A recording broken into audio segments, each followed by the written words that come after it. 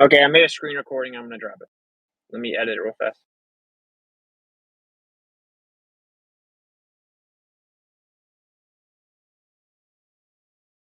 So are you saying with this video that you sent, are you saying why can't we demonstrate the three wobbles using a contraption, like this, like a gyroscope like that? Is that what you're saying basically? Yeah, something. Yeah. Oh, okay, Just keep it. okay. Yeah. Look, I'm going to drop a screen recording. Let's have a look. So it's loading right now. It's 41 seconds long. What this guy shows is when it's fully balanced and you spin it, it doesn't move, right? But then when you move the weight to keep it, so now it's off balance. If you just let it go, it'll swing back and forth like a pendulum because it's off balance. If you then hold it with the balance off weight and you spin it again, this time when it starts to spin, then the outside, it will start to precess. The whole thing will start to precess and spin around because it's off balance now, right? So this is what they claim happens every 26,000 years to cause the sun to move the zodiacs. Now we need to have this spinning and then wobbling. We have to find a way to have the Earth actually wobbling. This isn't entirely even analogous because this is obviously different things. This isn't like the Earth doesn't have rings that move independent of each other. So there should be some way to physically demonstrate an object that's tilted, spinning, thus precessing because it's wobbling, and then it's also going up and down at the same time, and then it has a third wobble. Like, I get what you mean. I get exactly what you mean. My point was just that. So if you have, say, this gyroscope now, and you have like the inner ring, and just like you said, it's not attached to anything. What I'm trying to say is that would it be possible to mount an experiment like this unless you could simulate a ball in a weightless environment? Would it be possible? That's why I'm trying to. What I'm asking. I'm just speculating. like I don't need it to be a floating ball. I just need to see the three different things happening at the same time. Well, technically four I things. know. I need. I I don't care if it's know, I know. floating. I What I'm don't trying to care. say is, would we be able to do that with, without having something that's freely flowing? That's what I'm trying to say. Would it even be possible? I don't think it's possible. Period. I think it's physically impossible to have superimposed contradictory wobbles at the same time with a spinning Earth. Like I think that that's physically impossible. That's my whole point. So like I can't really help you guys out with how to do it because I think it's not possible. I'm just thinking now. The only way to do it would be to have a sphere, something that's floating like a magnetic chamber, and then using magnetic fields to simulate something similar to that. Because you couldn't do it like this with a gyroscope. It wouldn't be analogous. It would be similar, but it wouldn't be analogous. I'm not Yeah, sure though. I sure. don't know what this. I don't know if it's. I don't know if it's possible or not possible. I'm just. Yeah, I'm just speculating because it's an That's not a interesting bad question. idea. That's not a bad idea. Use magnetism to make it levitate. Like, yeah, the gyroscope's not analogous, but it's like I'm conceding the physical principle to the globe model, right? Like I'm conceding that this gyroscope it depicts the physical mechanism. Like, if something is spinning but it's off balance, it'll precess. I have absolutely no problem with that. Cool. The globe has an answer for why the sun moves through the zodiac signs, right? Like I'm bringing up the gyro just to show like I have no problem conceding this physical principle, but I do have a problem stacking them on top of each other, right? That's where I don't even I see no evidence whatsoever of this ever happening in reality. And then when I look at why it even happened, it's because they had to explain the sun. So they updated the model, said it was actually oblate, because you can't even have it off balance unless you have it oblate. So that gives you the weight that keeps it off balance. So now you've tilted it, you have it stretched out in the middle, and so now you can say it's wobbling, thus really precessing, because the wobble causes the precession. Okay, cool, whatever. But then they saw it didn't work. The moon didn't match that prediction. Okay, so then they had they took the most like intellectually lazy way out, and they just added another wobble, and then it still didn't work.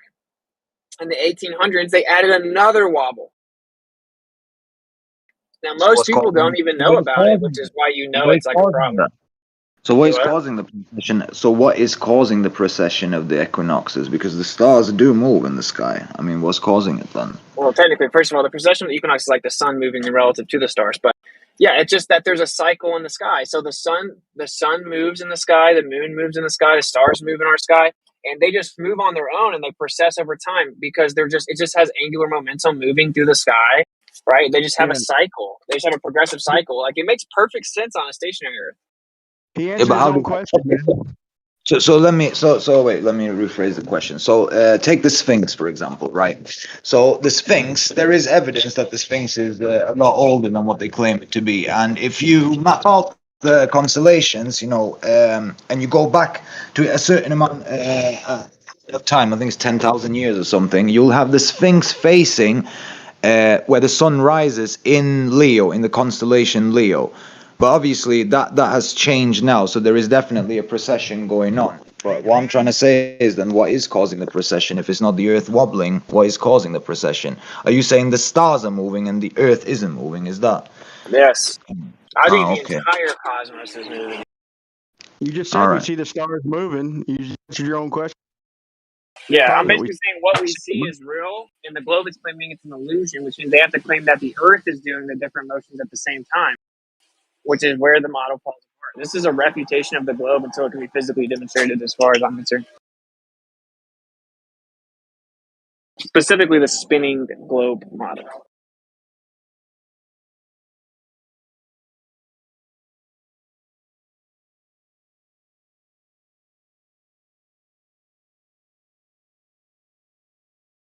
I had like Professor Phil sending me like a diagram and calling me stupid. I'm like, okay. Like, you can add vectors. I'm like, okay, that's what's up. Can you please physically demonstrate it now?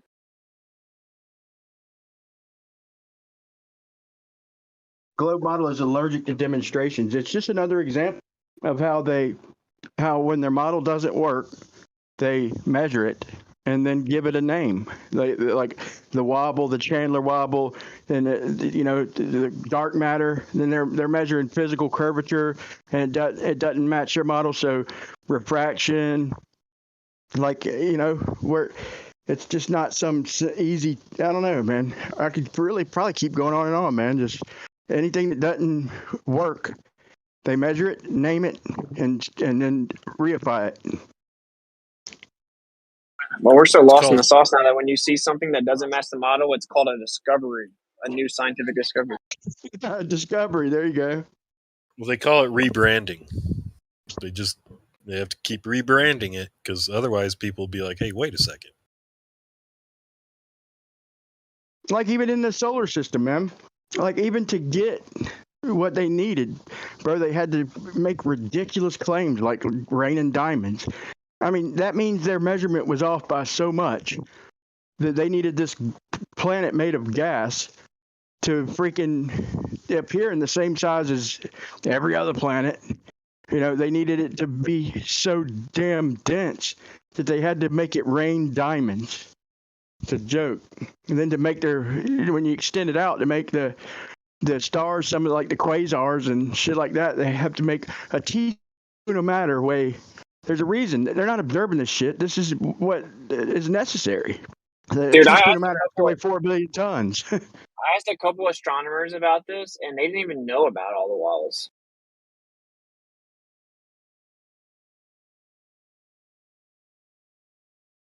I mean, I've yet to run. Now all the ballers can pretend that they did already know because I've publicly stated it many times now. But like, I don't know. I didn't know about it. I didn't know that there were supposedly 3 different wobbles. I didn't know that. That's crazy. And it's like with or never mind. Brain fart. I find the wobbles highly suspect. Like, it's not like they were measuring the motion of the Earth and they're like, oh, look, there's also a wobble that we just measured. Like they just looked at the sky, it didn't match the model, and then they added stuff to it over and over.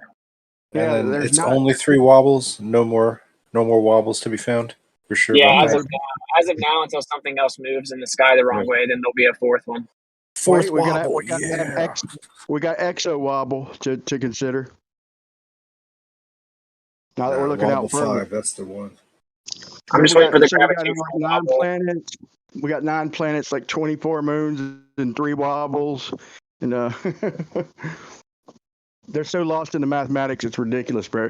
Just right on its face, the redshift right off the bat. It's just simple, what we see in reality, just attenuation. It's simple, man. They redefine everything, man. And here's the thing: they lost their model. See, they could have claimed like space time. They could have literally, for dark matter, they could have extended the space time and like bent it, like it's kind of compounding, in certain, they could have claimed that from the center on out it compounds or something to that extent.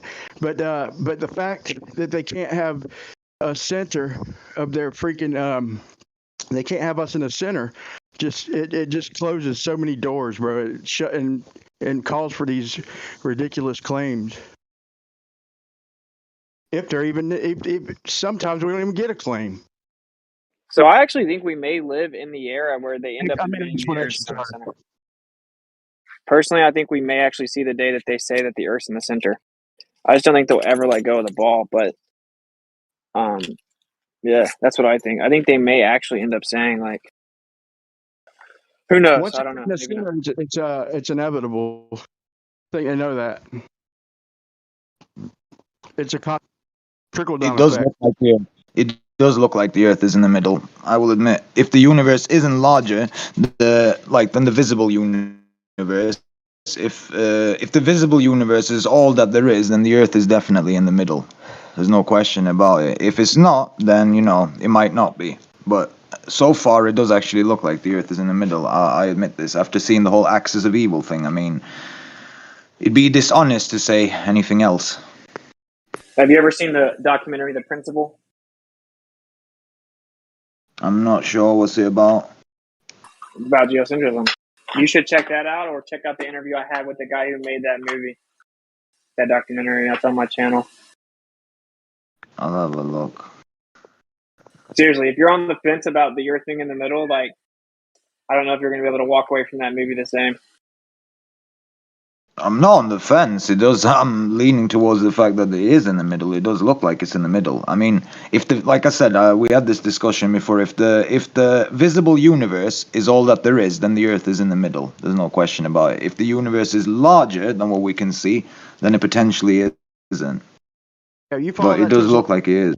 That it's geocentric, and if it's geocentric, man, then you have to introduce something like ether, bro, and that is almost pretty much. I don't know, man. If you really follow this to its logical conclusion, you'll wind up a flat earther. You sound pretty logical, but it sounds like it's going to take you a while. But I feel like you'll get there. Can I jump in about that precession of the equinox aspect and topic? I don't understand even how 3 wobbles would explain 3 different precessional effects, because the way I understand the precession of the equinox with relation to the sun is that one 26,000 year long wobble just constitutes or adds one single extra day to the 26,000 years. And that's what makes, the sun appear to go, into different constellations. Am I wrong about that interpretation, that it's adding a single day to the 26,000 years?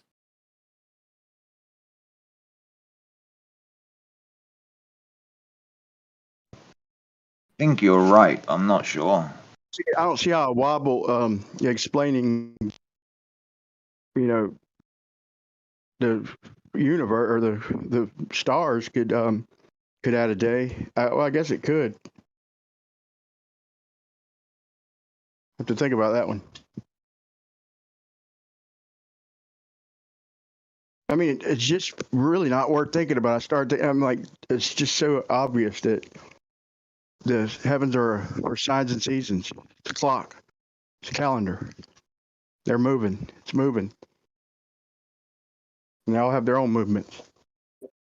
I don't think they're a clock. I think that's weird. But it's an interpretation. They're more precise than any clock that we've ever made. But I don't think that's what I meant. It's so precise so I'm just comparing it to like the clock. It's or calendar, like better than any clock or calendar we could ever dream of making, right? It's just pattern recognition. That's all it is. And it's the other people that decided to put the label of clock so you can punch the clock and work and be a slave and shit based on their calendars and all this control and shit. But just No, because you look up in the sky and you recognize patterns, bro, it's the most that doesn't important make it a discovery. clock. Calling it But that getting the doesn't make it a discovery of clock. So I agree the with discovery of what the clock. How do you Tanks is think saying. we invented a clock, bro? You think I mean, think about It's it, man. pattern recognition. It's pattern Right. recognition. You think the And clock ain't somebody important? decided to brand it as a clock. Listen, That's people what, like that's why clocks. we People invented the collect clock. clocks. Yeah, people that collect them. People love clocks. They're really cool, like compasses and clocks. Right? And maybe it is a clock. I don't know, but and you can have your own opinion on it. I just don't think it's a clock. I don't think that's its sole purpose. This guy. I don't either. I think it's pattern recognition. Right, it is exactly pattern recognition, bro. But it's very important. In other words, how important do you think it was before we invented clocks? Extremely important. Yeah. Right. So it's it's extremely important to recognize that pattern.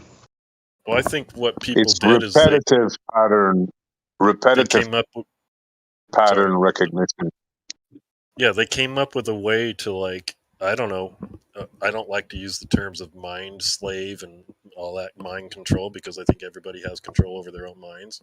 But if somebody takes what is already a recognized pattern amongst the people or whatever, and the dots in the sky and the wheel in the sky keeps on turning, whatever, but then somebody else is like, hey, let's put this label on it, and then we can get them all to, like, da da da da da da da, right?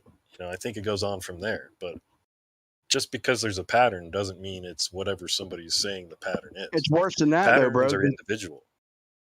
Backwards, they hid it literally. They, instead of giving us like a model with 24 or 12 longitudes, like the 12 signs of the zodiac and everything, they literally did their best to hide it. They freaking changed it. I mean, they made a model with 36 longitudes where, when you look at the real Earth and the 24 longitudes, and the closest thing we have, in my opinion, it's obvious that how they come up with the clock and how they mapped out the time zones and everything.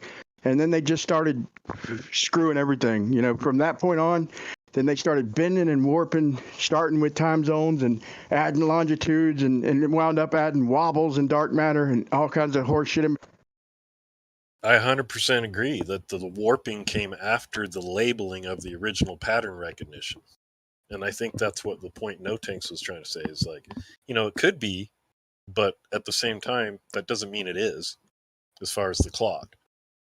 It doesn't mean, and also if you look at clocks, if it was actually accurate to even the time zone that they give us, how they get bigger and bigger and bigger as you go south, how come the minutes and the hours don't get further and further apart? Right? They do. Right? The hands of the clock. How come the degrees, the little hash marks around the circle, are all consistent? Because there's 360 degrees in a circle. Right, but how big the circle? But you're talking about a confined circle without any boundaries, and we already know that the circle gets bigger and bigger beyond the equator or the North Pole. I feel you, bro, but I could put numbers 1 through 12 anywhere, and I could put them. It's true. I agree. Imagine a place, and it's still going to be 15 degrees per number.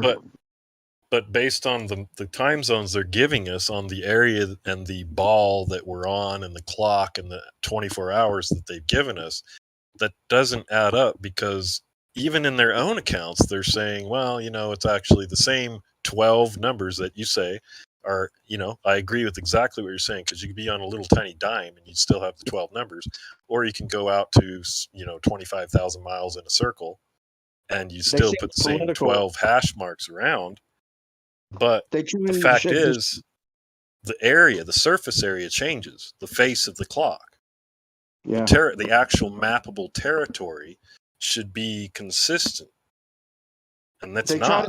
They try to explain it and call the time zones political when it's all the whole system. It's absurd. Of navigating is based on a universal time, and it's wholly dependent on accurate time. And they try to say they write it off Not all of them, but most of them that are ignorant to it just write it off as all the time zones are political. It's a deception, man. Yeah, Welcome to the and I deception. think I welcome I them think to the deception.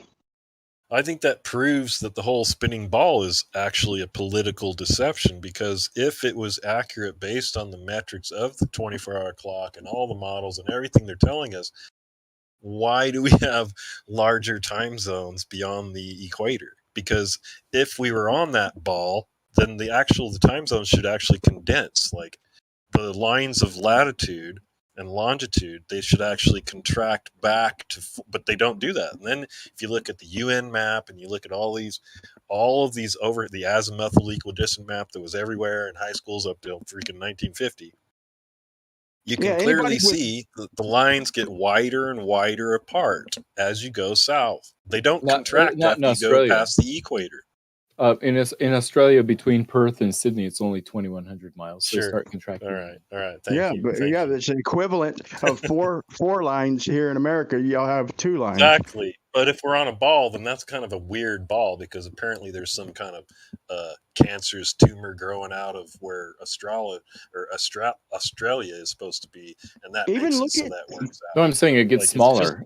Like as you go south, the lines of longitude contract again as you go south. Sure. Look at a planisphere, but that dude. doesn't work on a ball, dude. It does not work on a ball. Matthew, are you gonna give up the argument like you said you would? Yeah, it fits perfectly. Why should I give up something that works perfectly? No, I mean you made a deal. I mean you made a deal. That here's a damning thing y'all probably never heard. Look at the planisphere. We've all seen them. Okay, so you have separate planispheres for the north and the south. Okay, and they're supposed to be identical, right? But the planisphere, even on the planisphere, bro, the circle of sight is bigger in the fucking south. Even it's got its own. You can't, they don't do both. You either buy the northern hemisphere or the southern hemisphere, and it's got sigma octan spread, and or octan. Sigma octan is the individual star, but the planisphere, the fucking circle's bigger because that's reality. They can hide so much, but when it comes to making shit work, you can't hide it. So even the planisphere has a bigger fucking circle, and when it's only depicting the southern hemisphere, it's ridiculous that people don't acknowledge this shit. It should be as easy as looking at sunset in a plane and seeing like shadows of mountains literally diverging 180 degrees and seeing the circular, the way it sets, the sun sets, it's like a circle of light in the distance, bro. That's anybody with logic who's heard all the other arguments should look at that, or look at the altitude balloon footage and see the I mean, just any one of those things just destroys the whole globe model. It's ridiculous. These people are scared of something. I can't pin it down. I think everybody's scared of something different. I don't know. No, I look at that evidence and I use logic, and it fits perfectly with the globe model. That requires not having the experience to actually witness it. Like, it's amazing. This guy comes in here and he says this stuff. It fits perfectly with the globe model, which you've never, ever been able to produce. None of you guys. None of you. Why would that's a lie. That's a lie. If the north and the south are the same, why you want to lie like that? It's perfectly with a globe model that I've never been able to prove, never been able to produce, and never been able to replicate. It fits perfectly. Duh. What do you mean never been able to produce a globe model? I have one sitting in my room right here. Yeah, that's not true. That's just a bald-faced lie. I think you made a deal with the level. Identical. Wait, who made a deal with the devil? I wouldn't do that. It said level. Oh. I mean, you did make a deal with Nathan Oakley, though, that you would back out of the argument. No, I said I would quit. I said I would quit my job if it was impossible to make a 90-degree angle between a sphere and a line.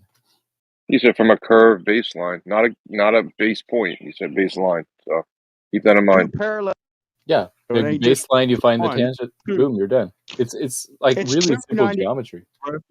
You can't have two parallel 90-degree angles, bro. Look at the fucking transforms and I mean, look at the equations. They're averaging out the fucking the angles. It's I mean, you can't have two parallel 90s and have a curved baseline. They're no longer parallel. You could claim you have one, which is kind of not really being honest if you think about it. No, it's a vertical. But, that's the 90 degrees above you is your zenith.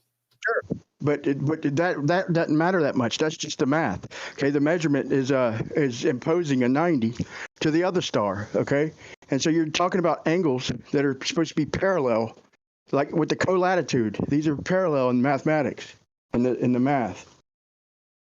Treated as such. Well, what Matthew does is he watch, and you'll see everything he brings up is based on an assumption. First, it's based on an assumption that you're already on the ball. Right. Yeah, that's the problem, dude. How are you going to measure a radius if you don't think there is a radius? We can't go out and witness it. Nobody can come up with a model of it. I witness Nobody. it.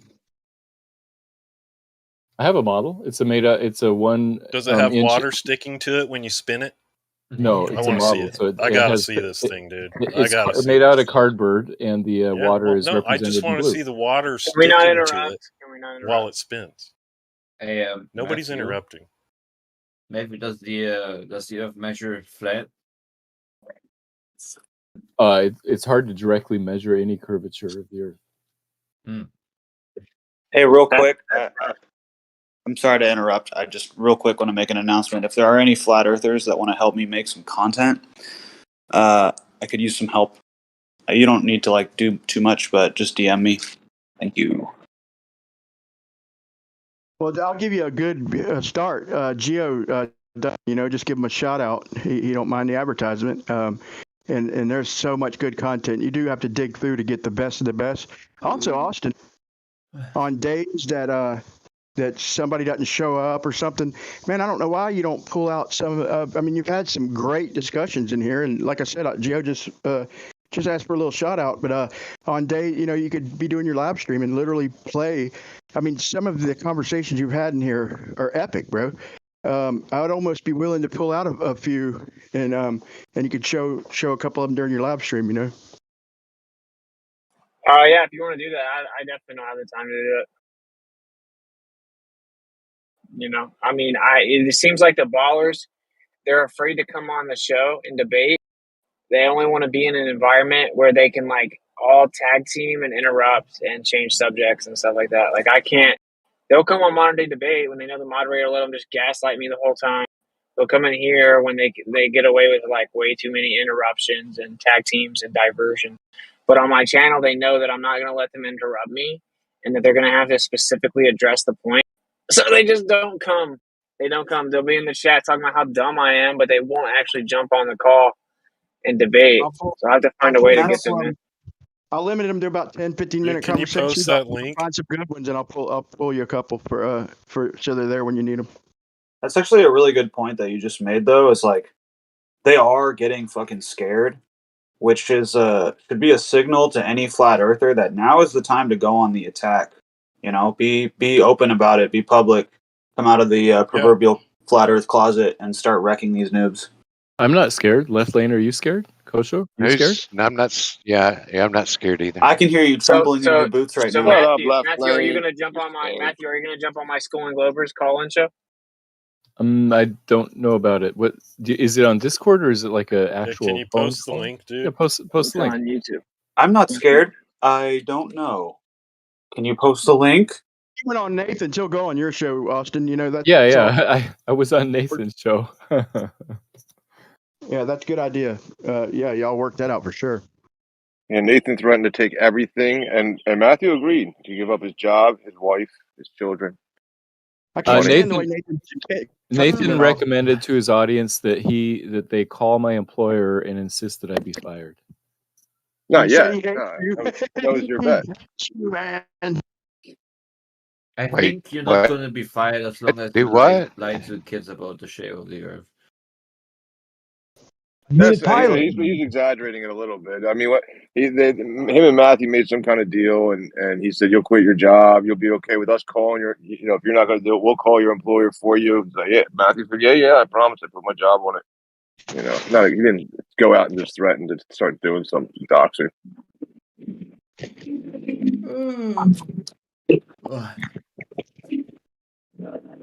Yeah, I wish he wouldn't do that though, man, because he's done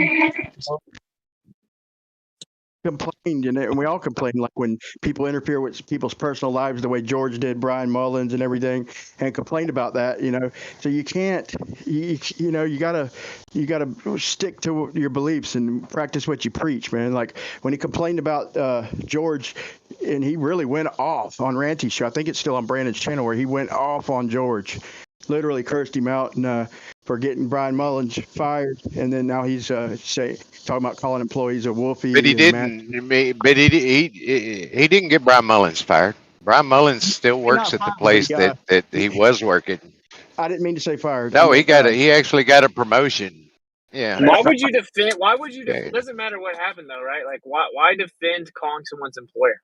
I know, right? I'm not defending that.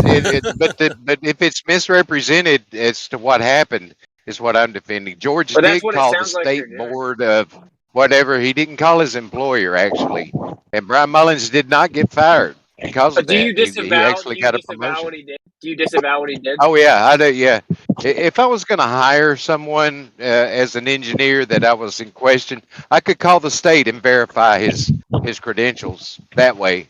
But as far as just doing it, and I'll guarantee you that George mentioned to the board the reason that he was inquiring too. So yeah, I don't condone that activity at all. But I mean, I hear so many different falsehoods about what actually happened. That's why I speak up. Let me correct myself. I said, yeah, he did call his work, and he.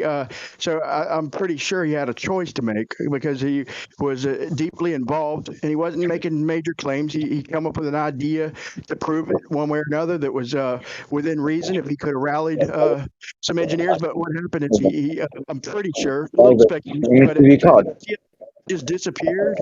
Like, I'm pretty sure he got an option after George called his employer. Exactly. That's disgusting. That's deplorable behavior. That's like, he should sue him because, like, that's bullying, right?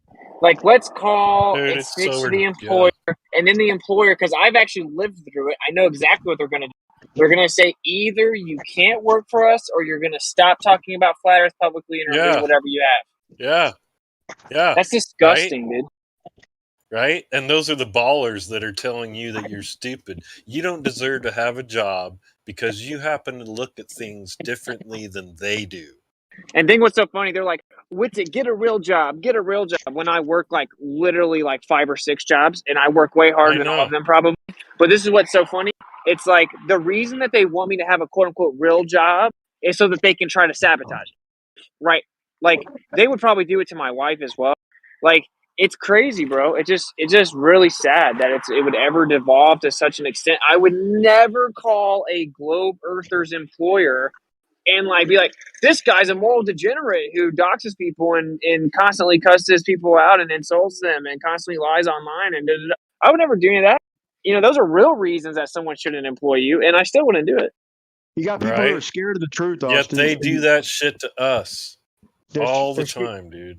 Scared of the truth, and you're preaching the truth, and you're doing a good job of it. And yeah, you're working your fucking, excuse my language, you're working your tail off, bro, to get the truth out there.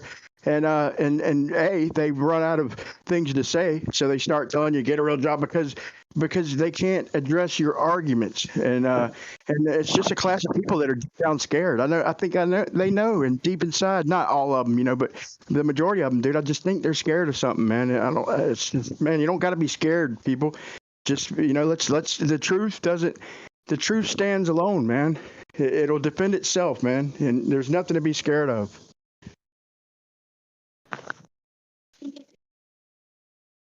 I think we should all be able to be in agreement that anyone calling employers is just like, that's deplorable behavior. Like, what's it? You're homeless. No, I'm not. I live in a home. No, you live in an RV. First of all, RVs are called motor homes, and I don't even live in an RV. I have a house and an RV. You don't have a job. Yes, I do. I literally do. I have multiple jobs. You shouldn't have your kid. Your job was, you're over here talking about flat earth on the internet, some conspiracy theorist, and you can't even take care of your kid. And threaten to call CPS and like All this Who is did that? crazy stuff. Don't entertain Someone said that. something. If someone said something like that about my kid, I'd rip the head off the shoulders and But you shove it up their can't. ass. You can't because they're on the internet, right? So like that's why we have this type of Oh, age. Yeah. I wouldn't right. entertain it, bro. I wouldn't I feed know, it. right? Don't feed the monster, man. Just don't even entertain it, brother.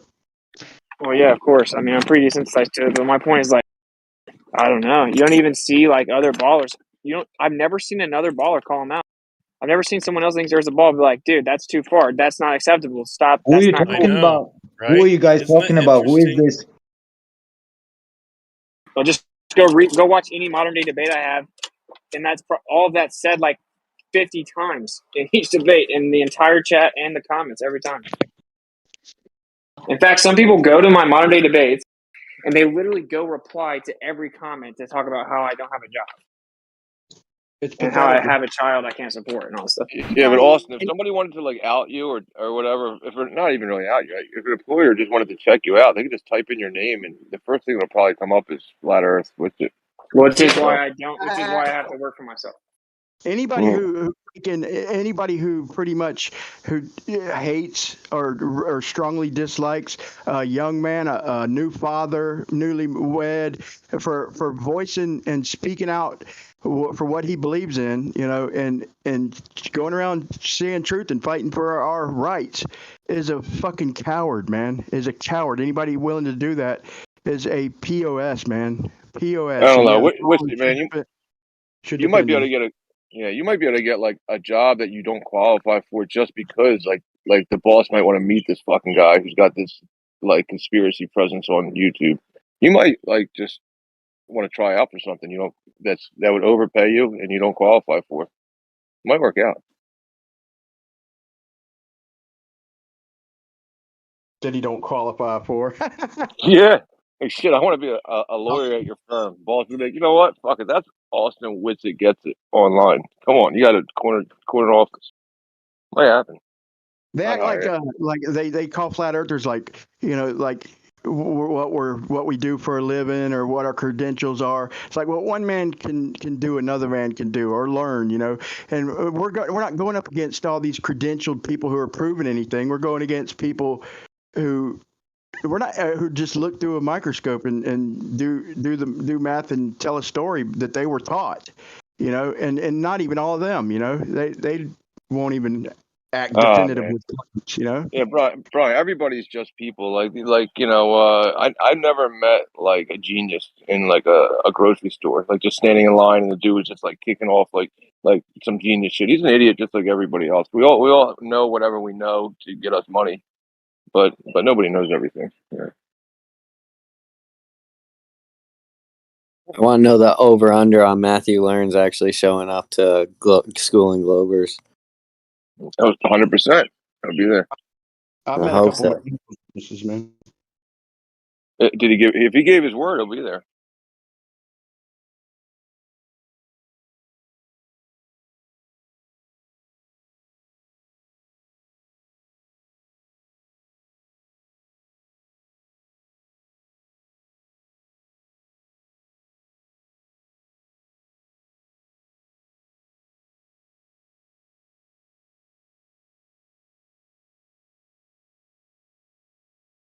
Yeah, people talking shit about somebody's job. That's just like, you know, it's just projection of like, you know, of them not knowing something too. You know, it always gets to that point in the argument. They say, well, you know, what do you fucking do for a living? Right? At a point where they're getting stuck on something. It's like, well, what do you fucking do? What have you done with your life?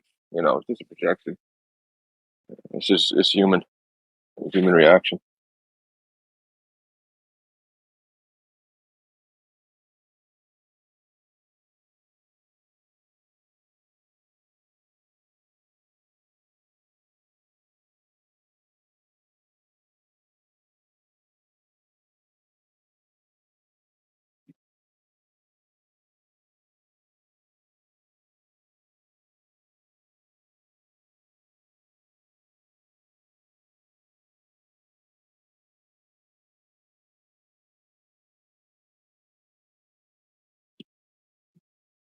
I don't even know what job you'd have to be worried about it on. Maybe like a government job or something. If you have a government job, maybe you're worried about it. But like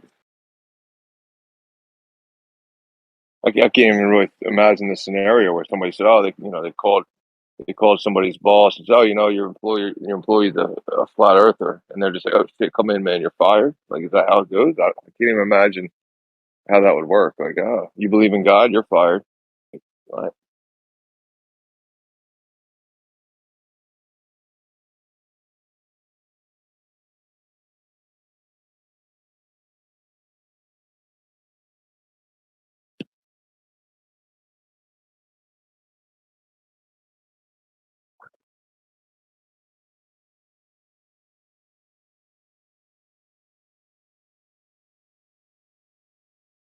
Does anyone in here like ice cream? I don't know if you like vanilla more than chocolate, you're fired. I think I'm gonna get fired.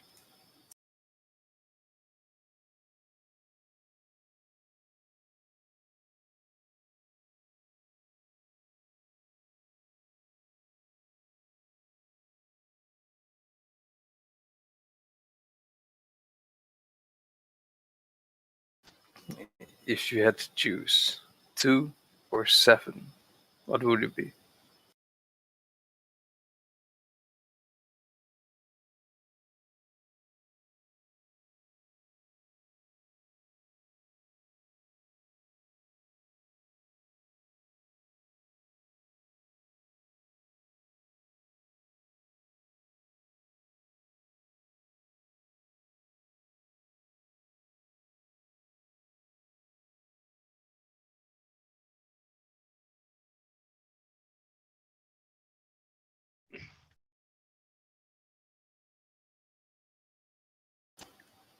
Cats or dogs?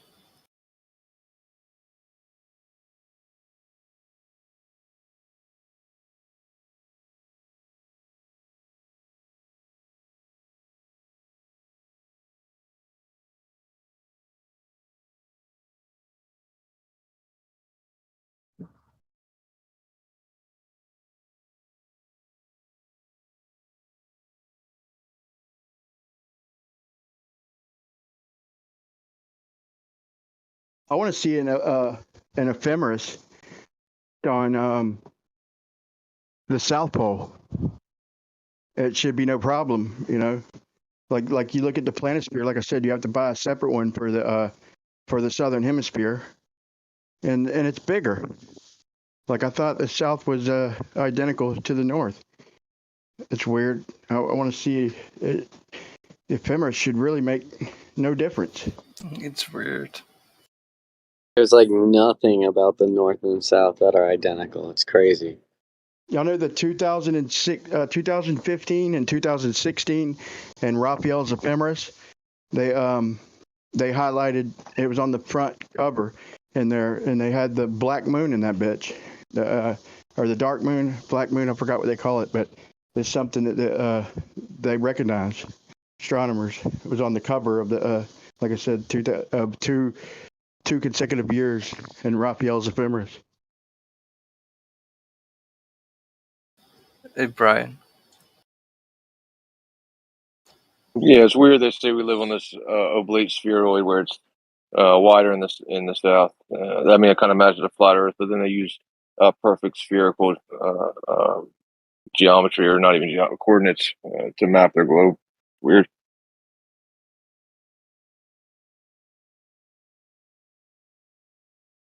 Yeah, more spirit regulation cue ball, pear-shaped.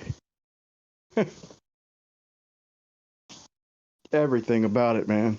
But no matter what we point out, even the things they think they're so certain about, we just pick it to pieces, man. But Okay, go ahead, Brian. Pick a piece. The solar eclipse. How does that work on a flat Earth? nodes, man. It's polarity. That doesn't say shit, man. It's just the polarity of the sun and the moon when they're on their opposite nodes. Then the polarity easily demonstratable. You don't think the sun is polarized light, longitudinal? Yes, but I don't think it has anything to do with the moon. Well, have you ever seen the eclipse? Like if you look at the lunar eclipse, look through the trees or a fence line, you'll see a million little shadows of the moon. You know, little crescent eclipses. Like that's a direct consequence. That itself is easily demonstrable. It ain't with parallel sun rays. It's with polarized light. Yep. Okay, but what object is blocking the moon during a solar eclipse? Nothing. It's polarity, man. Polarity. Yeah, I think the polarization is definitely a good candidate. Also, I think dark bodies have been recorded, where like there's been astronomers that have said there's dark bodies that they've seen. So there's moon Or you theories. can just say refraction. Like I mean, there's a few refraction. It's hard to say it's the moon because we can't see the moon. And I just heard a claim recently that you can't even see the stars during the solar eclipse. I have to look into that. I heard you could see possibly the planets, but the stars don't show up. That would be weird. I got to look further into that one. But you know, we could also just explain it with refraction. Like the light is not making it to the moon over a plane. It's you know, the eclipse happens when they're completely opposite and only at certain times. That sounds kind of stupid. Well, you say that, but then you get a red moon, which is the same thing we get at sunset when the sun's at its farthest distance from us. We get the red haze atmosphere every time, just about, and same thing we see with the moon. I mean, We had a bunch of those with the fire recently. Any of these are better explanations than the globe saying it's the moon and can't even prove it. Can't even prove the moon's a solid body. Yeah, like a red shadow moon getting cast 238,000 miles through outer space. Yeah, that's a little dumb. Yeah. Dude, yeah, with those fires, they saw it every day. It was crazy. My brother told me that. He lives up in New York. Yeah, with the fires recently. Yeah, that they could tell, like the sun and the moon were both red through that. For like a week at least.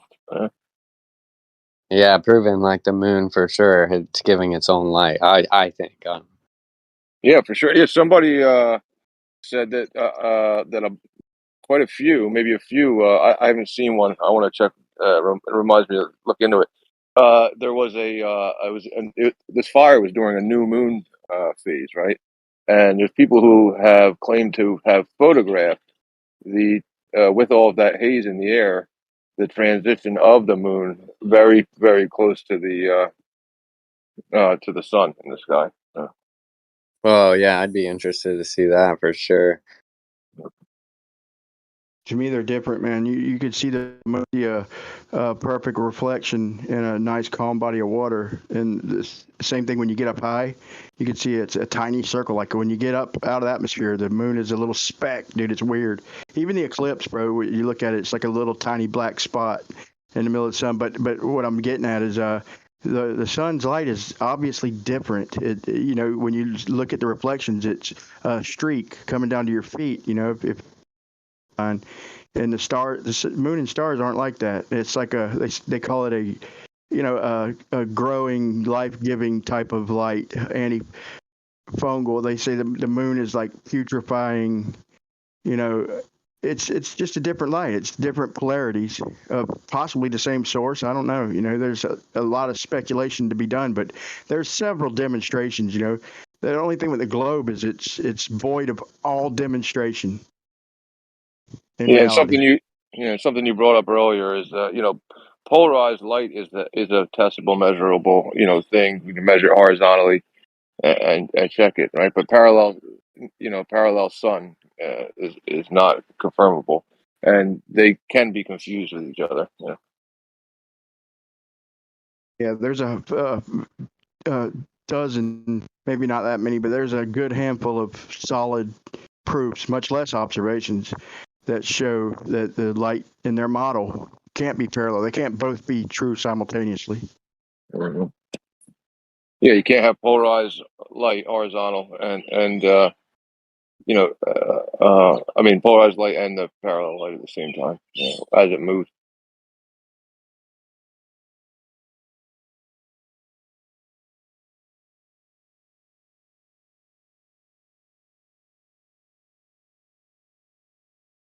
or sun, parallel sun. Yeah, the light is different. Yeah, so that's what I mean. Don't the sun not to be confused with the everything around us lighting up.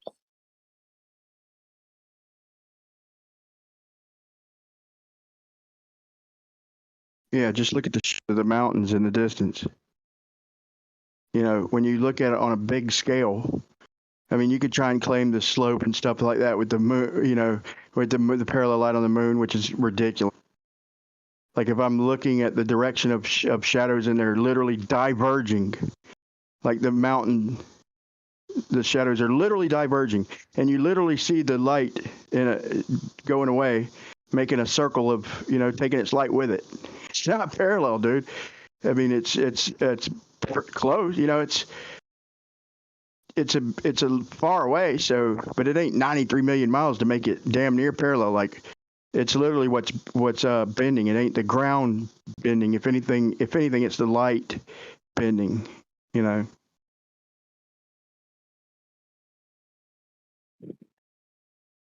Or perspective causing it to appear to bend. Whatever you call it. It ain't the ground curving causing all these effects. Pretty 93 apparent. million miles is a long way.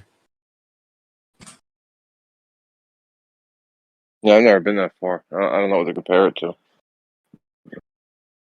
But yeah, just just in that earlier, I guess, statement, somebody was, I think it was Matthew was saying, right? You're at the North Pole, right? Two people are there, just to 1 degree, divergent from each other. They walk straight in a straight line to the equator. They continue to diverge. They don't come back together. Like diverging lines don't converge. It's Right. not a They make thing. a big X. They'd make a big X on it and come back around on themselves.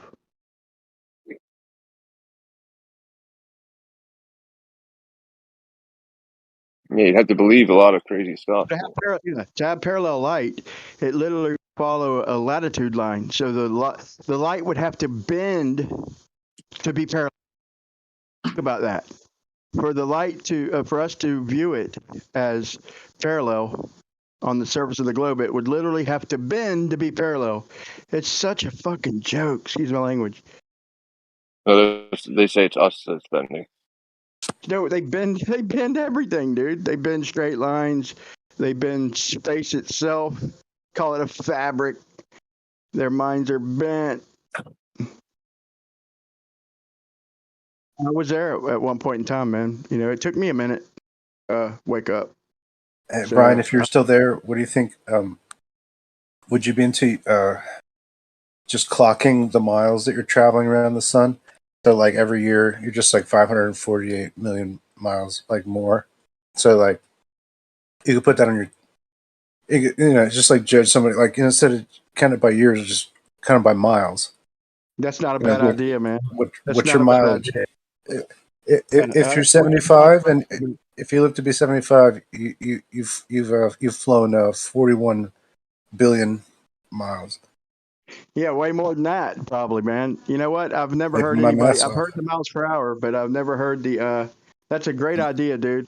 Dude, I looked in the ephemeris, man, and I just went year to year all the way back to 1981. They say that the stars are moving and shit. I looked at Polaris. I looked at I forgot the one I highlighted, but dude, it jumped a couple times, but then it went right back. Like, and this is from 1981 to 2023, which is over 50 years. And in the declination and the GHA or the SHA was exactly the same. Like, what in the F, dude? I don't know what to believe now. And then Polaris and ephemeris, it's doing like a 3/4 degree circle. It looks still, but if it's doing a 3/4 degree circle, that means the radius would be, you'd have to double the, let's say it was like 50 miles.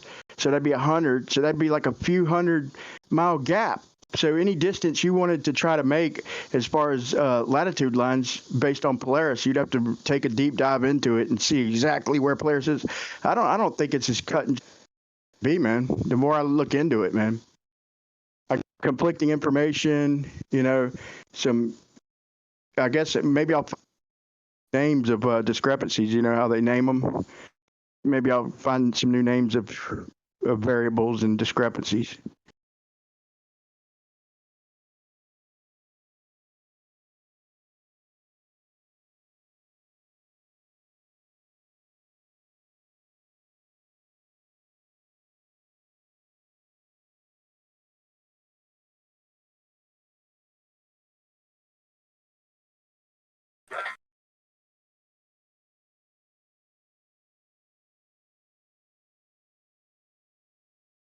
But that's any Globers listening. That is a challenge. Like I literally challenge you to just do a small part of the ephemeris. Do one day, and do it with the South Pole centered. Just do the 360 and the declinations. You ain't got to do every body. Just do a couple stars and let's say 10 of them, and the sun and the moon just like a couple days. And let's try out let's try and line them out. See if they work. That's it. I speculate that they would have already done that for the Southern Hemisphere, and it ain't gonna line up the same. It's just not what's happened in reality. But I could be proven wrong. It's not a monumental task. It'd have to be somebody interested in the subject. But maybe I'll challenge Bacon. He loves that kind of shit. Or Kosher, maybe. Bacon loves a riddle.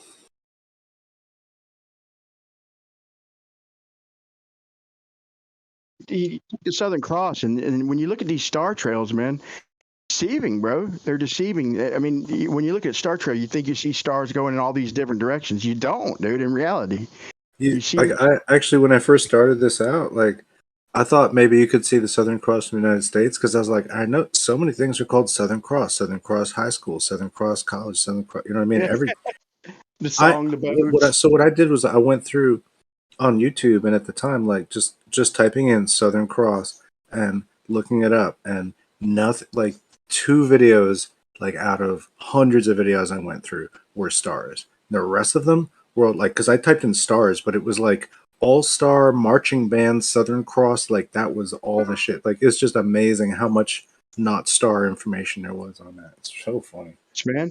So if the way we picture the star trails in our head is a deceit right off the bat. This might be interesting to some people. Okay, so take for one, I'll start with Crux. Okay, the Southern Cross and A Crux and what you call it, the 5 or 6 stars in that little constellation. And you look at the star trail, it looks like just a little rotation toward the center. But if you're in Australia, it's covering a large portion of your sky. It's not just some little tiny little movement that we see in these pictures, okay? And then also, like, so if you're at the North Pole, and so from where I'm at, I'll have to go about 100 miles south to see the Southern Cross, and I just see it for not long at all. I see it literally come up and go right back down. Okay, that doesn't mean it's a freaking pole star. Even the sun, like if you're at the North Pole, okay, and you see the sun like but right before it goes dark for however long it does, you're gonna see it come up just barely over the horizon the last day, and then go right back down. You're gonna see a small little circle, okay.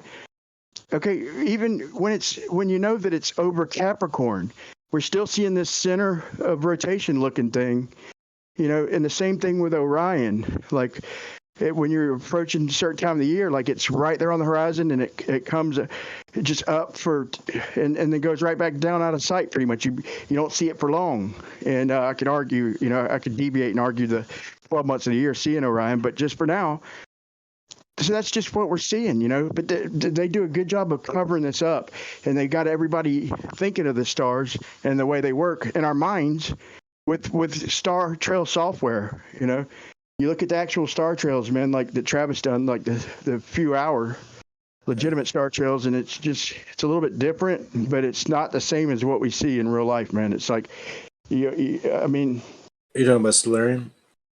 I'm talking about a lot of things, but like I said, if I see the sun, if I'm at the North Pole and I see the sun come up or close to the North Pole, and I see the sun just peek up over the horizon and go right back down, I've seen it do a small little circle, okay, basically mimicking a south rotation, like mimicking close to the middle of it, not the dead middle, but I'm literally watching shit near the equator or near the tropics mimic a tight little rotation from the North Pole. And like I said, I noticed it Orion's belt when I was doing the video, and it just come up and quickly set, It's not accurate. The star trails that they show, you can't make out what's what in them star trails, and we're not seeing them going in opposite directions, like literally some of them going east and some of them going west. That's not what we see in reality, man. This shit is we need to take a deeper dive into this, and that's one of the things I've been working on as part of this whole thing, man.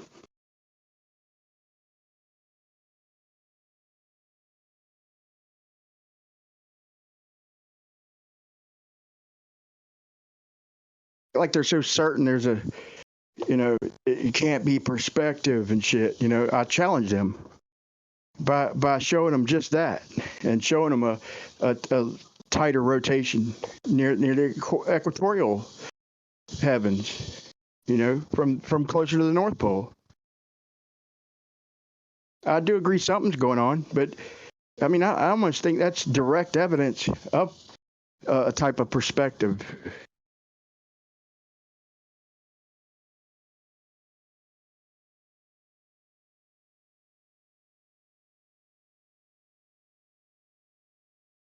Videos of the astronomers claiming just that. Like, well, in this time of year, you see Orion and it peeks its head up and does a tighter circle horizon. I'm like, dude, talking about Orion's belt.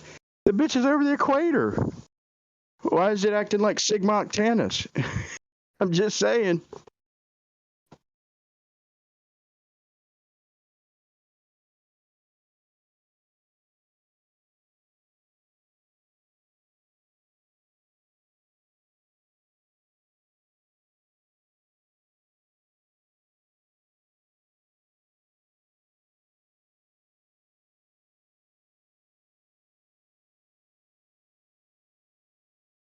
Their strongest argument, man. That's their strongest argument, the toughest one to shake.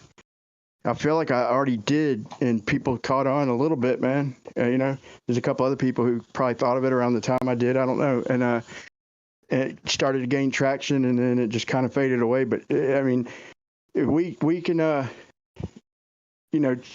attack their precious star trails, then shit's gonna change. In my opinion, that's what keeps them locked in. Them damn stars.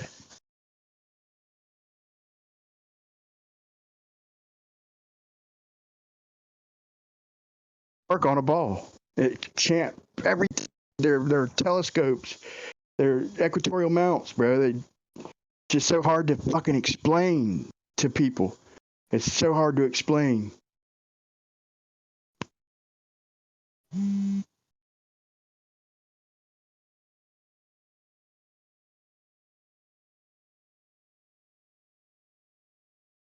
What's hard to explain about the EQ mount, Brian? Yeah, the whole argument of it working on a ball, Howard. If I'm where I'm at, if I'm where I'm standing right now, Howard, like if I'm looking southwest toward the setting of the star, was demonstrated with his camera. And why did the trails get bigger and smaller? Like, I'm just standing in one place, dude. Why are they getting bigger and smaller? Why do they appear to be going in two different directions? Like, once they hit a certain spot toward the south, then they start looking like they're going a different way. How's that happen? I'm just in one place. Why are they doing different shit? Well, you said the equatorial mount was so hard to explain, and that's my question about the EQ mount. What's hard to explain about it? It does a smarter detecting shit in the north, then you're gonna track out a frown, and in the south a smiley face, or actually vice versa. Okay, and then I got to go through the whole motions of explaining that that's not parallel shit. That's not parallel. There's, but I gotta try and compare the stars to the sun because they're in different spots. It's just a whole freaking explanation, but it's logic. But you got to follow it to the conclusion. But just equatorial mount, bro. If they were all parallel, moving parallel, and I'm in one position, I wouldn't have to do the smiley face, the straight line, and the frown. Look at. I'm not sure yet. I'm not sure what you're saying there, but I mean, just explaining the EQ mount and the reason that it looks at the ground, 12 hours after it's looking straight up. I mean, that's, refers me to my sun observation where you track the sun from sun up to noon to sundown and then guess where the sun is at midnight. And on the flat earth, you have to point due north. But that seems contradictory to what you saw the sun do for the first 12 hours. Yeah. Yeah, well, doesn't it speed up? Like, do you think it just moves 15 degrees an hour, the way they say, or doesn't it speed up drastically when it gets near you? It averages 15 degrees an hour, but look at the azimuths. I mean, if you're right close to the sun, it's obviously going to track faster. So yeah, if you want to try and point a telescope to the ground, you're basically just taking that average and basically shoving it off and just pointing to the ground and doing it at a steady rate that you're assuming it did looking at it. I'm just saying that's just an assumption. I'll sum it up. That's a hellified assumption to assume that that's what it's doing. It's either way you do it, it's going to come up right, at the end of the 360 degrees. It's going to rise right where it started, right? I'm not really. I mean, we are making an assumption about where the sun is at midnight with what I'm talking about, but just tracking it across the sky and then closing that circle. You've drawn a half a circle, now close the circle. I mean, logically at midnight you have to point at the ground. But that's what I'm talking about. And if you use an EQ mount to track the sun, that's exactly what it does. It points straight down at the ground. There's problems though, Howard. I agree, but we can test this shit, right?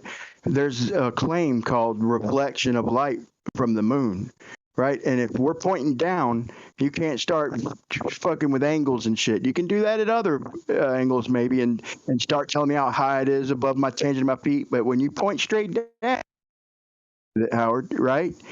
You agree? If I point down, then I know it's exactly at that angle. No, it's okay. So then we can deal with just the moon, okay? And without fail, if you follow that EQ mount and look at the reflection of the moon, your model's done, dude. It's done. What do you mean get the reflection of the moon? You're talking about the full moon being straight overhead at midnight, or what? It's like the crescent moon, like if you're the geometry and follow the sun around in a perfect circle, then you got to back that claim up. There's consequences to that. Okay. And if you're going to say it's going around in a nice consistent circle, okay, then when it's under your feet, then it's at a direct angle, tangent to our feet, right? So now we can track the moon. And there's like every month without fail, there's 3 or 4 days where it just doesn't line up. It can't be the reflection. There's times when you can hold it. Why are you talking about the crescent moon? If the sun is right where you're saying it's at, bro, then the light has to be hitting the moon exactly from that spot. Well, the crescent moon's either like early, like before sunrise, or near sunset. It's never straight overhead at midnight. When I recognize it's around the half moon, yeah, actually. Yeah, the half moon. I don't think that would happen at midnight either. I just photographed it, bro. It just so happens, man. Just photographed this like about a few nights ago, whenever the half moon was. I think it was like 6 or 7 days ago. It's midnight, right? So the sun's supposed to be right under my feet at a slight angle because I'm pretty close to Cancer. But then I'm looking at the moon, and the top half is lit up, bro. The top half, Howard. So if your is underneath my feet, then it's impossible for the moon that's getting close to over my head for the top half to be lit up, bro. And they all kill your model when you follow the logical conclusions, bro. Yeah, top half. I'll have to watch it and see. Pay more attention to where the quarter moon or half moon, you call it, is at midnight. Every month, bro. It's without fail. So just around in a couple weeks. Yeah, there's two quarter moons per month, right? You understand what has to happen though. It's got to at least be pretty close to the angle that you're claiming, right? The sun's underneath our feet, right, or close to it. So the top half of the moon can't be lit up if it's above us, anywhere near over our head. It can't be the top half lit up. We can't have a half moon, in my opinion, but it can't be the top half, right? But see, usually for me, Brian, when the I call it quarter moon,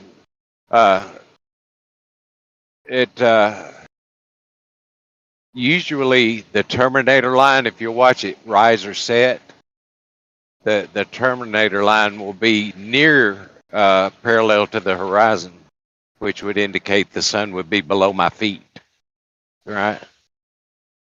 Yeah, I could show you a lot of times that it appears to work, pointing out the times that it is opposite, literally. Yeah, I'd have to see what you're talking about. But, going back to the EQ mount, I was just relating an observation that I could do that sort of corresponds with what the EQ mount does.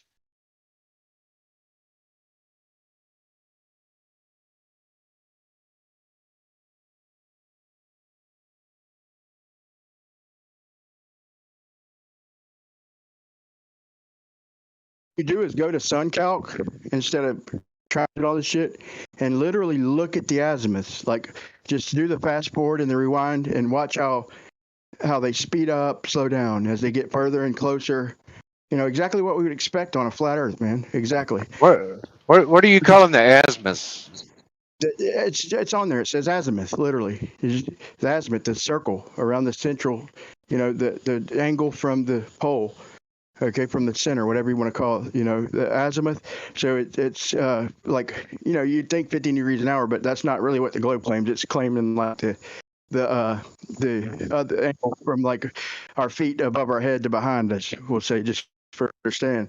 And but the azimuth's different. The azimuth is a circle, like how celestial navigation is. It's the circle around us, right? It's around you. If you're pointing, if I say point due west, you would point at 270 degrees west, right? So that would be an azimuth of 270. The way celestial navigation is, it ain't 15 degrees an hour shit, dude. The way, we're talking about the sun and all that stuff. Some of them might track. I'm sure you could find some that are right overhead doing that. But like, it's based on azimuth. It's based on a flat circle. Flat, that's the way that the stars were tracked, is doing a circle around a center point, and not two center points, just one, Polaris.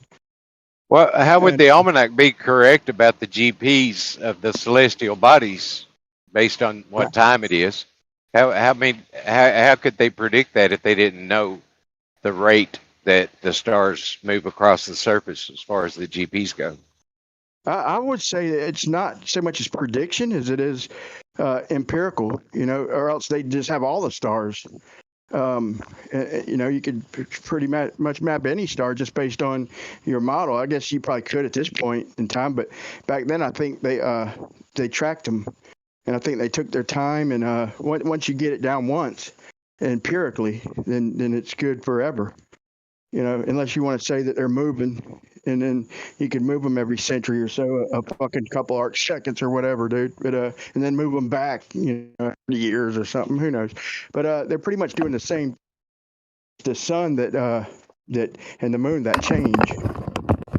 Well, what they're doing is, the problem that they're running into is when they introduced the theory of relativity back in the mid late 1800s. The problem they're really running into is that if that was accurate, we should be able to see the sterile parallax. The stellar parallax.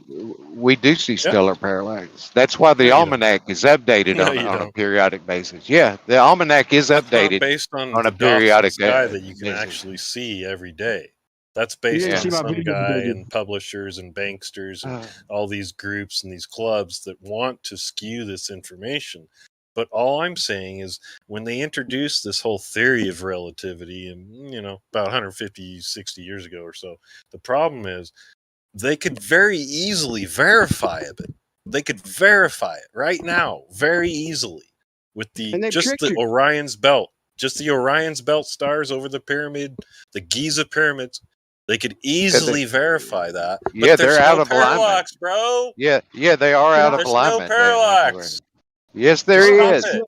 Wait. Let me say this. Just they tricked you, bro. They show Aries changing every year, but I'm telling you to look at the stars compared to their sidereal location, like their location to each other. That's what I showed in my video, my most recent and celestial navigation on a flat Earth, part 4. I showed the ephemeris from 1981. And then I skipped a little bit, and then I got to the year 2000, and I wasn't looking at the sidereal time. Yeah, it's precessing, okay? So Aries is going to change when you look it up, but look at the stars and their positions to each other. And literally, they're not changing. Like they jumped once or twice. I think in 2003, they changed by a couple arc seconds. In other words, not at all, in my opinion. But and then jumped right back. Like I'm talking in relation to each other. I just posted year after year after year. So I'll post a video and just go toward the end if you don't, the last like minute and a half, and I just show year after year different ephemerises and how they don't change each other. But the percentage. But that's another dirty, rotten trick, in my opinion, to fool this, man. And people don't look deep into shit, and the Globers just don't think about it, or their brain just shuts down when you point the shit out. Well, I'm thinking about it right now. If you take a look at my video at the moment, you can see that I'm currently getting a radio transmission from a satellite. So, whereas I hate to change the subject, but this doesn't happen too often. So, it's got to be near a tower, right? It's got to be relay. From what No. Bob the science guy said, that he's got to be near a tower. He can't just do it from anywhere. He's got to be in line with a tower so it can triangulate, is what he said. But you still need a fucking tower, man. I don't know.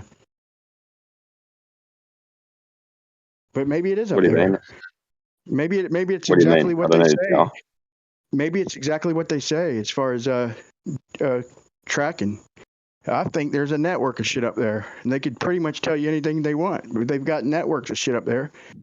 But I know that every satellite is tied into a master computer. They just say another computer they say it's because of anomalies. It's in another video of mine where they break it down and say that because of these anomalies, we tied in every satellite so they could do multiple calculations with other satellites, a master computer, quote unquote.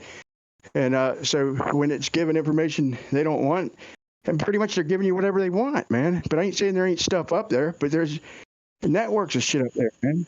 They've got this model simulated, bro. How do you measure distance?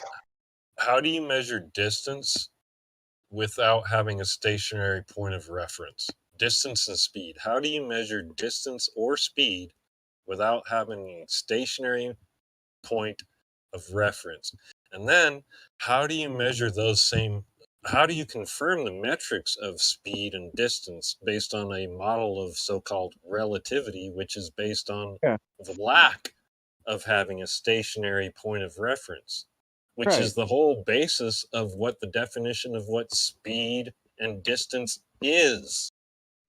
Wouldn't it be How more does that likely work out? Wouldn't it be more likely there's stuff up there just sitting up there, a network of them, and we're tracking that than something that's moving these crazy speeds? I agree, man. How do you answer them questions? Yeah, I know. It just blows it all away. All these guys with their CGI and their math, and I'm like, okay, that's cool. You got pretty math. You got awesome relativity, blah, blah, blah. All these people on the stage with all this money, PhDs, and yada, yada.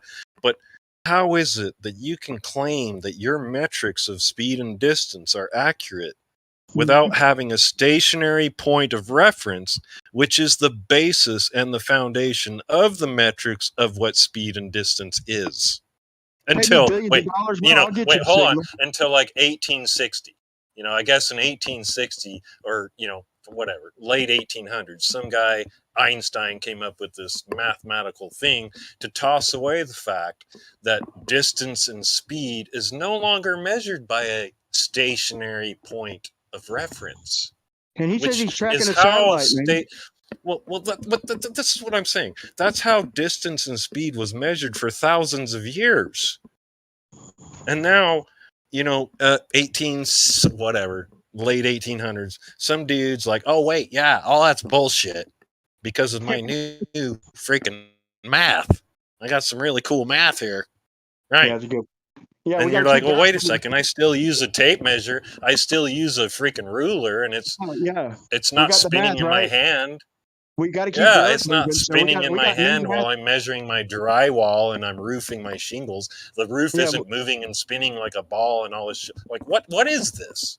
We got new math to introduce It's because, man, psychosis. we got to keep the earth moving, right? And our measurements didn't work, right? So we got to introduce a whole entire fucking math that literally matches the math you had previous, but to give you an explanation, that's the damn. Realize Austin pointed out earlier, like the ether math. Gleam is the first one to point out to me. The math's the same with the transforms and all that. It just offers a different explanation. It literally just kept the ball moving. And with these satellites, like, how much did it cost to get these satellites up there? You give me a couple $1 billion, bro. I'll get you a fucking signal. One way or another, bro. I could even probably give you a model. Give me enough time, but bro, it's a multi-billion-dollar industry, man. I'm not saying that you're not getting a signal. I'm just saying, just think about it, man. It doesn't.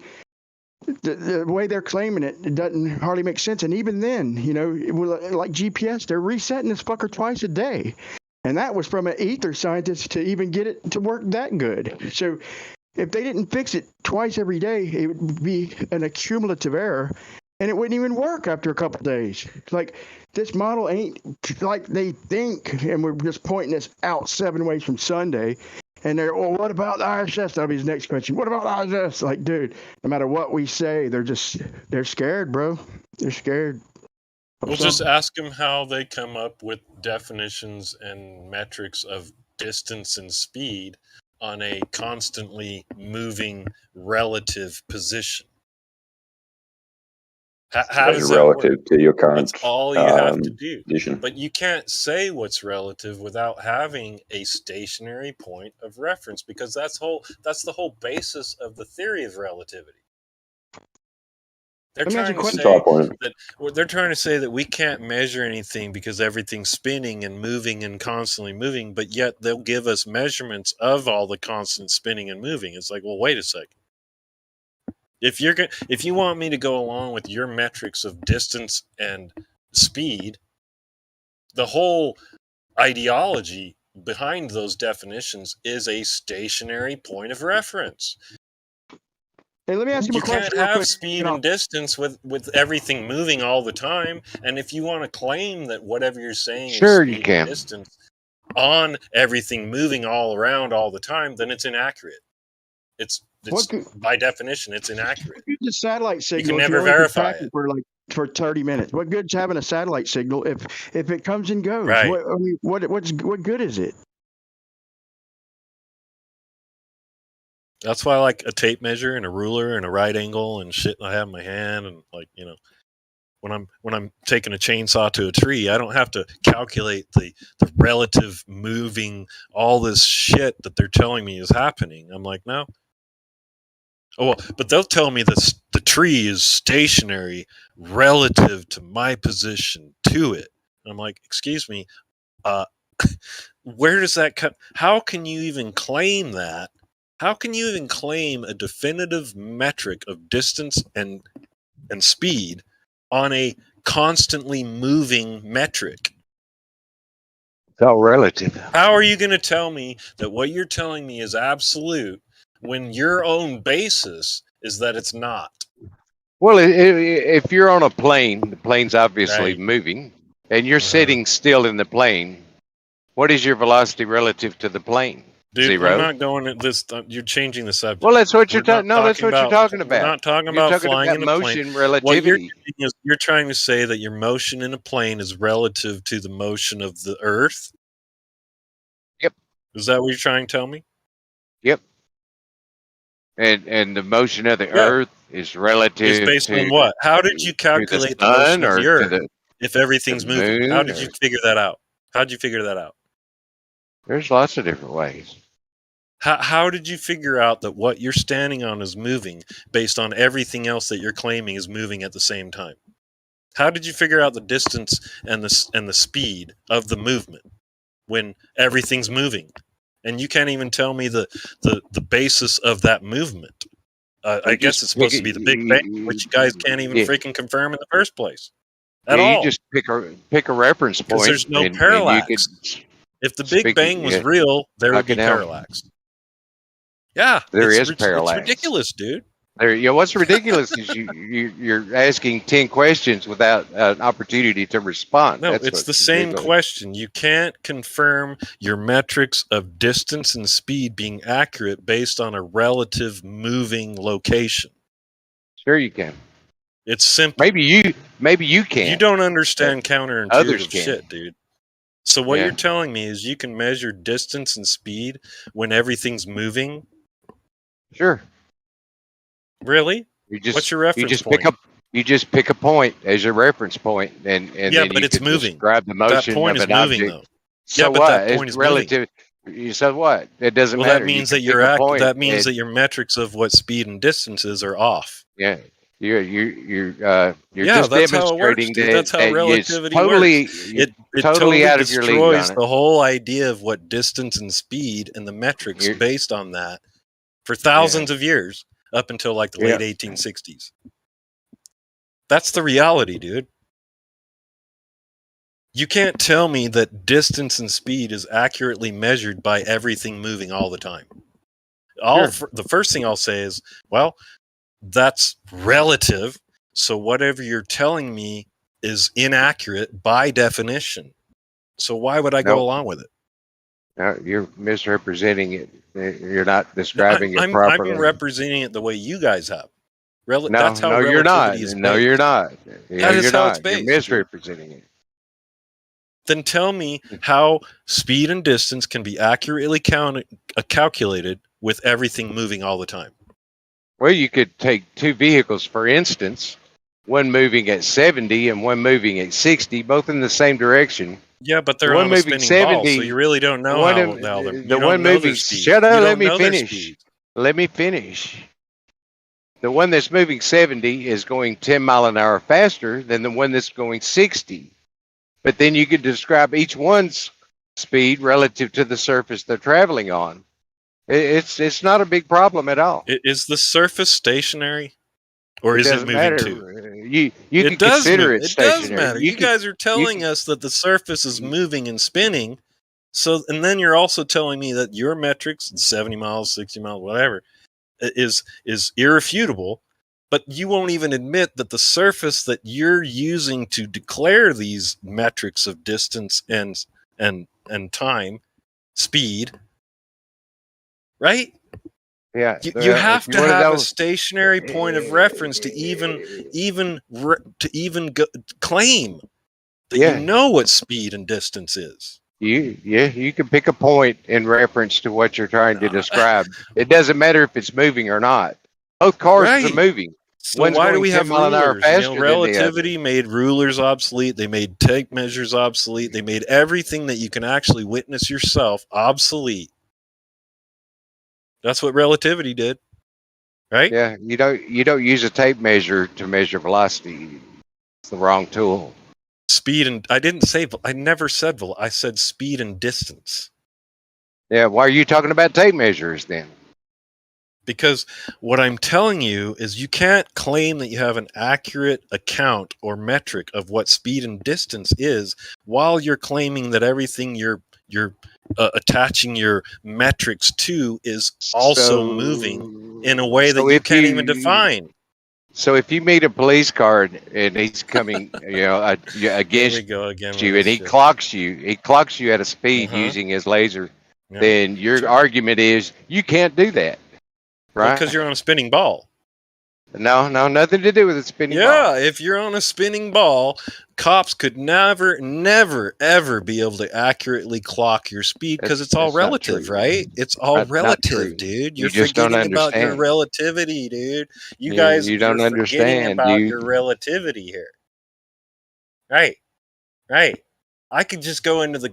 I should be able to go into the courtroom and beat a speeding ticket by just presenting the theory of relativity. But you can't, can you? Sorry, guys. Sorry, you guys can't prove how fast I was going because your you can't do basis. that. With your basis of proving my speed and distance traveling, right? You can it must have. Right. Silly, man. If you're all spinning, then how can you accurately gauge my speed with your radar gun? If I'm sitting on a spinning ball, how could that be accurate? That's why the speeding tickets are pretty cheap nowadays. They haven't really. I'm just saying, dude. You could easily yeah, they're them, not bro. cheap either. I beat them all the time. You'll win every time, Howard. But you got to take the time to go to court and all that. But yeah, you could test radar at any time and beat it in court, bro. I wouldn't go in there claiming time dilation. I do it all the. Well, I've done it like 6 times. I won't say I speed all the time, but I've done it like 6 times. I'm like, this is ridiculous.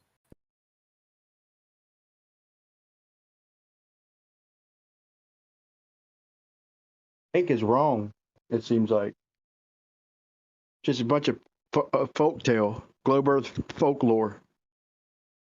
I'm sure Einstein would be the prosecutor if they could, right?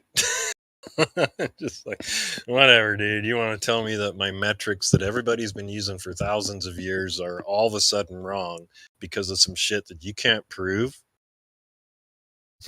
Weird. You must have some really rich friends. Einstein. I'm referring to Einstein versus Lorentz, 1918. Silly argument, man. Cute attorney.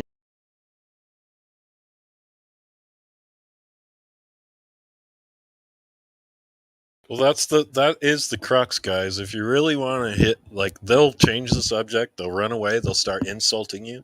If you just focus on the fact that they can't claim that their metrics are accurate based on relativity, because relativity blows away accuracy.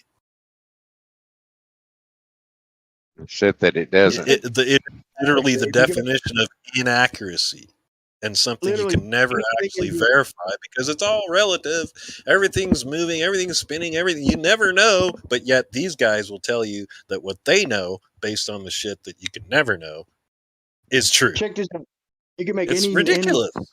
You can make any pattern into mathematics. Okay, no matter how unpredictable, no matter how freaking off it is, bro. Just by making the numbers bigger, you might have to go down like 6 times 10 to the 36, but dude, just the least they're the least common denominators are the multiples of every damn number in it, bro. You might wind up with a hella fucking crazy number in size, but mathematics can do that, man. Mathematics can do what, sorry? You can pull a pattern out of anything mathematically. Would you agree? Well, yeah. I mean, you can, like, I could measure I could measure across my cup, and I could measure it in any sort of different units that I wanted. I could get any sort of number I wanted.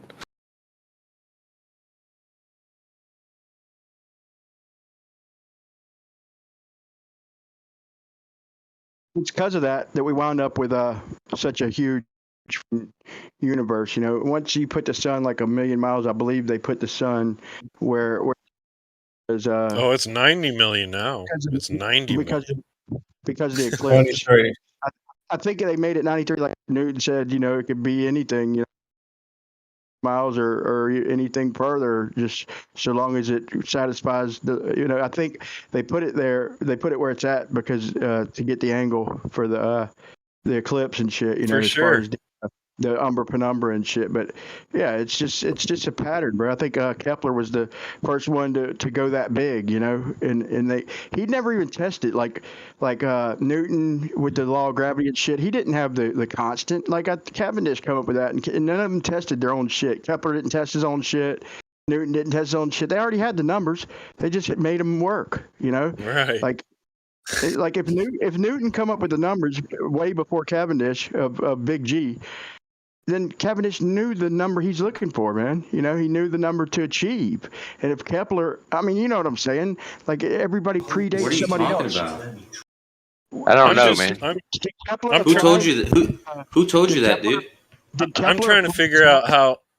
Did I'm Kepler trying to apply figure his out how they. laws to him? Sorry, dude. Go for it. Real quick. Flat Earth. Did Kepler apply his shit? Kepler's Kepler laws? made observations, and Did he what he apply- saw, he wrote Right. down. He made observations with his toilet paper roll. Just give me a You know straight what answer I think for is once. really Just weird. I'm trying to give you a straight answer, but this guy Flack won't Flack and shut the Flack up. I know. So you guys it's hard to hate fucking my ass. respond I to know, you. I know. No, So dude, it's why- just I'm why trying to don't you- respond to him, man. Why don't you moderate then? I kind of jumped in. Instead of insulting him, why don't you moderate, Kosho? I wasn't insulting him. This is his name. All right. Flack. Like, if you could please be quiet. I know you I don't can like respond what to I say. Brian. Well, I loved what you said, to be honest with you, Flack. But to respond what Brian said. Can you just let me know when you're done and when I can respond without offending you? Go ahead, Flack. That'd be cool. No, go ahead. You go ahead. No, I'm waiting for you. You were saying I was interrupting. I don't want to offend anybody. I'm just trying to engage in a conversation. So you let me know when it's okay to stop. When it's okay to talk. You can start talking now. Yeah, Brian, to Okay. respond All to what I you wanted said. to say. Wait. Somebody said it was okay for me to talk. So I'm gonna. Is that okay? Well, Chep is Australian. I don't know if he said start or stop. Okay, right. I couldn't understand if he said start talking or stop talking. As long as people don't blatantly interrupt when someone else is speaking, it all can go pretty smoothly. You know, just one person at a time. Because we can only hear one person at a time ultimately. So. Yeah. I like to hear what you have to I'm say, just- Flack.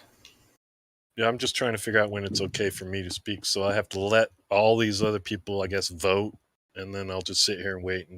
No, dude, you have the mic right now. Just say your piece and then pass the Okay. mic. That's all. And then just don't bowl over other people when they're talking. It's pretty straightforward. You got the mic now. Go ahead, Okay. man. Say your piece. All right. All I wanted to do is bring up the point before I lost my train of thought with the points these guys are bringing up with the distance of the sun changing over time.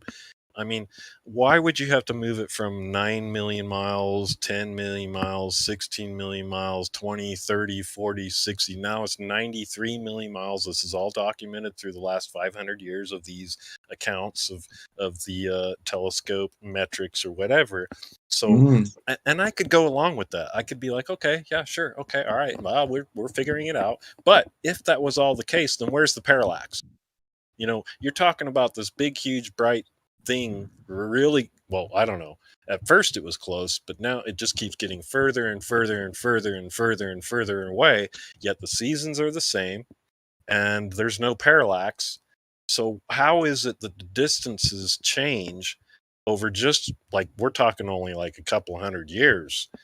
We're changing the distance of the closest star that we're told, which is the sun, from like 9 million to 93 million miles, right?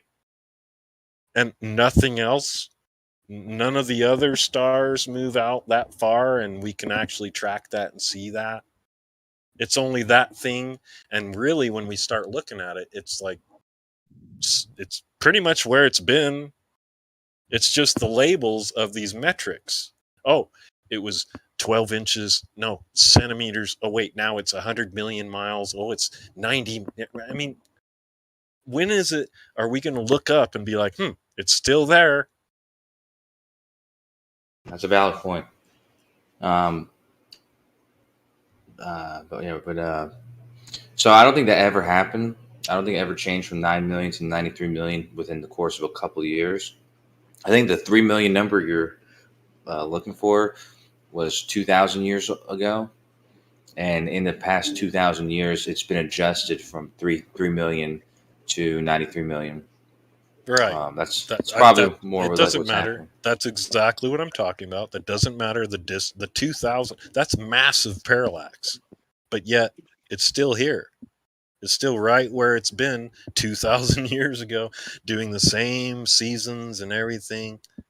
It should be way far away. I mean, it's based on relativity and all this, right? Well, that's why they have to throw in gravity and this magnetism shit. You can prove magnetism, but the gravity thing is just.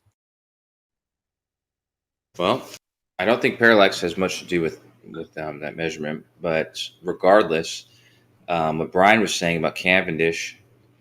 What did he say about Cavendish? He said that Cavendish. Oh no, he said that Cavendish and also Kepler had the numbers already. So those are two different stories. So Kepler, he made the observations, or he's the one who came up with the relationship between the planets and the orbit. So he didn't actually have the numbers; he just had the relationship. Whereas Cavendish also didn't have the numbers beforehand, because Isaac Newton didn't have the numbers. He had the relationship between the bodies, like the sun and the earth. He didn't have the masses, right? But he knew that there was a ratio between the masses and the distance between the bodies, the square of that.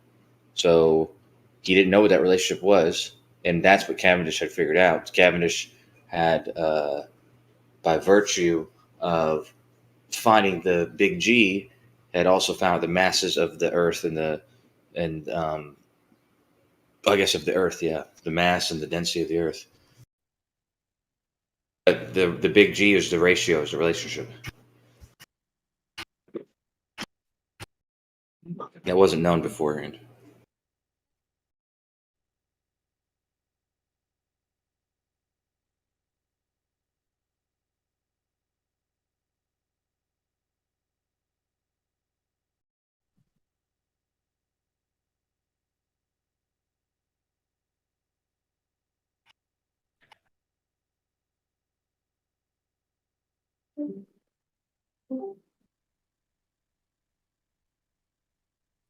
Are you saying something?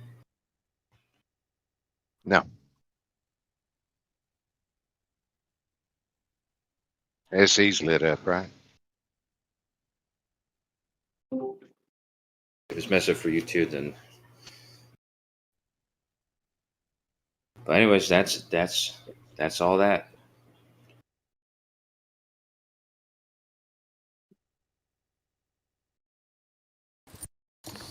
Yeah, no, That's cool, dude. I appreciate your.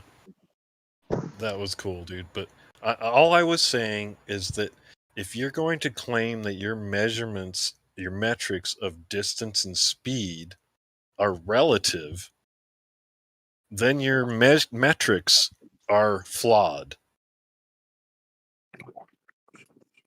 What do You you mean by cannot that, though? claim that your metrics of distance and speed are accurate if you're going to claim that those metrics are based on relativity. That's it. You have to break that down for me because I'm not really clear what it means. Who said they're based on relativity? No, they're not. No, we're talking about metrics of distance and speed, the speed of light, distances traveled in relation to whatever medium that we're walking our feet on or whatever, right? So all I'm saying is that you cannot claim that you have an accurate metric of distance and speed if you're going to also claim that you are on that everything is relative, because you can't tell me what is it relative, what is the point of reference? Relativity? If the point of reference is relativity, which means everything's moving and spinning and moving and everything, well, that means that your metrics of speed and distance are flawed.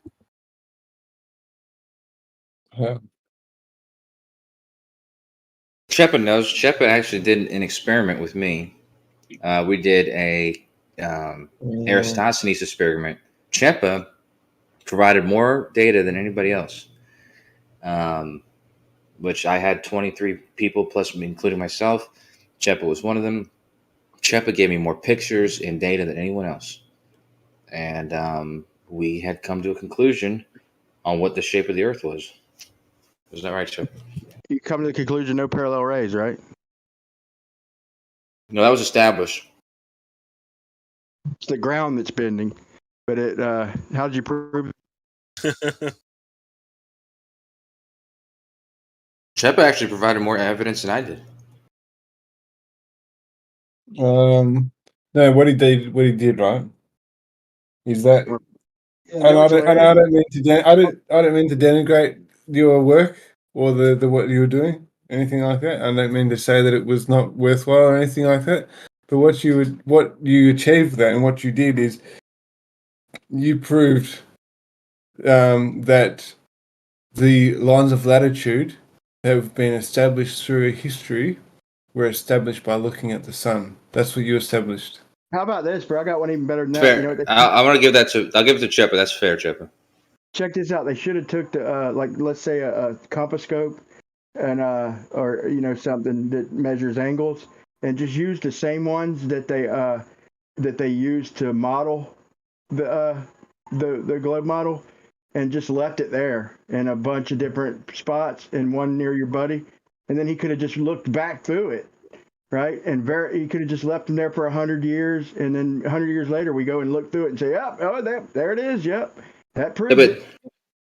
I want to wrap with Cheppa for a second because I agree with him on what he said. But even that point that he's just made is not something I think, because you did the test with me, Cheppa, you know that's to be true. That those lines are definite lines. The latitude lines are definite lines, and they do correspond to the sun. The question is why is that? But not a lot of people agree on that.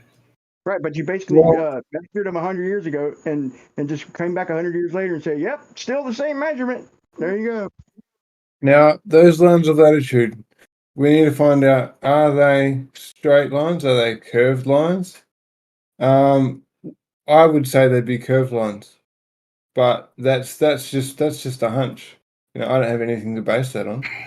I agree with that. Almost all of them are curved lines. Yeah. We could rerun the Eratosthenes experiment, right? But instead do it at a specific time during the night, and we use the moonlight. Oh yeah. There's only a couple things you could base it on. The compass, you could. If we got the same results, I would kind of have to start agreeing with that there's something to show in that experiment. But until then, I'm going to say refractive and historical. Okay. Well, let's hear Brian. Go ahead, Brian. Okay, real quick. You got to base the direction on something. There's only a couple things you can use to base the direction the sun is moving. Okay, 3 things: a model, okay, or a compass, or relative to other heavens. That's all your options, man. Because the fact is, you can only follow the sun even in a plane for a certain amount of hours. I'm curious why they can't follow it, as far as the plane can go. But I'd like to know why. Shepard knows as well as I know. I've been, because you can become intimate with what the sun's doing at this time. And doing this test, this is a proper way to determine your north, to get your bearings. Like if you were doing this test in a single place, I saw your garage. You had some poles in your garage or something like that, and if you were simply in the same spot measuring when the shortest shadow, the direction it was pointed every single day, you'd find it to be consistent. There wouldn't be very much variance, and it would fix itself in one direction, and you'd find that direction is north here in the northern hemisphere. Yeah, if you have a pole that is plumb straight up and down, you get used to knowing where that shadow is. Yeah. In the morning and in the afternoon, etc. What I'm doing is I've got a pole, a 1 meter pole. It's actually for pipe, but it's super, super straight. And I've had it in the ground for about going on about a week and a half. And I'm tracking these shadows, and they don't jive, dude. I advise anyone to try this, man, and make sure your pole's straight up and down. But what they're calling solar noon is not as cut and stand, dude. There's every time I've done it so far, there's an anomaly. Like if you use flags, like I'm using, I track it for about an hour, and I use about 15 flags. Okay, when it's just at its shortest, there's always one flag, maybe the one right next to it, maybe two next to it, or it's never a perfect shape pattern. This is what I've noticed, man. And I recommend anybody try this so we could talk about it, because it just seems like, and even when I look back at some of the other Glovers and Flat Earthers and even navigators who've marked the high noon shadow, it's you look at their dots, bro. There's always a fucking anomaly somewhere in there, bro. I think it's God like laughing at us a little bit. Like, things aren't as cut and dry as people are making them out to be. The measurements are good, but there's anomalies across the board.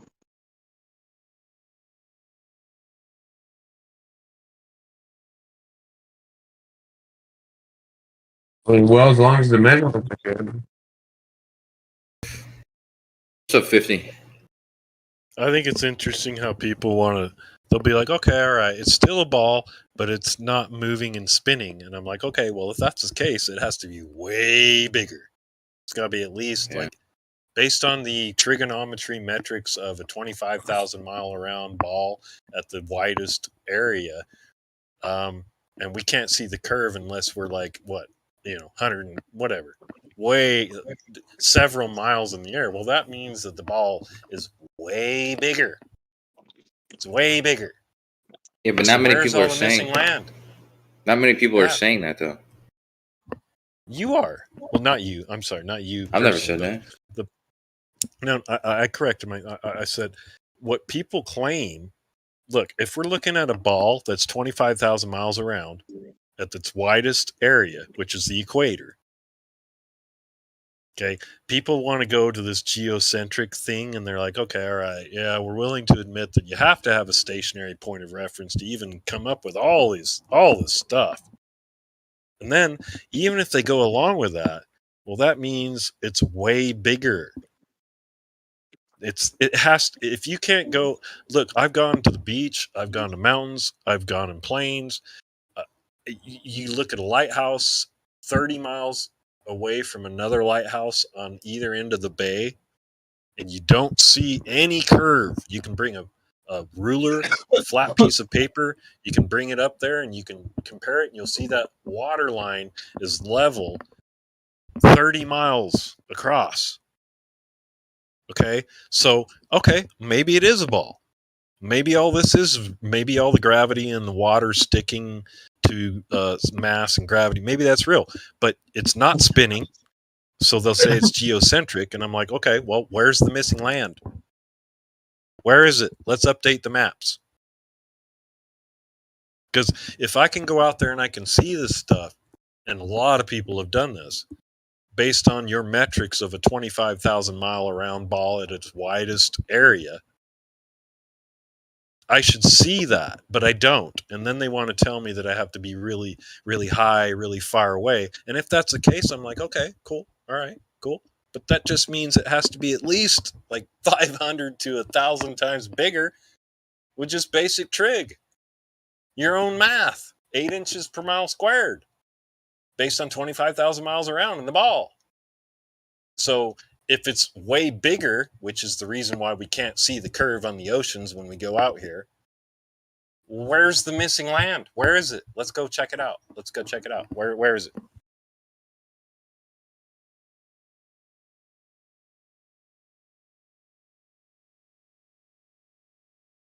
Sorry, I'm in the garage. I'm trying to smoke a bowl. I gotta sneak around, so hold on. Hey, you're stuck on a deserted island, and you don't have any fresh water, but you've got plenty of plastic bottles. How do you make water? You don't have fresh water, but you have ocean water? Yeah. Many plastic bottles, multiple ones? Yeah. All sorts You of could washed up plastic bottles. you could start the filtration process by distilling the water, like if you have plenty of plastic bottles, and you put some of it in one of them, and then as it evaporates, like make like a thing so it evaporates into like another bottle. How do you do it? And then you'd have to connect the bottles. Like a distillery basically will do that, where it's like, it evaporates the water, and then it takes that evaporated water, But I think that distilling it, this is a valuable life lesson, right? You get one of your skinny drink bottles. You cut the top off for one of those. Your normal drinking water bottles. Fill that with some water. Half. And get a 2-liter water bottle. And basically, you just want to just cut the bottom out of the 2-liter water bottle, and then what you do is the bottom of that water bottle, you roll it in on itself. So you want to bend it inside of itself, and then keep rolling it inside of itself. So you end up with like a sleeve, like a flap all around the inside, and that's where the water collects. I see what you're saying. So you just sit it over the other water bottle. You sit one inside the other, and then all the one that evaporates from the other one accumulates in the 2-liter water bottle that's got those folded up edges on the inside. Hey, have you ever heard of a atmospheric water generator? From humidity. Yeah, like well, a dehumidifier sort of thing. Yeah.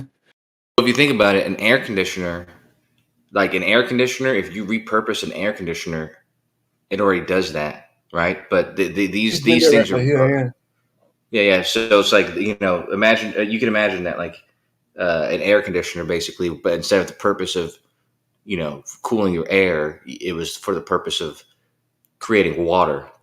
But then you need to filter that water. But yeah, they have pretty sophisticated atmospheric water generators. I'm trying to invest in one of those, like a good one, Yeah, and filtration's easy. It's probably pretty good water. Oh, yeah, Bro, what does that mean? filter, You take the humidity in the air and you just turn it into water, right? Well, yeah, but think about it. I mean, like it's the same technology as the air conditioner. Like, I don't know if like It's my a friend. dehumidifier, bro. It's just a dehumidifier, bro. It's all the same technology, basically. Yeah. Have you heard It's a about dehumidifier? It's not anything like new. This is not like anything new or anything, right? It's sophisticated in the sense that you could use it and produce water, which is pretty cool. But yeah, you're right. The technology in itself is it's nothing It's nothing new. It just sounds like a dehumidifier just can take water out of the air, right? I mean, well, like I said, it's the same. It's an air conditioner. Air conditioners do the same exact thing. So yeah.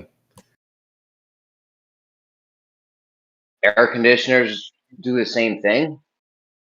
Refrigerators do the same thing. Yeah, all these things are doing the same exact thing. Where it's like like an air conditioner is compressing the air, and so you're ending up with this cooler air. And you know how much excess water you get. Like in air conditioners, you get so much fucking water.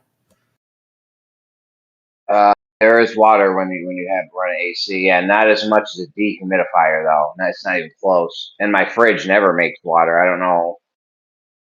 There's no like leaks in my fridge or anything. You'd be surprised. I wouldn't be surprised. My fridge isn't dripping right now. It hasn't dripped. There's no water anywhere accumulating anywhere in the fridge.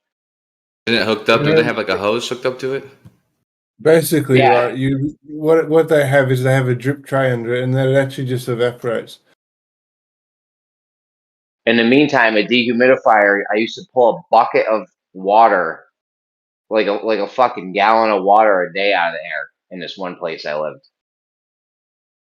My friend, before she passed away, she her AC was so fucked up, and it was like it always was making so much noise. And I was like, dude, it's tilted so much, and it was like dripping water into her walls, dude. I knew it was. I was like, dude, but that thing was dripping so much water. When it gets hot here, it's only really when it's humid, and I never run this. It's a window unit, and I never run it because it takes too much power. But I only ever run it on dry. When I do run it, I'll just have it dry the air. Oh well, I mean that works too. But the atmospheric water generator, if you said you have a good way to filter the water, because if you have a decent way of filtering water, that's like the number one resource when times get tough is water, dude. So 100% the number one resource. Bro, filtering water is so easy. I have a straw that can do like I think it's 10,000 gallons. It's like the size of I know what probably you're a talking bunch of about. straws. What's I know what up? you're talking about. I know what you're talking The about life the straw. straw filter. Yeah. If I had a dehumidifier and a straw and the life straw, you're good. Yeah. Okay. Well, how long does that straw last? 10,000 gallons, I think. I'm not sure about the exact number. I built a water filter for about 15 quid. So what, about 25 bucks, $25, very simple water filter. All you get is you get a garden hose, then you get active charcoal, active carbon. You put it inside of the garden hose and you make it like a loop kind of thing, so it goes around in the loop, and you fill the garden hose up and you pack it tightly. Then all you do is I made it so that I could plug it onto my tap in the kitchen. You just plug it on, so the water passes through all of this and it comes out on the other end. Now it's not something, it's not anything very beautiful or like that, but it does the job and it's very easy and simple to build. Won't cost you more than 20 bucks. Water filters, I think, like reverse osmosis and stuff like that, like they run through different shit, and one of the shits they run through is like that carbon filter, like the Yeah. coal would be a big part of it. Yeah. Reverse osmosis is a little bit more not advanced, but it's a little bit different. This is just pure simple carbon filter. You probably seen it. You can get them jugs from the supermarket that have like a filter where you put water at the top and then it drips through to the jug. You get filtered water. That's like a carbon filter. That is the same principle as that. Whereas reverse osmosis is more like, well, what happens in nature really when water passes through sediments and stuff. Well, if you were making like a completely natural filter, you wanted to be like the perfect filter, like as good as you can get from the store. What other than the coal, what else would you filter it through? Well, to be honest, you don't even need to get anything from the store. You can just go and get sand, gravel and stuff from outside. Just get sand and stuff and filter it through that. Other than layers that, of gravel. Yeah, gravel and sand, beach sand, stuff like Sand that. at the bottom. Yeah. From what you can get from the supermarket, I'm not actually sure what you'd be able to use apart from like active charcoal. I don't know. Want to use filter the whole thing through some cloth or something at the end. Yeah. The best way, the thing is that you can pretty much never use dirty really gravel. You can't get 100% clean water really, even if you distill the water, pass it through reverse osmosis and then filter it, you still don't get a 100% clean, because the thing is that we have a lot of shit in our water that shouldn't be there. For example, they tested the water, I think it was here in the UK, and they found that the estrogen levels, female hormone in the water are very, very high. Because what people do is, people take contraceptives, birth control pills, XYZ, and then they flush everything down the toilet and that just goes into our water supply. What if you distilled the water twice or 3 times or 30 times? You don't think you get it to where it was just... From what I saw, I actually saw I don't remember if it was a study or what they did, but they did all sorts of shit to the water and stuff, and they got a 99 point something percent clean, something like that, or 98, I can't remember. And they said that there were certain things that they couldn't filter out, and the things they couldn't filter out were these like artificial chemicals that we have added to the, like pharmaceuticals. Did they distill it though? Yes, they distilled it and filtered it and did something else. I can't remember exactly what it was, but yes. Yeah. They're talking about that. They're talking about like even the most like extreme filtering systems. I've seen that too, and actually it was in the UK when they studied this. But yeah, they saw that there was pharmaceuticals and all sorts of stuff that they can't get out of it because I guess they're not big enough. Yes, exactly. But then it means how much can it affect you then if it's like you can't filter it? Well, it depends. It depends what you're consuming. I mean, if you're consuming estrogen and stuff, female hormone in the water, you'll be growing tits before you know it. But do you think that's... Pardon? Do you think that's why all the trans people all of a sudden? I mean, it could be something to it. I'm not saying it is, but it could be something to it. I mean, it does, it does. I mean, it's female hormones after all, but I'm not sure. But if you want the cleanest water you can get, funnily enough, the best thing is actually to take rainwater and then filter that up, filter, distill, and everything, or find spring, a spring where you can draw water from. Mermaid tears is the purest water in the universe. Actually, whale's milk, dude. Most nutrient dense. You can drink whale's it. milk. Take whale's milk. That's right. Is it? I had some water buffalo milk. Is that close to whale's milk? Is that like a walrus? I've tried water cheese made from buffalo milk. That was good. Cheese from buffalo milk was really nice. The sperm whale milk, Kosho, the sperm milk is your favorite? No, dude. I don't know what kind of milk. I mean, I know what whale is on the picture of the carton, but I don't know what kind of whale it is, to be honest. I heard that a whale ejaculates 100 liters in one orgasm or whatever, something like that. 100 liters of sperm. Hey, don't dox me.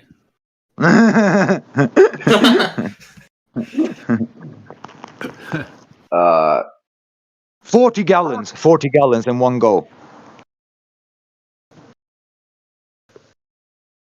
Oh, it's interesting. Yeah, well, I'll post it in the chat. Check that. Is that why they're called sperm whales? No. Don't they have the most massive wieners?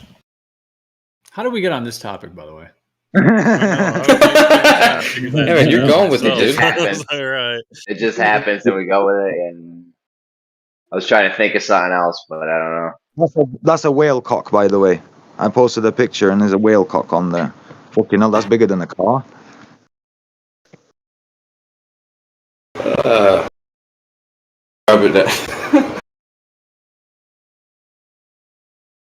Like it just happens. I don't know. It's how the conversation goes to some weird places. It's just a classic changing of the subject, and when all else fails, go sexual.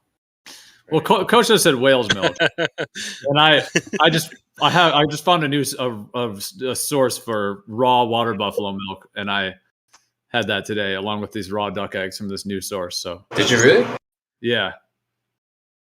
I had duck eggs the other day, and my girl brought them home, and I was worried at first because I was like, "What? Are they like healthier?" And then she said they ran out of the regular eggs first. That's why she got them. But they were actually pretty good. Well, ducks are less modified than chickens, that's for sure. They're not as cloned and modified and torqued and on all those levels. So the species of duck is much better. They're like the eggs are like a thicker fat. They're more fatty. But yeah, the thing is, all these chickens, it's not just that they're genetically modified, it's the way they treat them. I don't know if you guys have seen it. Like, they'll be having them in a cage where they can't even move. They don't move their entire life. And another thing that I found that was very interesting is, supermarket eggs, when you go, you buy eggs from the supermarket, they all look the same. But when I saw, real eggs and stuff, from, hens, people who have chickens at home and stuff, every single egg looks different. It's different size, different, color, different specs and stuff on it, but when you get it from the supermarket, it's all the same. So it's not just that they're genetically modified; it's the way they keep them and the food they feed them as well. Because they feed them all of this stuff to pump them up and make them, bigger and fatter. Well, it's steroids and stuff as well. Yeah, it's very consistent. The conditions when they're making those factory farm eggs there, and the chicken meat and all that themselves, everything's the same. So it all comes out the same. Yeah. Do you know what I saw as well? This was really, really, this made me made me really sad. So I was seeing cows and stuff, how they have these milk factories where they, produce milk. And they have these cows and they give them this specific growth hormone that makes them produce more milk. And their udder, their boob, it is so big on these cows that they couldn't move. They literally could not move. It was so big. It was hanging down and you could see the cows were in agony and stuff. And, it's all done automatic. They just hooked up to these things that milks them constantly. And the thing is, though, that when they give this growth hormone to the cows, does produce more milk, but it also produces pus. And you see it when they milk them, about a third of the milk is just this yellow fucking pus that comes out. But yeah, it's disgusting, man. I don't know. And the thing is that this hormone passes on into the milk as well. So we humans are consuming this on a regular basis as well. Well, that's officially the worst topic ever. Sorry, man. It was just, I don't know. It was just fucking on. I'm just kidding. No, but that is nasty. I know that is absolutely horrible what they're doing. Yeah, the factory farm cow milk is just criminal, really. You ever been to an abattoir, like a slaughterhouse, Gio? Like where they actually slaughter the animals and stuff. I've never visited like one of the real factory farm, like the real dark ones, like demonic, like nightmare shit. No, I mean I've seen videos of them, but I went to one when I was a kid with school. We went to see one where they slaughtered pigs and stuff, and oh my god, it put me off. That's why I stopped eating pork. I have not eaten pork since. It put me off it. Fucking hell, man. It's I don't know. It's just it boggles my mind how we can do this to other living creatures and just assume that they don't feel it, they're just dumb. And it's crazy. It's like, for example, with the cow things, just one quick thing with the cow thing. I saw like this, I don't know where I saw this, it was a video basically where they're showing like how they take this calf from the mum, the calf take it to be like slaughtered and whatever. And to me, I don't know if it's maybe I was imagining, but to me, it looked like the cow was really, really sad. Like he sees his kid being taken away and stuff. And I don't know. It's changed my perspective a little, because I don't think animals are as dumb as, we think they are. And it's kind of sad that we humans have taken it upon us to just do whatever we like on this planet, and treat other living organisms, exactly however we want. It's evil. I know, right? I mean, if you really think about that, how is it that this is what I think is interesting, is it's only this certain group of people that claim authority over all living beings based on the God that they believe in? Yes. And none of us can challenge it? Like, if your God was so awesome and amazing, then how are we able to challenge it in the first place?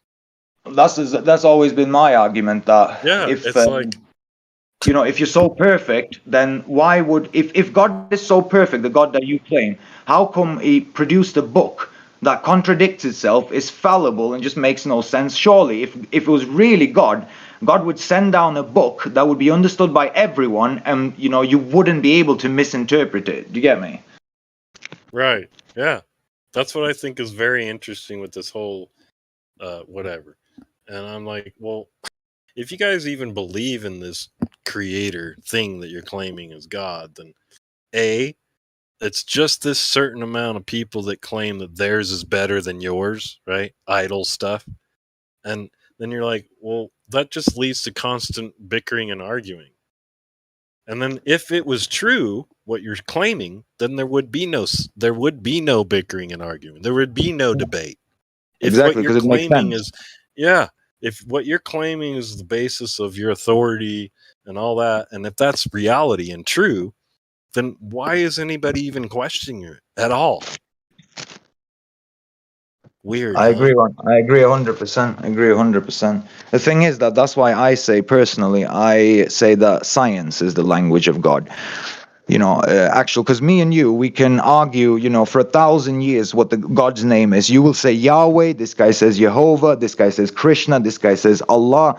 But me and you can argue, 1 + 1 is 2. It doesn't matter if you're here on an alien planet, wherever you are, 1 + 1 is always 2. And, that's why I say that science is the language of God, because it's, indisputable. When you have empirical science. And that's what I believe is the language of God, and that's what I use science also to justify my belief in God. I don't use religion to justify it, because I think science proves much better, is a much better way of proving that there is something out there.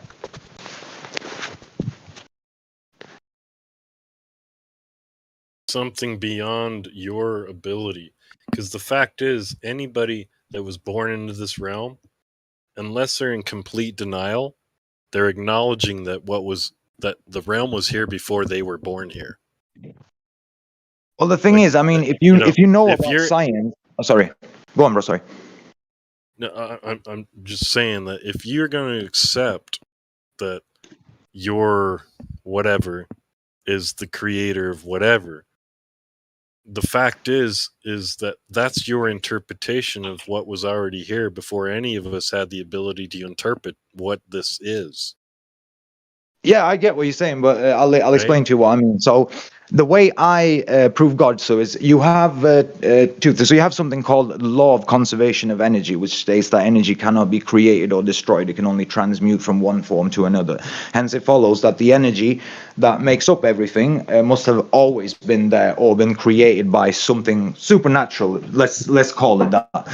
Second, there are 25 constants in the universe that if they were not present at the moment of creation, universe would not have existed. For example, the rate of expansion of the universe, if it was 1/1,000,000th of a meter, more or less, the universe would have collapsed in on itself straight after it formed. And unless all of these 25 universal constants are in place at the moment of creation, it wouldn't have happened. And laws don't write themselves, last time I checked. So if you're taking God out of the equation, this is what you're saying. You're saying that energy created itself and then arranged itself according to these 25 principles to create everything that we have.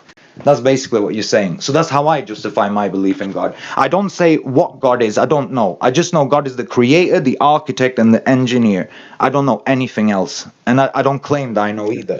These are just the things I do know, what I just mentioned.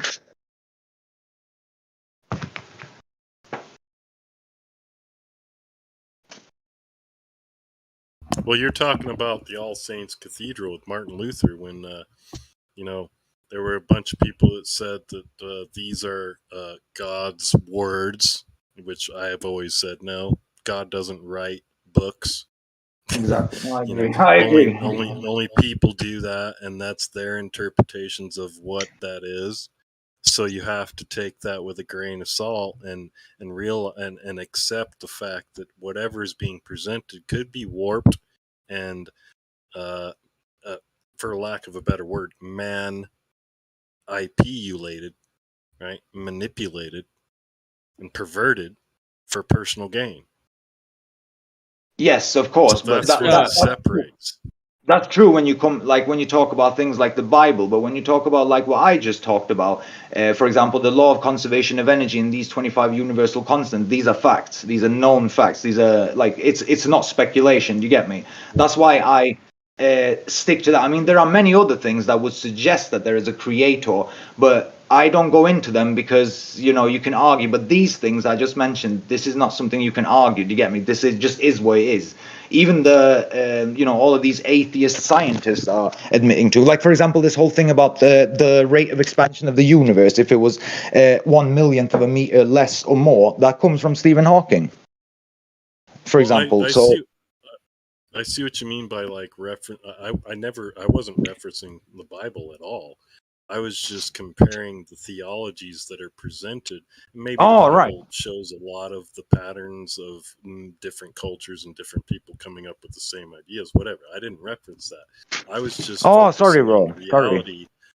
I was just focusing on the reality that when you start going along with something that you can't actually experience yourself, you're kind of going off speculating the path there. Well, yeah, I know. I know. I agree with you there. I mean, the thing is, when you look, and what you said there is very evident as well when you read the religion. So, for example, I had this debate with one of my friends a while ago. So my friend's a Muslim, and we were talking about, is the Quran divinely inspired? And to me, because I've read the Quran, and when I read it, to me it seems like it's written by someone who lived in the 6th century, because it has like the understanding of the world of someone who lived in that time. Same thing with the Bible. Same thing with the Torah. Same thing. These books, like when you read them, you can see that they are the product of their times. You understand? So like they are written by the people who had the understanding of people in the age that they were written. And to me, that's when I kind of look at it with a objective perspective, because I know that people have different interpretations of whatever they call the quote, huge, massive quotes, the truth, right? So when they try to tell me that some mysterious being wrote this book, I'm like, no, actually a guy did. A man did. And by definition, it's warped. Well, I mean, the way you fact that can there get are over accurate 30,000 Christian sects proves what you just said. Totally. Yeah, exactly. So the only way you can really know for yourself is accessing the direct line of communication between yourself and just literally asking, like, if you're curious and you're like, huh, you know, and then a bunch of guys, they get their answers and then they write books and then they try to claim authority over others based on their interpretations of their answers that they received.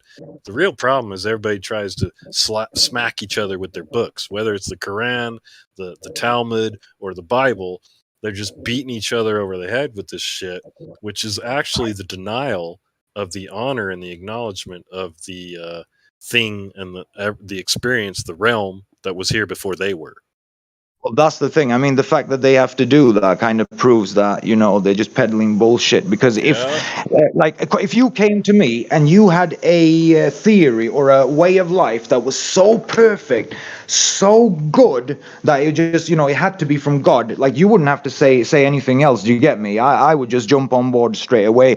But when you have to bash me over the head or threaten me, you know, with my life, if I don't believe in what you say, then, you know, it kind of speaks to the validity of what you're saying in the first place, doesn't it?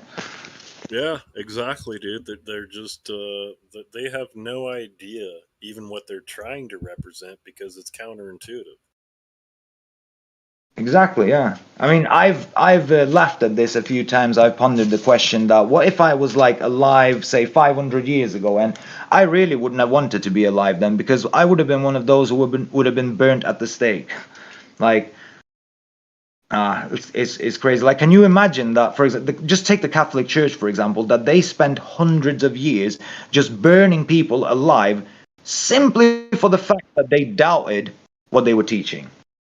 Like, how insecure do you have to be?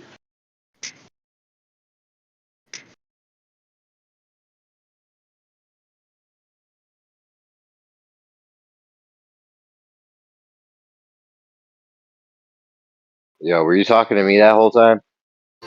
Yep, we were waiting for your response. I wasn't paying attention very too much, but what's up? No, we were all patiently waiting for you to respond, actually. Oh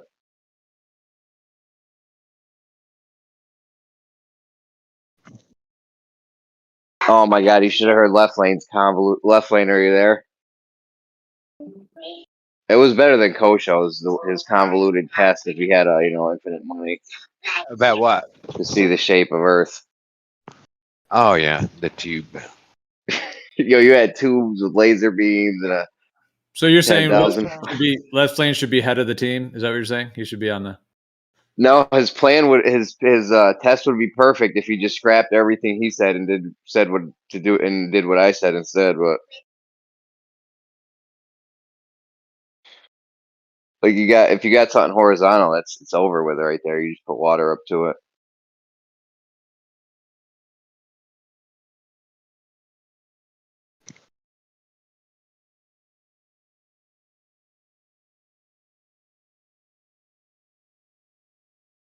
I've been on my plumb line shit, man. I think the plumb line thing's doable.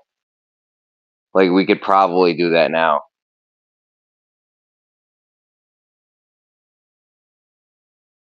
Somehow. You hang some strings off the side of a cliff, a cliff face or something. I don't know.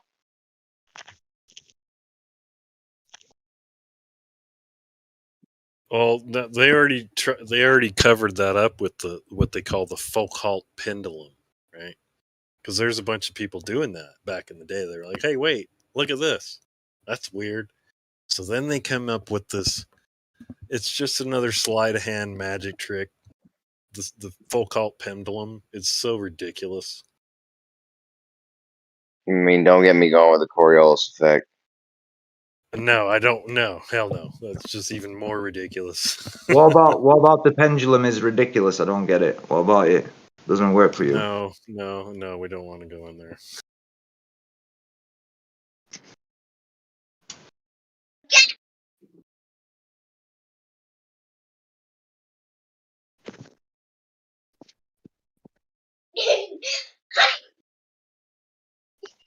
I mean, it's definitely not anything scientific. You just have an effect that you have no cause for. That's all right. We've got causes that we've got no effect for. We can hook them up. What does that mean? It was a What? joke. Oh, all right. I was gonna say what. I'd like to hear one of those.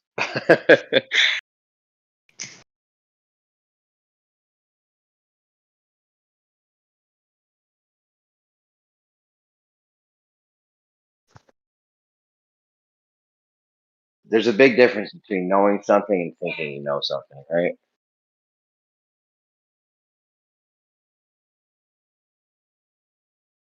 Yeah, knowing is based on like experience, and imagining something is just that. It's just it could be I can imagine pink unicorns flying over my house right now, but does that mean I experienced it? Physical, like the physical realm. They really hate the physical realm because there's certain parameters. You can't go off in this thought, CGI, math, and religion, and that's why a lot of people have come over thousands of years. Cultures all over the world have been like, no, no, no, no, no, no. We're gonna focus on planting seeds, what we can actually see, crops grow, we can eat it, we can actually it's here. That's the difference between imagination. I would love to be able to just sit here and imagine all the food and shelter and water I'd ever need for the rest of my life, but does that make it reality? It can. Depends on how. Let's go crypto. Yeah, I'd love to see it, dude. Like, depends on how much you're tapped into your potentials. Yeah, I like that. You gotta have that XRP like meditation or affirmation, all that stuff. Sure, I'm open to it. I want to witness it instead of just going along with what other people say. Yeah, I'm with you on that, dude. Direct experience is always key. But it's not always possible, though, is it? Sometimes we have to, we have to trust the experience of other people because it's not everything is possible, to do yourself, is it? Well, I don't agree with that. I think the only thing that is possible is the only things that you can do yourself. And when you go outside of yourself to trust others to claim whatever your experiences are, you're already off the beaten path. You're off the rails. I mean, I would say it just depends on in what like category of life. Like, for example, like I'm not a very skilled car mechanic. I mean, I've done some stuff with cars in my life, but I'm not like very highly skilled in terms of like all the mechanics of a car. So yeah, like I will take my car to a professional mechanic to work on the car, and I will trust them obviously to do the work, understanding that even if they do make a mistake or whatever it may be, then that's kind of part of what you're going into if you're going to trust someone else in that way. But I mean, that's for something as basic as that. But when it comes to like cosmology, spirituality, for me, I wouldn't put those in the same category. Like, I'm not really looking to trust other people to tell me what my own spirituality is or what the cosmology and what the earth is. That's kind of what I meant. What you just said there, Gio, about the whole thing, like separating it. Like you have to trust certain people in certain situations. But I agree that as much as possible, you should always try to check yourself. But sometimes you have to trust others, don't you? Like you said, the whole analogy with the car mechanic. That's a valid point. I just call it situational awareness. Those are my two favorite words because it really comes down to that. You can trust others, car mechanics, or priests that claim they're scientists, whatever.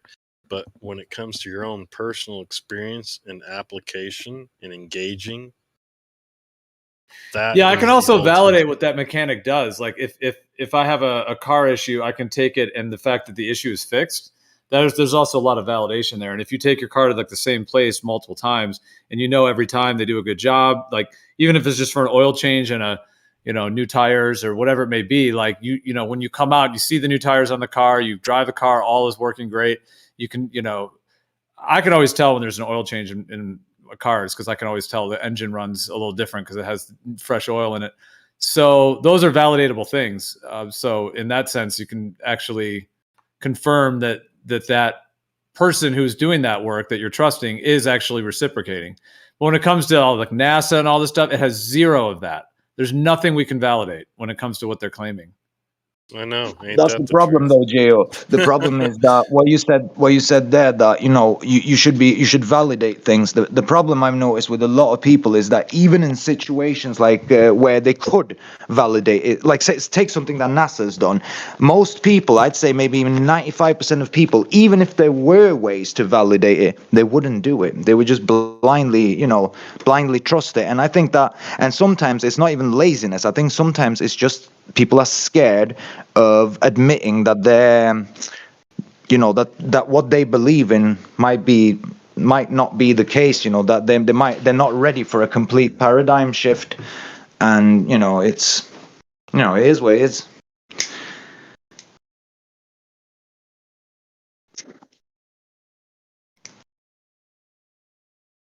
Yep. Well, what would you say if I said that there is a demonic entity that is partially possessing certain humans to then create deceptions and lies and all of this corruption, and that demonic entity gets others to believe the lie in order to harvest their energy?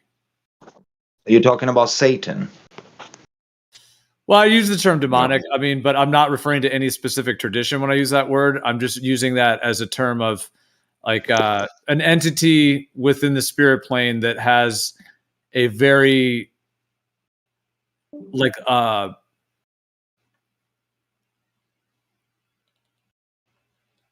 to put it into word.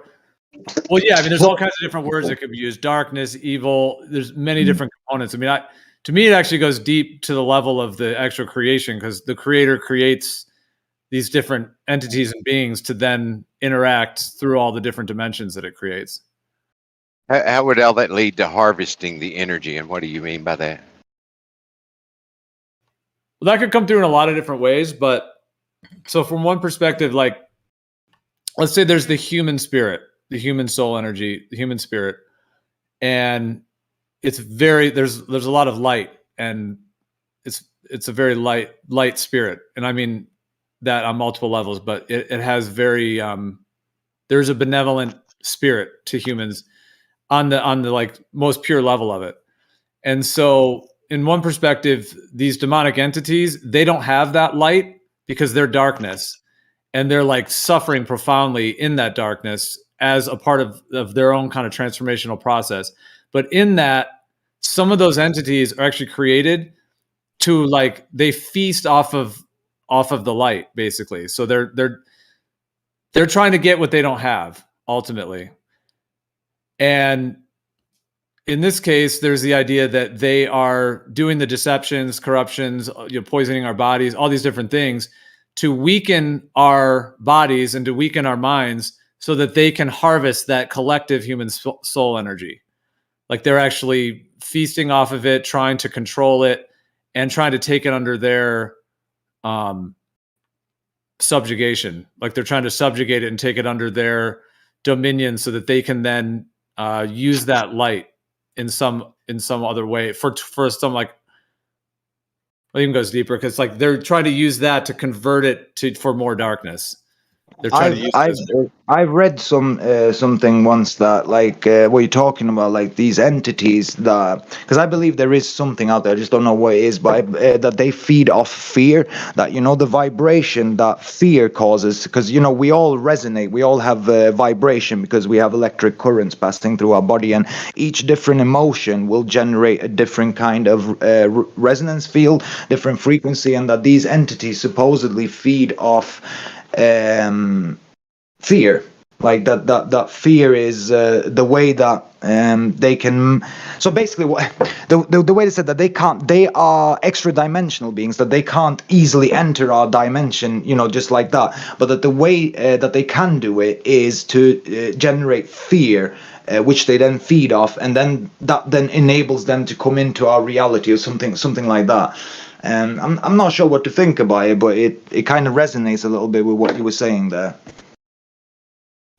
Yep, absolutely. And looking at the news, like all of the extreme amounts of fear programming. So absolutely. We've got a lot of stuff that you do that with. The thing is, when it comes to like all the fear everywhere in media, it's, I mean, that's specifically done to keep you in lower chakra vibration, you know, to keep you in your bottom chakra. It's all the sex and all the violence and fear. It's, you know, to keep your resonance, you know, in your lower chakra, so that you don't have a balance, and that so that it's not in your crown chakra, your pineal gland, you know. So I think that's very, very purposefully done, you know. Like you turn on the news and you see, oh, people died, killed, all this, and you look outside, there's birds singing and, you know, crickets chirping. You're like, where is all this shit happening?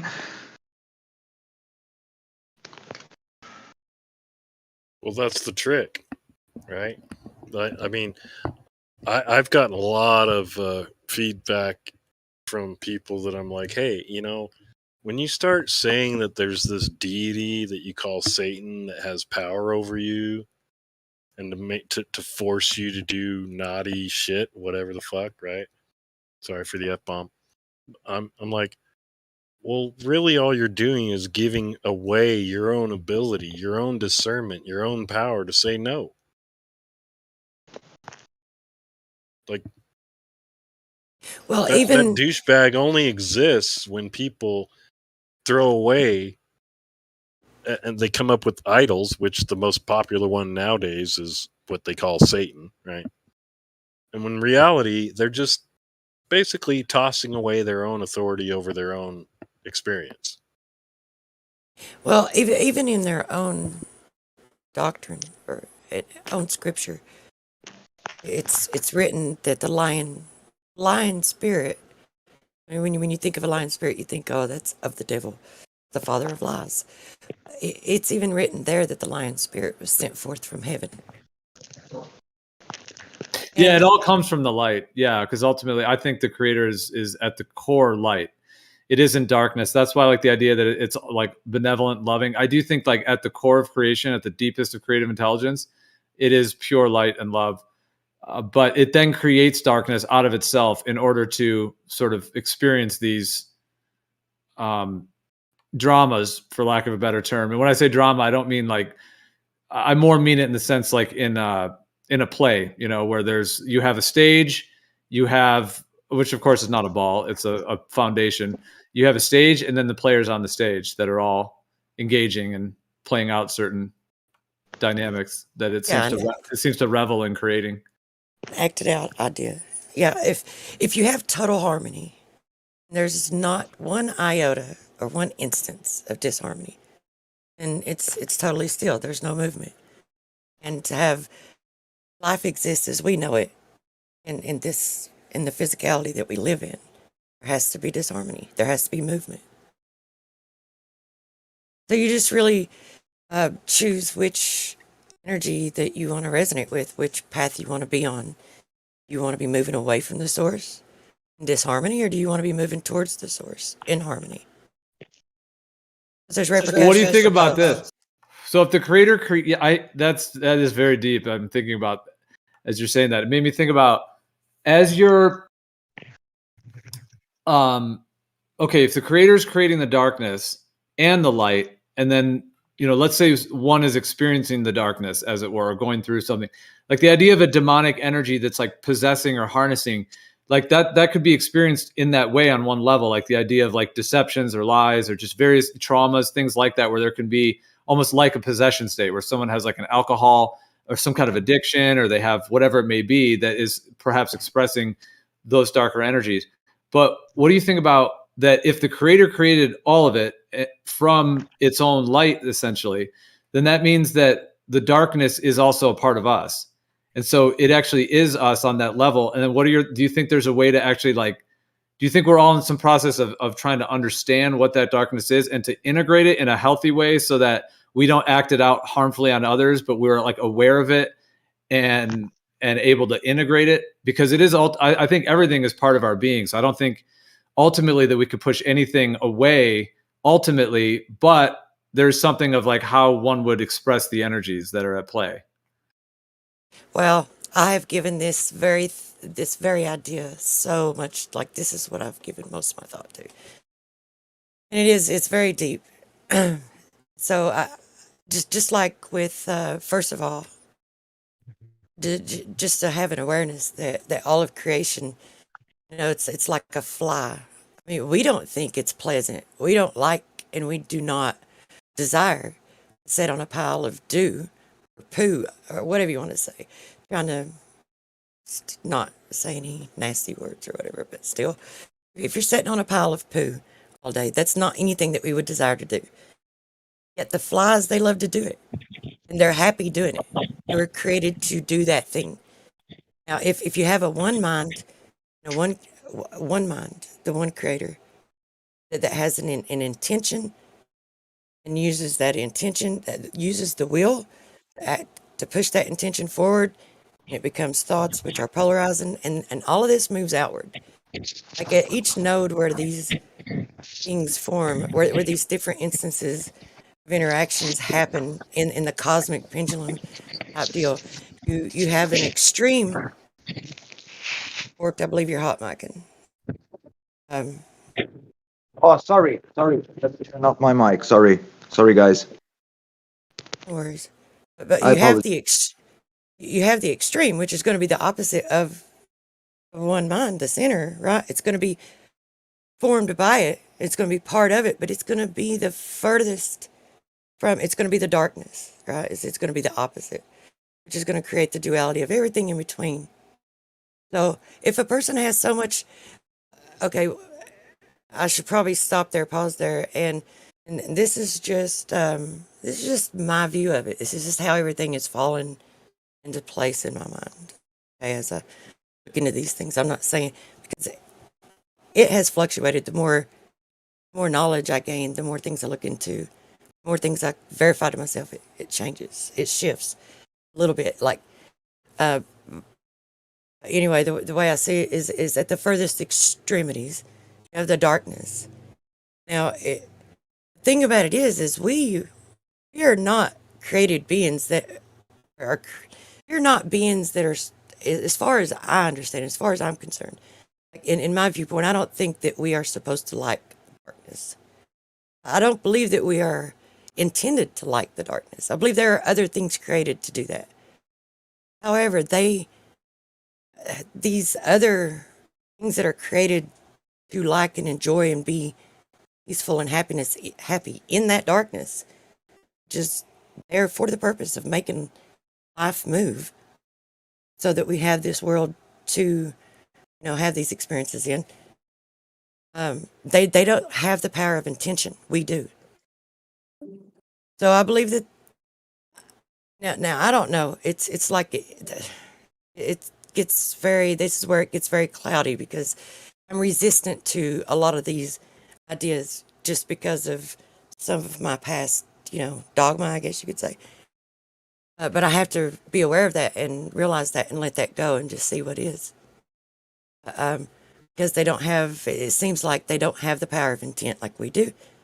And they want to utilize our power of intent so that they can grow where they're at, right? And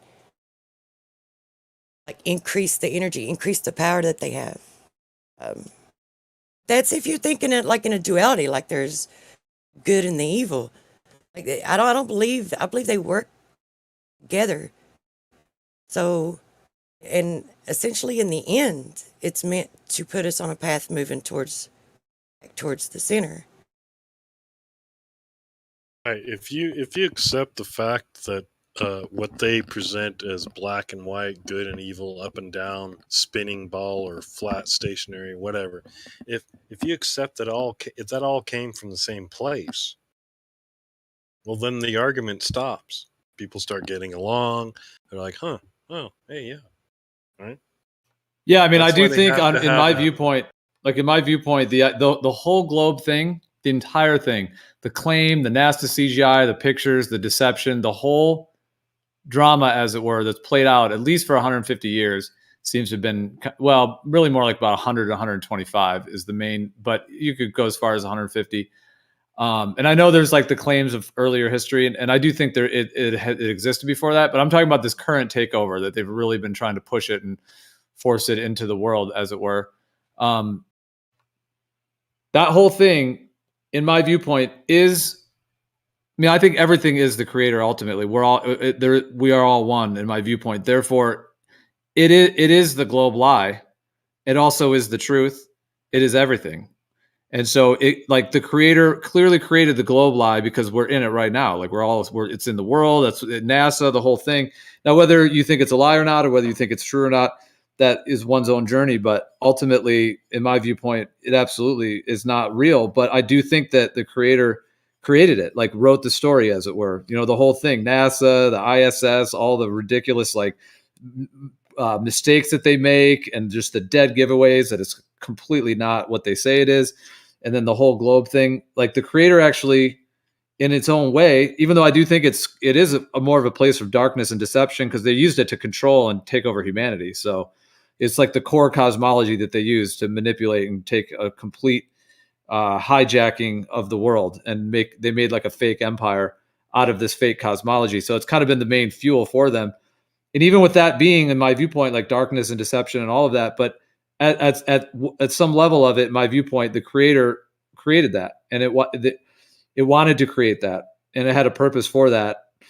And if it wanted to create this time, the time we're in, with so much, like, I mean, it's definitely a unique time, it seems. I mean, everything going on, all the good and the bad. But if it wanted to experience this, then in a way, it would have had to create some kind of a cosmology to fuel it, because the level of disconnection and isolation of this modern world through the evolution story and all of these, the whole like materialistic paradigm, that I think has led to people, you know, being willing to have so many freedoms taken away, and just to have the sovereignty of their humanity completely stripped from them. But like since it all has happened, it clearly is in the creation, like we all, you know, the last 100 years at least. So it created it, and therefore, in my viewpoint, kind of linking back to the original thought, like the globe deception, in my viewpoint, is a part of creation as well. Like it actually chose to create that, and I even think it has its own kind of beauty and its own, you know, components to it. And the truth is also the creator, which I do think it resonates at a much higher level. And there's a whole component for us humans in terms of truth versus deception. But yeah, like, because that kind of links to what you were saying. You're like, yeah, you know, they both can be seen as being part of one larger story. Right. And if the creator, sorry, I'm sorry. Go ahead. I'm sorry. I'm not trying to walk on anybody. Go for it, Fleck. So if the creator, I think that's valid, because if the creator created a space for free will, right, and then what happened after that, I think what the creator did is he's like, hey, look here, here's a place for free will. Everybody gets to choose and everything. And I think what happened is a lot of people took it, like, manipulated, and it's ongoing. It's ongoing. This idea of, like, if people could just accept that we all have free will, then we just stop arguing. You know, we have certain boundaries that are very simple: do no harm, do unto others as you'd like them to do unto you. It's very simple. And beyond that, if something comes about where these people are claiming that it's this way and that way, I don't think it's outside of the whole purpose of the creation of a free will space. But at the same time, I'm not willing to go along with this idea that the creator intentionally made this place so that people could go to war constantly and just attack each other and criticize each other and right, based on. Well, then how are you free coming to will. that viewpoint then? So you're saying that we were talking about this the other night. So okay, so from a perspective that the creator created everything intentionally, it is wanting to create every single component. and that it exists eternally outside of time, and therefore, like the idea of the Akashic records, and there's other terms for it in other traditions where like this like realm, this basically like in a sense like a repository of like the memories and events and experiences of like all that has happened in this entire earth realm from the beginning, like every animal, every human, everything in nature. So I mean, from the perspective in that sense, like if it all exists eternally, then the creator would in that eternal state be creating all of it, in addition, like the feelings of free will, the experience, the time, the physical reality, all of that. Now if you're saying it's not that and you're saying it's something separate, what is your, like, how could that, like, what is, I mean, you're trying to say creator like created some beings to have free will, but see, I mean, it would have to create the brain, the blood moving through. It has to create everything in the body to even have a human, to even be free will. So it has to, be a predecessor to all of that.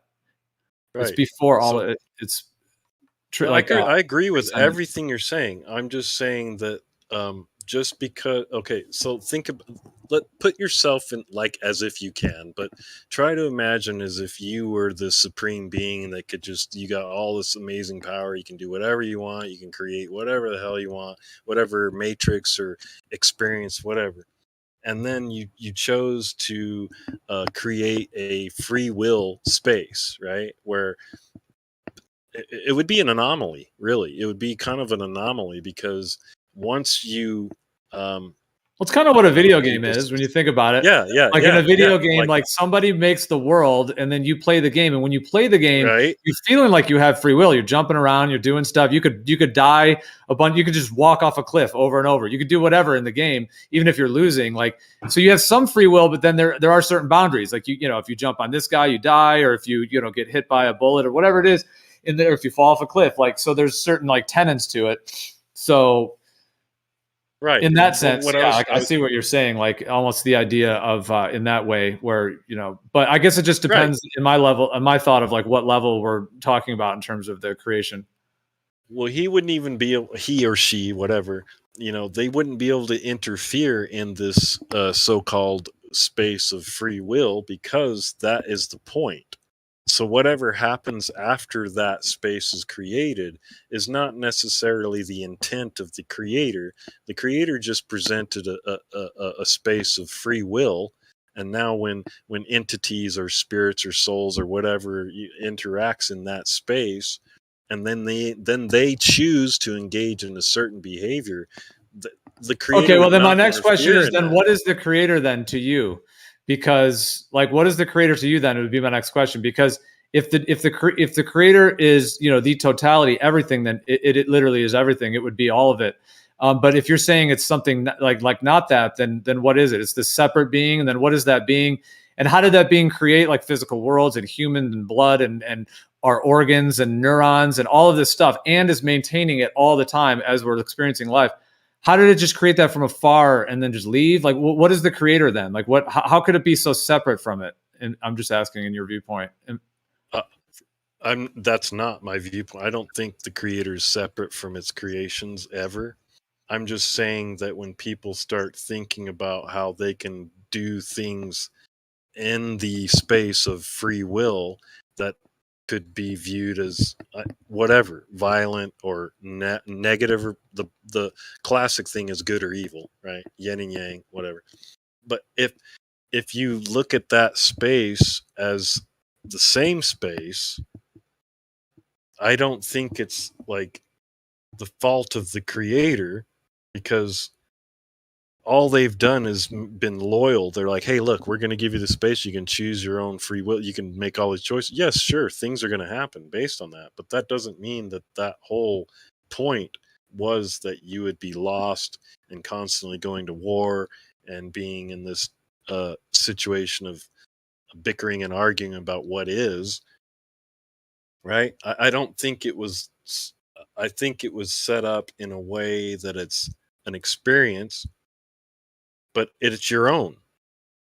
That's the whole point of it.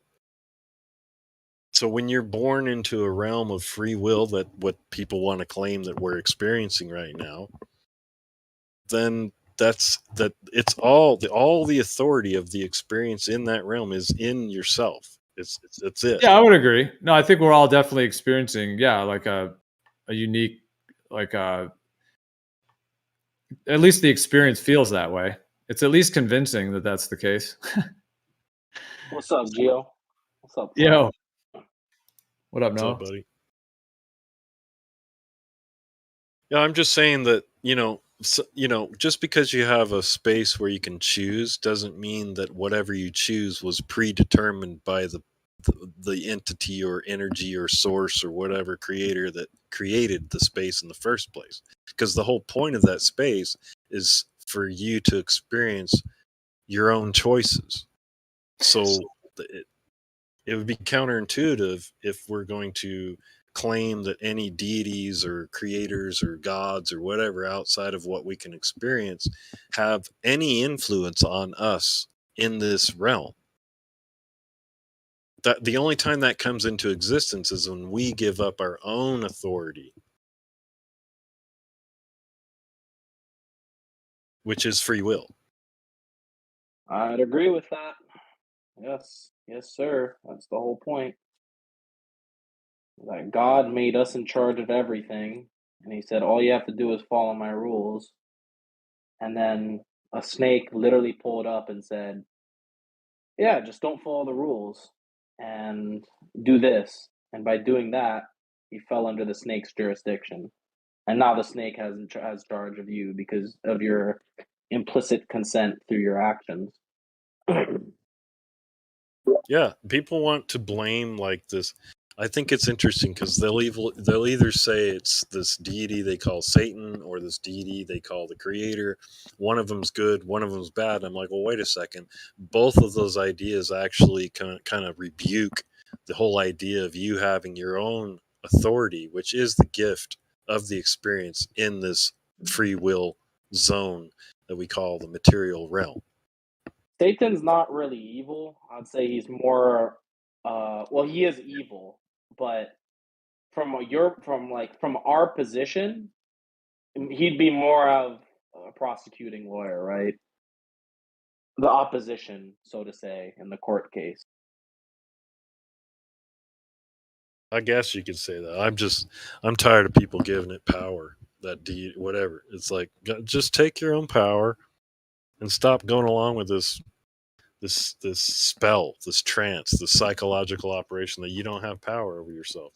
Well, that's what I was saying earlier. Like I was just talking about how the concept that between like the light and the dark, and like the concept of the dark having some ability to like possess, or like you were just saying right there, like even that concept.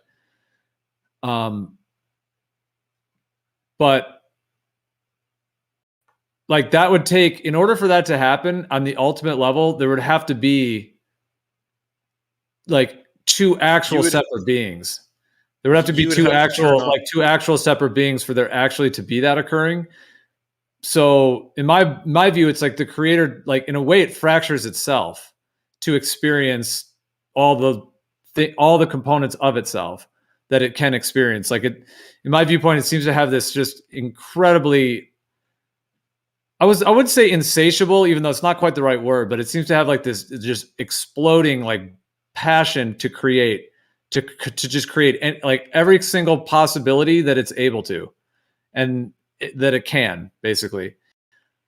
And so from that, if it's ultimately one entity, then, and it's splitting itself and experiencing these different things, then the idea of like a demonic possession or someone else having control over you, quote unquote, from that perspective, that would be an experience, and it could feel very real, and it could be very real as the creator can create in terms of being real. But if it's all one, creating these things from itself, then there isn't really an actual demon out there that's coming to get anyone, like that. It's not there. It's not the case, right, in that sense at all. Like it actually, it's all part of the one. And perhaps we all have like a different kind of relationship or, component, like our own relationships with the world, basically, and with consciousness. But on that ultimate level, there isn't really a boogeyman out there. And it's, in my viewpoint, that all kind of breaks into that it is a divine creation and just all bliss and love. And even the darkness is created out of that.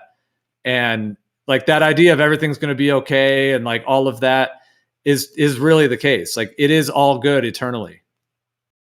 Dude, you freaking nailed it. All right. So, I mean, You made me think of an analogy. It's kind of like being born with a flashlight, okay, and you have this ability to explore and check it all out. And the only times what people call Satan or these other deities, you can name them off forever, but the only time that shit comes into existence is when you turn off that flashlight. When you choose to turn it off, that's when all that other shit comes in. And the creator's like, well, you know what? I gave you a flashlight. If you're going to choose to turn it off, and then you get harassed by all these deities and parasites and demons or whatever, I mean, I'm not going to interfere, because the whole point of this is for you to experience free will. And if you chose to turn off your flashlight, I'm not going to. Yeah, I agree. I mean, I do think that free will game is playing. I'm just calling it a game, just kind of being playfully. I do think that's a thing. Like, yeah, if you call it a simulation, a process, a unfolding, there's so many different terms.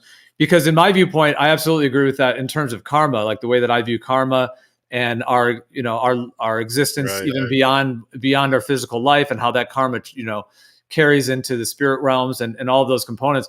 And to have karma means that there's a right and a wrong, so you reap what you sow. So if you do something that's wrong, a sin or whatever it may be, you do something that's wrong, that because it's not in balance with the law of karma, it will, you reap what you sow. It will in some way reflect back to you at some point in your future, and then when that happens, you'll then go through that experience, and then, you would have the opportunity to glean something from it or not. And if you don't glean anything from it, maybe the pattern keeps repeating until you basically work it out.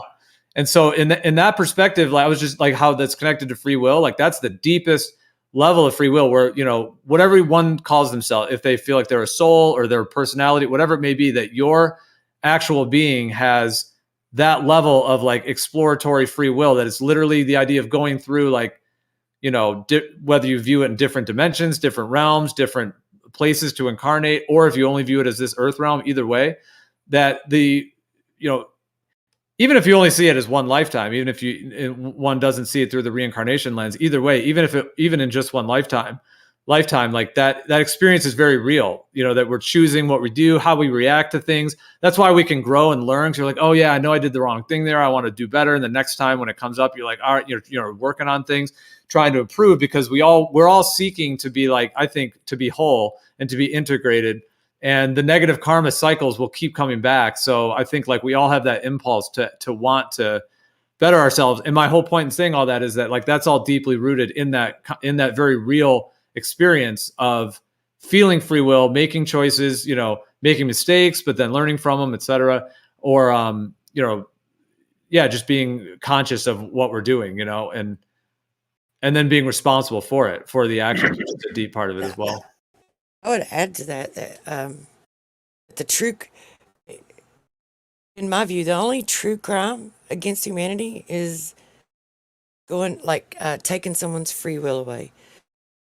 If someone's got an intention or a will of their own, and if it's just within themselves and it's not impeding on someone else's, and then you go and you do something that's going to impede on their free will or their intention, then that's when that's when karma really plays. Shows itself. Call it usury. And yeah, it's exactly what it's called. And I would also say that as far as people with darkness in them, they may be required, or they may be built for that, or whatever. I believe that if someone is honest with themselves and they see the darkness within them for what it is, and they're honest, they're not going to want it. Like, they'll turn away from it. They'll get rid of it because they won't be at peace with it. The only reason so many individuals are at peace living with the darkness that's within them, because they lie to themselves, because someone else lied to them and they believed it. They believe that it's not darkness. They believe that what they're doing is right. Believe it's of light and love, and they believe that it's like it's all a facade, because someone else has control of their own mind, has control of their mind. They don't have control of their own mind. They're having thoughts that someone else gave them, or having beliefs that someone else formed for them. They're not having their own. So I think first thing that's required is for people to take control of their own minds and be 100% honest with themselves, even if it's harsh. How does one go about that? That's the tricky thing, because from my experience, whenever I've brought anything up to people outside of their interest, and not even anything weird like we talk about in here, just very basic things, they freak out. They just shut down. They won't even have a discussion on it. They're completely locked into their own little narrative, their own little paradigm. And it seems, in a sense, our compassion is weaponized against us because we try to bring others to the light or guide them, or, as Thingy says, we can only show them the door. And it's one of these things where it's very difficult because we're the other side of it, so to speak, or a little bit further along. And for people to take that first step and to try to help them to do that, I just don't know how that's possible, really. It's because they have a spiritual barrier around them. They have entities or spirits with them that are literally blocking the information from getting to them. It's because they're the not ready approach to. that They've made contracts or agreements with certain entities, and those entities don't agree with whatever you're trying to bring to them. So as much as you want to bring whatever information, almost done. I'll be 5 more seconds. Whatever information you're trying to bring with them, it doesn't jive with their current agreements. It's like if I was trying to bring to you a better paying job and your boss was blocking me from seeing you. Like that, basically. it's because the method that you tried to use to break the spell, because it is a spell, because they're believing things that aren't true, have a paradigm built that isn't real. I mean, for them, it's I guess if you put it in your mind, it's reality to you. It's so far from the truth. So it is. It's kind of like a spell. And just because the method that you use didn't break that spell, doesn't mean that there's not like a keyhole that if someone puts the right key in, the spell will be broken. And then once they start seeing, one thing for the truth, and then another one falls in line. The problem is we have socially engineered people's individuals' minds to need and require this entertainment and dopamine and their attention span. It's like first they have to see the importance of it. That's the main issue. It's like, the spell could be broken. But Absolutely. Yep. What about the idea that this? What about the idea that the spell is already broken? They're just not aware of it yet. Exactly. Yeah.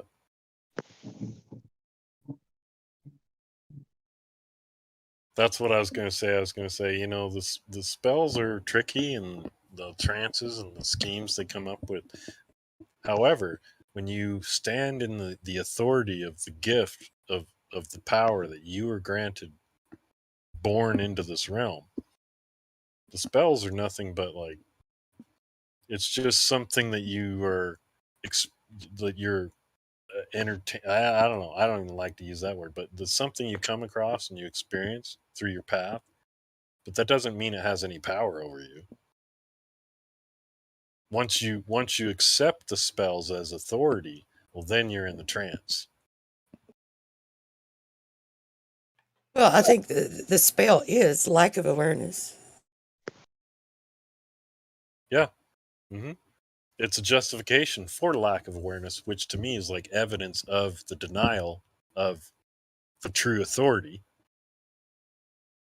It's a shift of true which awareness. Is yourself.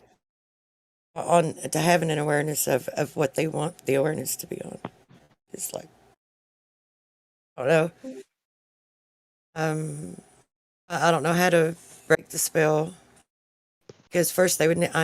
I mean, they need to see the importance, and that's the issue with most people. They don't see the importance. They don't even know that it's there to even call it important, right? or Yeah, consider they're it too important. busy. It's like, Yeah, they're too busy arguing about different innuendos or caricatures that are involved in the spell casting to realize that and the whole thing is flawed. that is the spell. To look at Yeah. this, look at that, because it distracts you.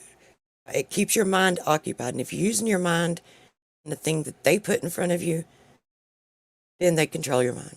It's that Carrot simple. on the stick, right? Carrot on the stick. The freaking, it's the same ideology. They just change the way that people comprehend it, even though the same behavior is consistent. It's pretty wild. The reason they can't. Go ahead, Joe.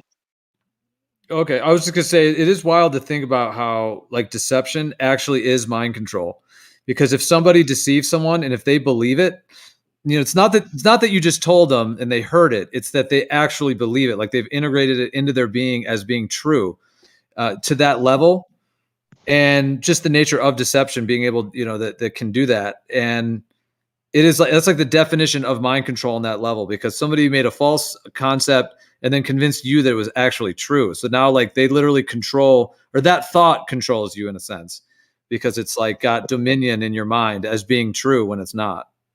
That's why I think it's the worst. It's the worst crime against humanity, or the worst thing. If you want to say things are good or bad, it's the worst. If you want to say good or evil, it's the most evil. That's why I think that ranks right up there as number one, because you are essentially superseding someone's will through deception. Your own, really. You're superseding your own free will when you go along with that shit. See, that's the trick. That's the spell. Is when you go Let's let along with Noah that get shit. in. My bad. Sorry. If you were gonna go long, I just think it's fair. Sorry, it's just more. I think we should try to be aware of this as much as possible. Like if two people go at the same time, if whoever gives the mic to the other, we should really work to like whoever was the other one that talked at the same time that pulled back, they should always be the next one to speak. Ideally, that's cool, dude. I'm down. Just a thought. I've been trying to be less bulldozer-ish, I guess, in my interactions. So I've been trying to, like, if I come on the same time as someone else, I've been mad aggressive. You're mad aggressive. Jeremy, you're the one who actually. We're all working on it. I'm working on it too, bro. I'm working on it too. But yeah, like I was saying, you guys are talking about a spell and trying to convince people of something, but essentially they have put themselves in a binding agreement. Now, what does it mean to bind something? It means to like tie a rope around it, basically. So like you could essentially say that there's a stake in the ground that some guy put in, and they have a chain around their neck, and they've chained themselves to this stake. And you say, "Oh, I have this gold," and they say, "Okay, let me walk over there and grab it." And as they're walking over to grab the gold that you're gonna give them, the fucking line isn't long enough. The chain fucking cuts the slack, and they can't get it. They have to literally break the bind that they're under to then get to what you're trying to say. Like they're literally being spiritually blocked, like in an actual sense. Like they can't receive the information. It's literally as if you're playing ping pong and there's a demon inside their brain just whacking the ball back to you as fast as it can before the message can even be received. Well, that's deep how you put that, dude. That's wow. That is deep, dude. That's kind of how I see it as well. Yeah, it's like that impulse. It is. It's like lightning quick, and it's yeah, just the way you describe that, man. That's deep. Like it takes a lot of capacity to harness and hone that in. Well, isn't that what the education system is for? To kill that inside of you, to kill that questioning voice. Well, since the 1950s, at least, for sure. Like, I mean, they really went balls on in like between the like 1920s up into the 1950s, man, they really did. They were like, oh, no more of that equidistant azimuthal Captain Cook charting map. No more of that. No more of what the Earth really is. Take this ball. Yeah, I know. They're like, no. Yeah, be our slaves and believe in this ball. And also, you just have to look at what the word education means. To train as you would an animal, namely horses. It's usually in the words how they're casting their spells. And my take on it is slightly different from most people, and they don't see the point that I'm trying to make here. But essentially, the powers that shouldn't be gave us reading and writing, and they're not going to give us something for our benefit. It's for their benefit. And what it does is trap us in our left hemisphere or left brain thinking. And this shuts off creative thinking or the right brain. This has been shown many times in many different ways. And essentially, the more people read without doing right brain things, the more this phenomena becomes worse. And if you want to know, listen to the lecture by Ian McGillichrist, The Divided Mind. The gateway experience, that's exactly what that was about. Or were you trying to get in there? Okay, well, the gateway experience, that's what it was about. It was about slowing down less. They used Hemisync to do it. And Hemisync is used in a therapeutic way with people with disorders, disabilities, or PTSD, just a wide range of, there's this lack of communication, not really a lack of communication with the right and left brain, but just where everybody is left brain minded. Or anyway, what it does is it stimulates, it's music that'll stimulate first the right, and it'll stimulate the left, or vice versa, and then it will stimulate them simultaneously to get them in sync with one another. And through the gateway experience, they focused on the right brain, and you should really look into that and look into what they were able to accomplish. I'm just saying. There's power that we hold in our attention. Our brains are acoustic resonators. There's power that we have of our own mind. I haven't discovered, like, I'm just getting into this, and I'm so fascinated and so intrigued with it. This is just everything that they've taken us from. Really, our body constantly are generating fields.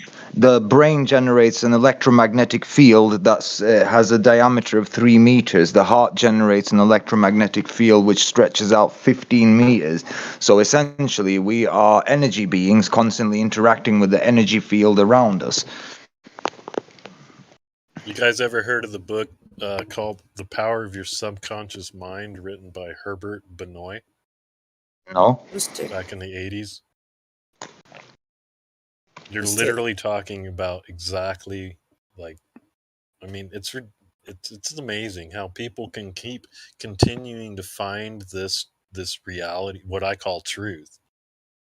And if you start looking into it, you'll find all these references to give you, like, there's other people that think this. You're not a crazy. You're not crazy.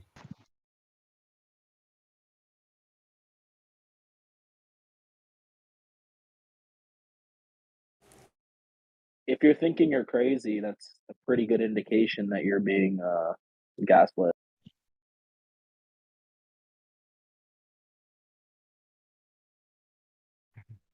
So if you look into vibratory physics and you understand just a minute portion of it, if you understand about the fundamental that all the others are factored upon, right? That the fundamental, as long as it's a factor of it, and the fundamental, if you vibrate, something vibrates, like there's this sympathetic resonance, and it's just the same thing as vibrating a tuning fork. That's the same note as one across the room.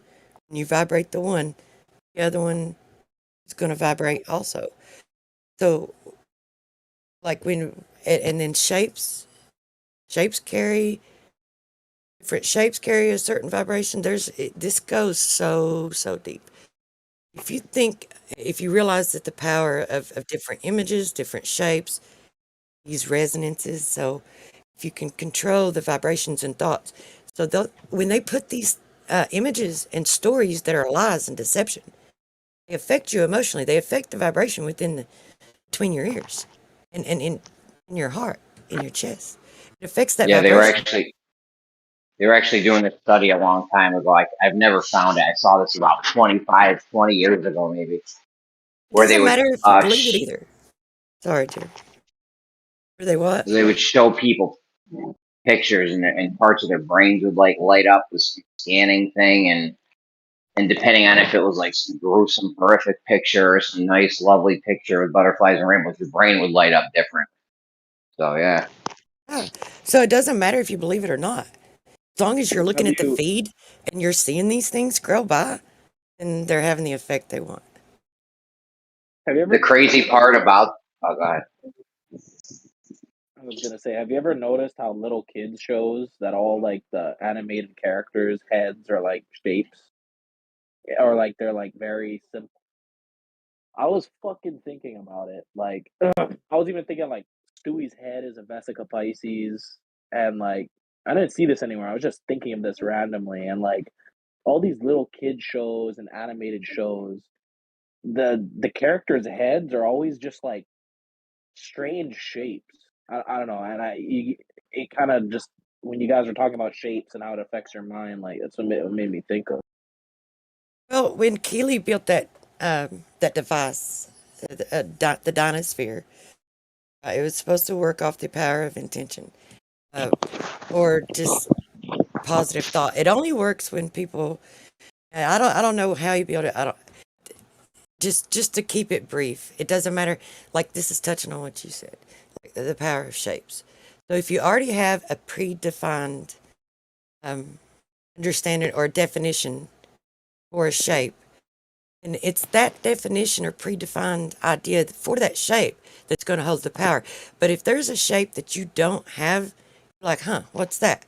You know, it's like in the power of the shape is going to carry more resonance than what is created through the vibration of the definition that you hold in your mind. So the way he was able to get it to move was he was able to draw these images on the chalkboard where the room full of people the onlooker, not onlookers, they were the peers, the test, the study group. So when these people looked at the shapes, Dinosphere would not move if two things: if they already had a predefined definition for the shape, or if it was like negative intentions, like anger, hate, positive intentions would have to be in their heart. So when he did it with a group of positive intention, had positivity flowing from them, and he drew images that had no definition for it, and it would move. And there are other things like with Del Pond had one that he had built, and he said that he never felt anything off of it, and it was mostly females. It was people with positive intentions, like they just resonated with it. They liked to stand around it with their hands up against it, as if they were warming themselves by a fire because they felt the love emanating. It was a vibration of love.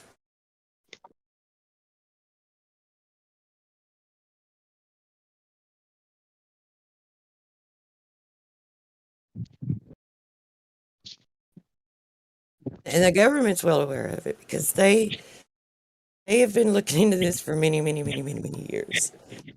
They actually imprinted intention on different things and mailed them. And I don't know what validity that has to it.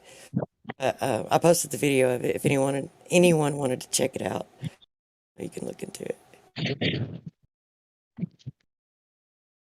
I'll repost it.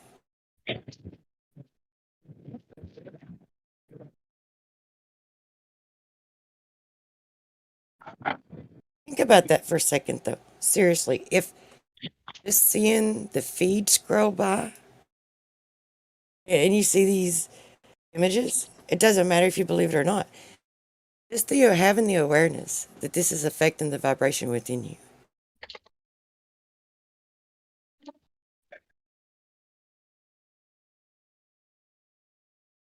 No, I think if the internet were to go down for a solid week, or even maybe even it'd probably take longer than 24 hours, just for a few days at least. People commit suicide. People would snap out of their spell. Let me tell you, firmly believe that.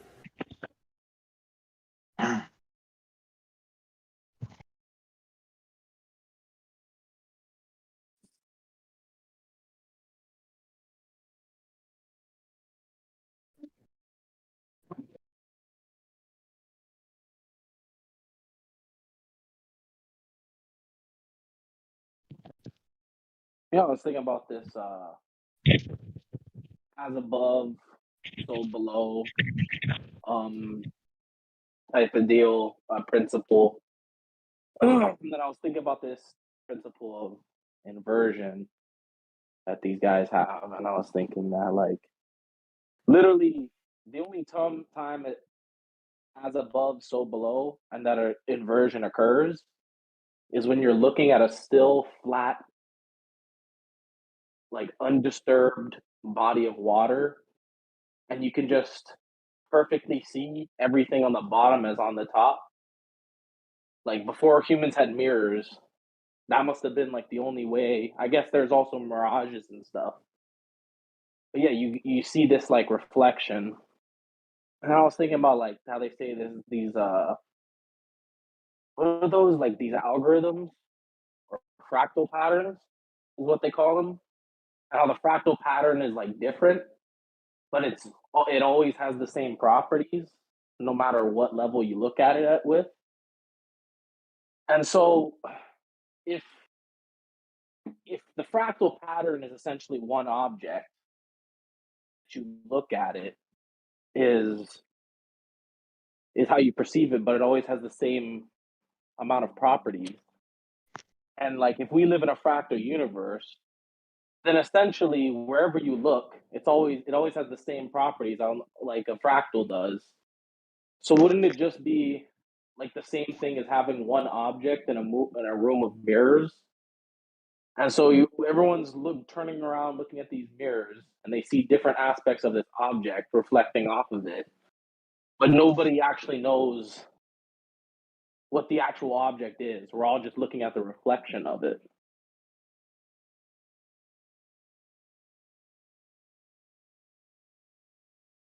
Funny that you say looking into mirrors, because we all have mirror neurons. And I think there are even plants that they discovered that had mirror neurons. I can't be sure on that, so just look into it yourself and see for sure. But I make mental notes of things. I don't have to carry around all this stuff with me, and that's just something I made a mental note of. You know, so whether it's true or not, but I read it somewhere, or I wouldn't have made the mental note about it.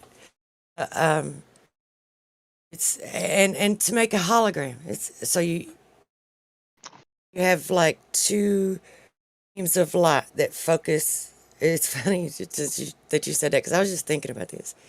You have two beams of light that are focused into a point together. Now, if you take those beams of light and have one at the focal point and have another one before it hits the focal point, reflect off of a mirror of an image, and it carries that information with it. Now, I don't know if it has to hit the mirror, the image in the mirror, or just have the image in the mirror. It's something along those lines.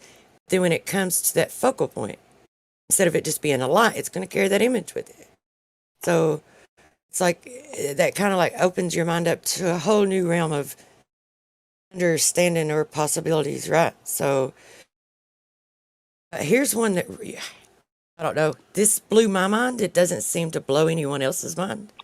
I talk with about it. I'll take a second and see if anyone wants to respond before I go into it. But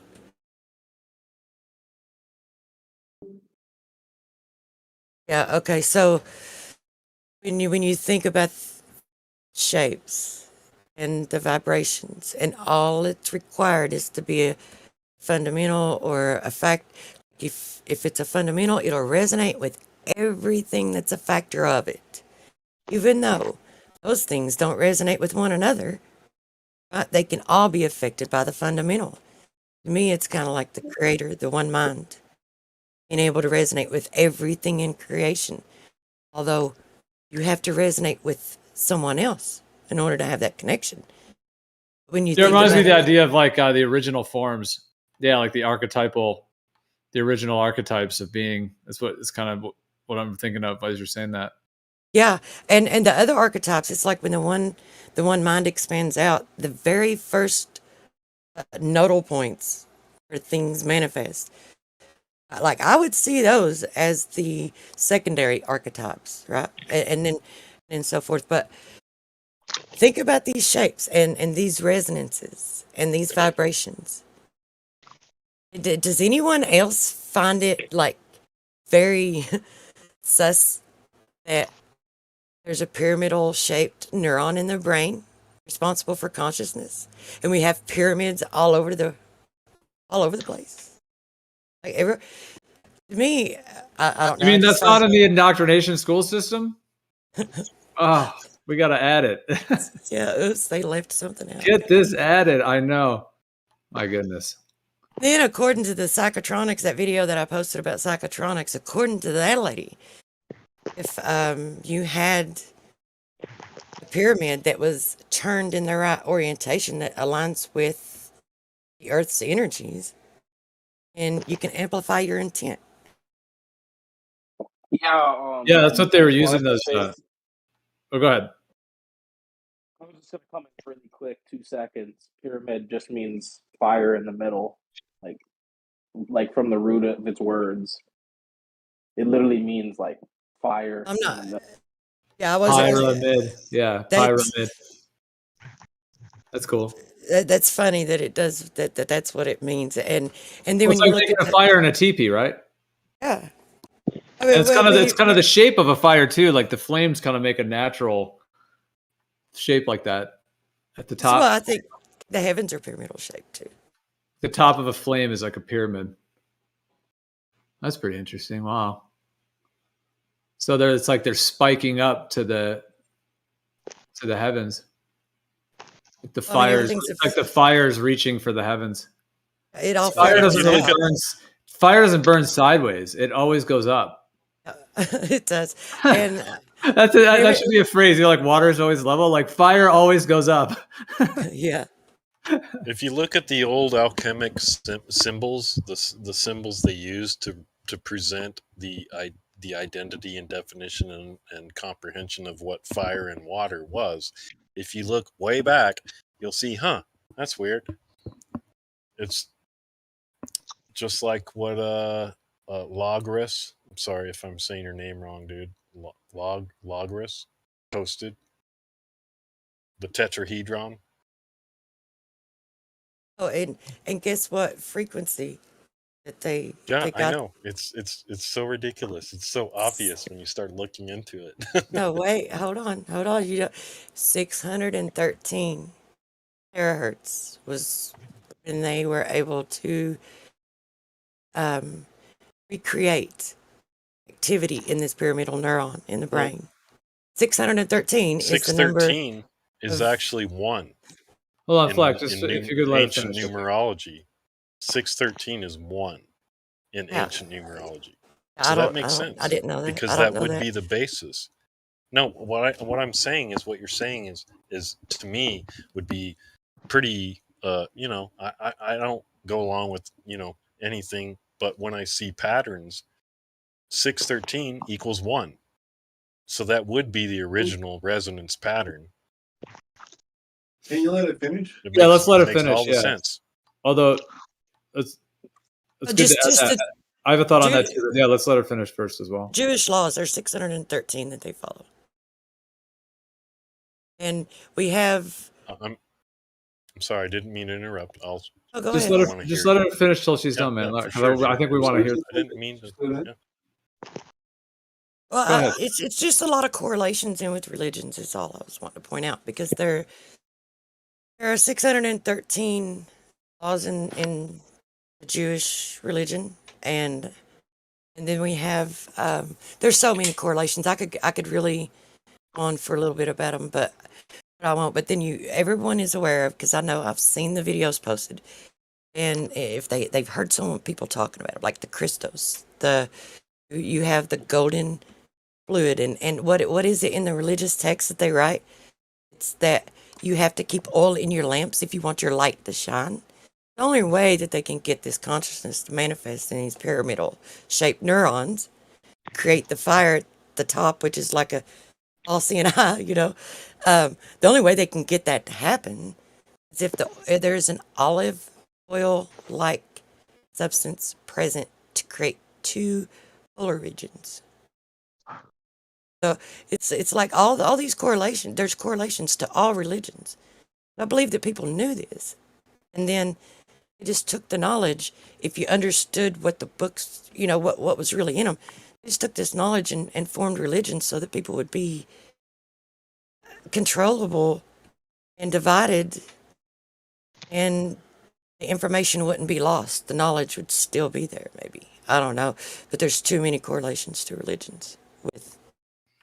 Yeah, that's all very interesting. And yeah, like Flack was saying, 613, because 6 plus 3, 9 plus 1 is 10. 10 breaks down to 1. So yeah, that number does break down to 1 numerologically.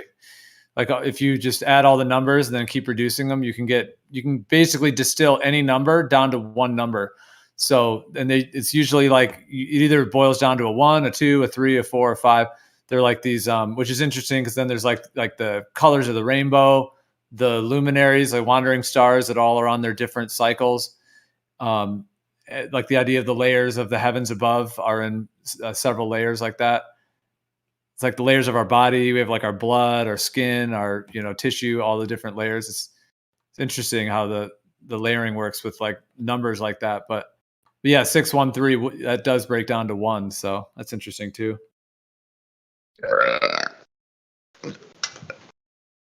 Yeah, I didn't mean to interrupt. I'm sorry. I was just trying to I'm like, hey, she's making a great point.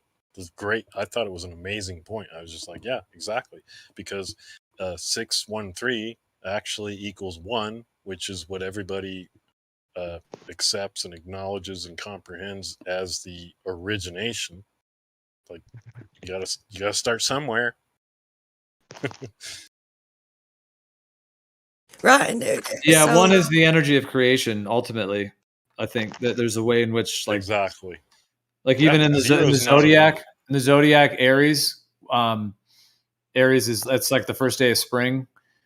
In terms of the precession of the equinoxes adjusts that, but when it's at the beginning of the 26,000 year cycle, it's at 1 degrees of 00 Aries, which is like represents the number 1 numerologically, and it's like the start, the singular start.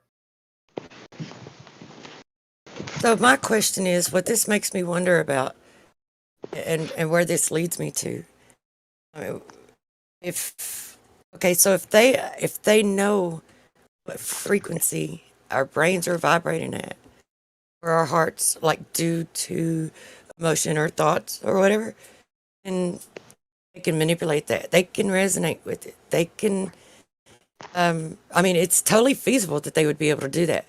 And you ask yourself, well, how would they know what each individual person? Easy. If they don't know what it is, then create a new one, right?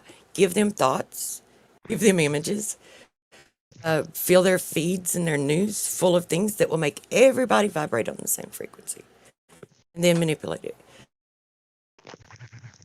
It's like manipulation at a whole nother, a much deeper level.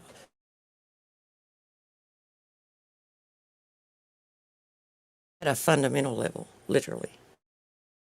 Yeah, it's very deep. Made me think also of like parasites that change your brainwave states. Whew. That'd be a good reason for them to introduce the parasites, and Yeah. Yeah, I think a lot of these things are engineered. A lot of these like diseases that they're claiming as something else are actually like these. Ultimately, there's a lot of different terminologies that could be used, but they're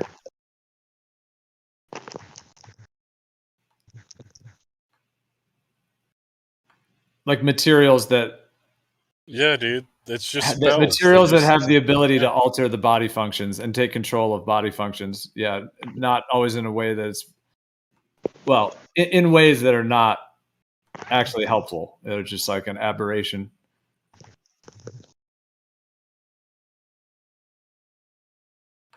Like they create, like the diseases actually have like a they can have like an actual psychologically impact to a person. Yeah, all the way up to the point where they can take over the host body, like within the ant. I call it mood ring tech. You guys, I don't know. I'm 50, so maybe there's people in here that don't remember back in the 80s when they had mood rings. Remember that shit? Oh yeah, No, anybody that's in not here old. remember that? Yeah, you know that's not old, don't you? That's ancient No, tech. I'm just saying that that's the technology they're using with like Wi-Fi radiation shit that just happens to correlate with the same symptoms that cause sickness and flu symptoms. it's so obvious at this point.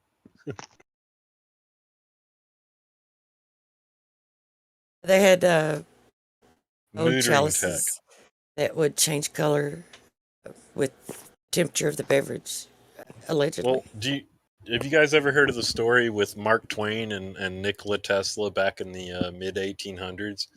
And that's where the whole you probably, I don't know, there's probably some younger people in here. You've probably seen the episode with South Park when they were talking about the poo note, the poo note, where they broadcast this certain frequency that made everybody poop their pants, right?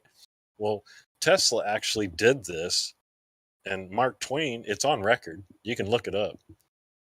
Samuel Clemens, whoever, whatever you want to call him, but he went over there and because Tesla was going around making money off circuses, and he was doing this whole thing with his sound frequency toys at the time, right? And then what happened is a bunch of people were like, "Oh, let's weaponize that." But that's what they've been doing ever like the last 150 years. They're like, all right, let's figure out. That's why I call it mood ring tech, because they've refined it. They've figured out how to alter people's emotional state based on radiation, and they learned how to do this because of the poo note that actually Nikola Tesla was making money on circuses before he ever did all the stuff that everybody thinks they know him about. And you can look this up, before they scrub it and Mandela affect it and burn the books. But Mark Twain, Samuel Clemens, it's all there, man. He was like, holy crap. That was like 1880, 1870 something. You'd think they were like, oh, and then here's what's really interesting is Einstein even came out and said, hey, look, if all the bumblebees died, then the world would starve in 5 years, because that's why they started calling that technology the death ray. There's newspaper articles about this back in the 1800s, dude. They called it the death ray because when he was messing around with this shit, they would watch butterflies and bumblebees just literally drop when he turned it on. And that's when they started calling it the death ray. So then a bunch of bankers and all these freaking scumbag parasites were like, oh, well, hey, yeah, we can use this. Yeah. And that's what they've been doing. The Spanish flu, when they started radio in the 1918, when they introduced radio. And then they had another outbreak when radar, which was another higher amplitude frequency of the radiation, right? Then a bunch of people got sick. And now we got what? COVID? Oh, with 5G? Gee, that's weird. Huh. It's mood ring tech. And people are just like, I'll just. You literally have, like, if you look at the series Lost, the old series back in the 90s or so, if you look at that shit, look at like season 3 or so, that's what they're showing you. They're showing you mood ring tech, keeping people fenced in a little island, which we know is this 25,000 mile around area that we can't actually verify that it's actually there. It's all right there, guys.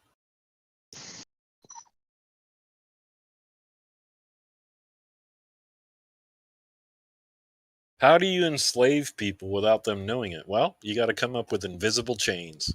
Welcome to Tesla tyranny tech, which I call moodering tech. Welcome.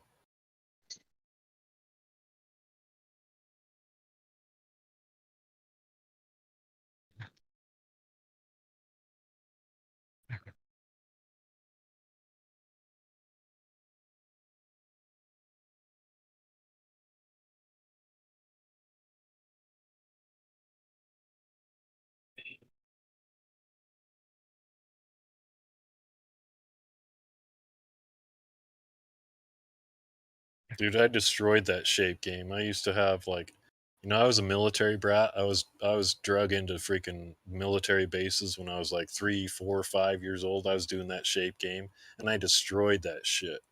They were like, "What the hell, dude? What?" Right?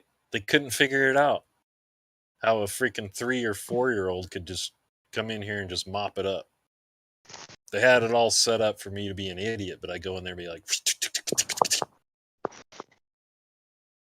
whip out a Rubik's Cube in like 30 seconds.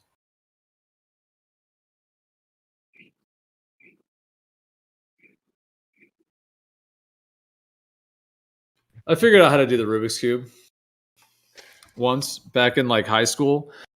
This like math teacher that I had like in high school, he was super into the Rubik's Cube. So he had them all in the room and classroom and stuff. I think we even did like a Rubik's Cube, like part of the course even, because it has like a mathematical component to it. But I learned how to do it. It's not really that hard. There's like a couple moves. You just have to remember those moves. And each move will like relocate the pieces in the position you want. And you just build out the sides one at a time and then bam. It's actually, it's kind of fun to do. Yeah, I know. I probably wasn't using the fastest methods or anything because I'm sure back then it was more like the remedial ones. These guys these days that can, have you seen the guys that can solve those like one-handed blindfolded within like 2.5 seconds? It's like what? Yeah, they can solve an entire Rubik's Cube.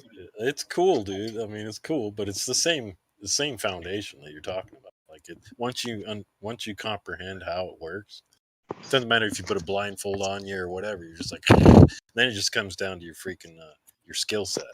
It is geometric because you've got all these cubes and they only go in certain ways. Yeah, so it does create like a little algorithmic little kind of game because when you move one, it moves the other one. So it's like, you have to keep that in mind. So every time you're like, oh, I want this one over there. And so you just put it there and then you realize, oh, well, the other side of it's red and that's not the one I wanted. So it is pretty trippy how you have to like reorganize them all to get them all in line like that.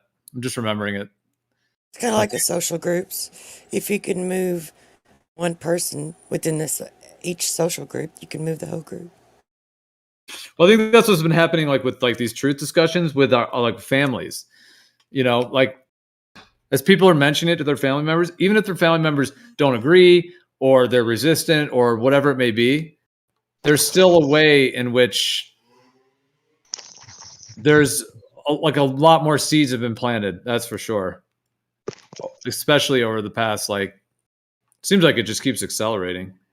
It seems like we're unraveling from like about 100-year just takeover of deception. And it's like we're like just coming out of it, starting around, well, it's been happening slowly over the years, but I think when the Earth Truth really came out in 2015, December 21st, 2012, I think that's when the last cycle was over, and we're in the new cycle now, ever since December 21st, 2012.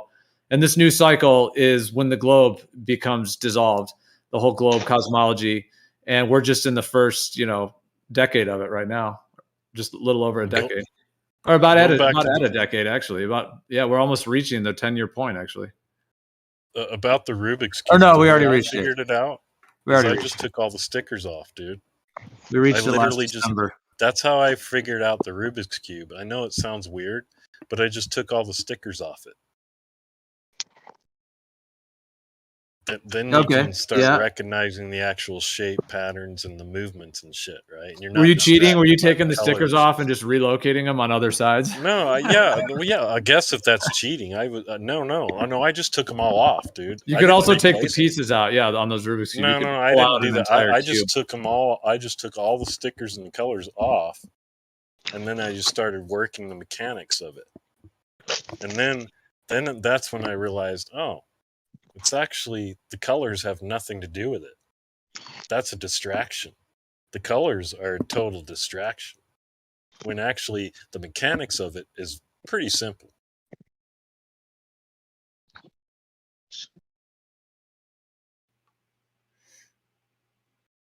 Well, Yeah. with So I all mean, the, go ahead.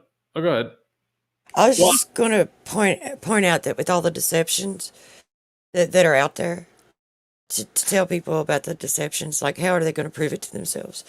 They have to really be able to dig into some sources that are not available anymore. Flat Earth, or that the Earth is not a sphere doing what they claim it's doing. That's one that if they open their eyes, they can see it for themselves. I feel like there's not enough importance focused on breaking away from the matrix so that you can control your own mind. Yeah, it is like the litmus test. It's like the litmus test in today's world, the globe. Yeah, it's like this big, because it's like the very world we live in. Yeah, and like exactly, it's how people like react to it is like an ultimate litmus test of capacity to discern truth. Well, go ahead, Noah. I was just gonna say, can we make like a second movement that's not even flat Earth that we just call fake space? Like, we just make that a thing because that would just I feel like that's a lot easier. You know what I mean? Than going into all these technical subjects and having like all these fuckers come out the woodworks. Like kind of like how Whitson has his NASA audits, like, but like his is like what if there was just a movement that wasn't even like claiming globe or flat or anything? It was just only a movement fully directed at exposing fake space clips, and it was just called fake space, like the fake space movement. And that's all it was. Yeah. It was just exposing only the Hollywood bullshit and nothing else. Like it wasn't focused on flat water or anything, or if it's a globe or not, or how to use a theodolite. It was literally only just breaking down the fake shit that they've basically essentially given to us as reality TV. Yep. Well, I think it already is in a way. I mean, I think like in social media, that term, like all those terms with space, I mean, it's been blasted like ever since 2015. Pretty much like every NASA channel just has people being like, "This is fake." I mean, it's already big enough to where it's like pretty much in, I would say like almost every comment section at this point. I mean, they're probably like censoring that and banning it. They have algorithms that remove it, all that stuff. But like Platypus was talking about videos he's been posting about like showing like clips of the fakery and the ISS and stuff like that and getting tons of hits on them. And he said there's just like thousands of people in the comment sections just saying like, "Oh, space is fake." Like, "Oh my gosh, they're lying to us," like all that stuff. So it's already happening, you know, like it might not be like in mainstream media, obviously, but in terms of like, there are large amounts of numbers of people that are catching on to the space not being real. And I think people just see it as more ridiculous now too. Like just after all these years, I think there's a way in which like it's the way I think the pandemic, the scamdemic actually basically kind of initiated this whole like new wave of people being like, what is really going on? Like, all right, like that whole couple years there was some wrong shit going on there. So, and space isn't real too. And then eventually like, you know, the globe's not real either. So yeah, it's all going down.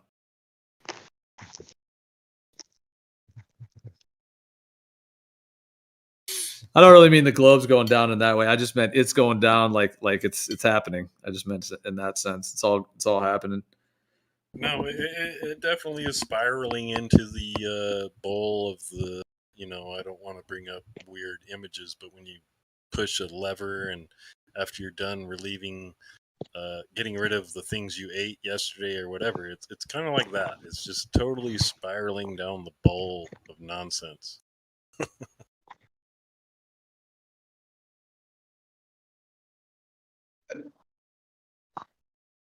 Yeah, but I mean, I see it all as unraveling, like ultimately in terms of the deceptions. Seems like we're on like that's the energy, in my viewpoint, like the larger, even if I were to say like energy wave within the ether, like the overarching cycle that we're in. is, in my viewpoint, in going towards a process of like resolution of this whole like at least 100 years of just total deception and takeover. I mean, they sunk the Titanic. Like they were like the world, the world's fairs and all that. Like all that old architecture was still on the earth, even in like the late 1800s and early 1900s. And then the Titanic sinking thing happened. Several of the people on that were opposing the establishment of the Federal Reserve, the wealthiest men in the world, died on the Titanic. And so J.P. Morgan and his crew were able to get control over the Federal Reserve. Once they had control over that, they totally took over the gold standard. It was just over at that point. So you have like, the sinking of the Titanic, the Federal Reserve gets established. Right after that, they launch World War One. They just go full on with it. Full blown genocide takeover thing that they did. Then you have the 1920s, which people were like rebelling, like the Roaring Twenties, but they still were being controlled. And then they hit them with the Great Depression, which was insane. So after they had the Federal Reserve, it took them that long, it seemed, to plan a huge financial reset like that. They did it from 1929 to 1933 during the Great Depression, and then into World War II. And then everything involved with that. Coming out of that, Werner von Braun and NASA and the education acts that they were passing, they had a total new control over the world after World War II. And then they started pushing the space and going to the moon and satellites in space and all this stuff.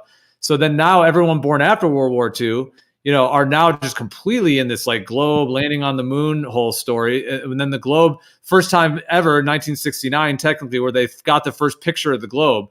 So after years and years of thinking that they were trying to claim they thought it was a globe, that was the first time they actually saw it as that, which is really kind of fairly recent when you think about it. I know, right? And then, now we're in it. Yeah, so it's crazy.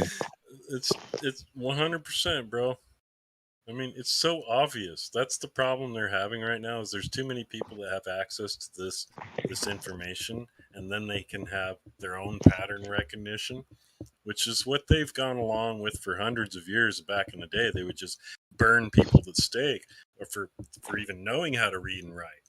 But now it's at a point where that information can go everywhere in such a quick amount of time that their life expectancy scam, manipulation and keeping everybody ignorant and all that, it's not working. What are they going to do? They need aliens. Where are the aliens? We need the aliens to invade. Too bad there's like hundreds of millions of people around the world that are like, nope, that's bullshit. Sorry. It's funny how you said that. Right now, we'd all be like, nope. Yeah, we'd be like, nope. Sorry, nope. Dude, as crazy as it sounds, though, it does make sense that they would do a fake alien invasion. It's kind of going to be like their version of it's going to be like their version of World War III. I hope it's not like, I obviously send just like as much positive energy. Really? I mean, what else? Yeah, that the damage is as minimal as possible, but unfortunately, they do have ability to run an entire event that they probably would have enough people believing that they could pull it off. And the thing is, if real things are happening, like directed energy weapons or, actually doing things on Earth, people will think it's real. That's the crazy thing about it. So we'll have to see what goes down, but yeah, they just think that people can't come up with this kind of technology. That must be coming from these dots in the sky, which apparently these. Yeah, that's why getting the word out about directed energy. Yeah, that's why getting the word out about directed energy weapons is saying UFO. And even if the aliens did arrive with this super amazing technology, directive energy weapons or whatever the heck, I guess they only want to talk to the same scoundrels that we can't talk to, which are in the political, structures of the governments and the diplomats. We'll never actually be able to meet these aliens and actually witness how they brought this. We can't jump on their boat or their ship and go to their outer worlds at all. No. It's so ridiculous. Because the aliens are demons, and the people who run the world are witches and warlocks. And they summon these demons who look like aliens, and they tell us it's another world because they've sold us a live ball flying through space instead of actual reality, where in actual reality, everything is based off of agreements and the physical world proceeds from a spiritual world. Well, what the consistency is that when they want to say that you're ignorant because you don't know how to measure the physical world based on their metrics of the spiritual world, you see, that's the problem. Because that's supposed to be the difference. So what they're trying to do is stir the pot, and they're trying to mix what people comprehend as spiritual and non-material, but is still real. It still exists, but they can't actually verify in a material manner. They're trying to mix them together. It's like, no, there wouldn't be such a there. It's like I told people, like, freedom. Like, the word freedom is a perfect example of this shit. They want to tell you there's no such thing as freedom, and I'm like, well, why does that word exist? I'm free to be dumb. Why does that even why does that even exist if there's no such thing? I'm free to be dumb. Very dumb.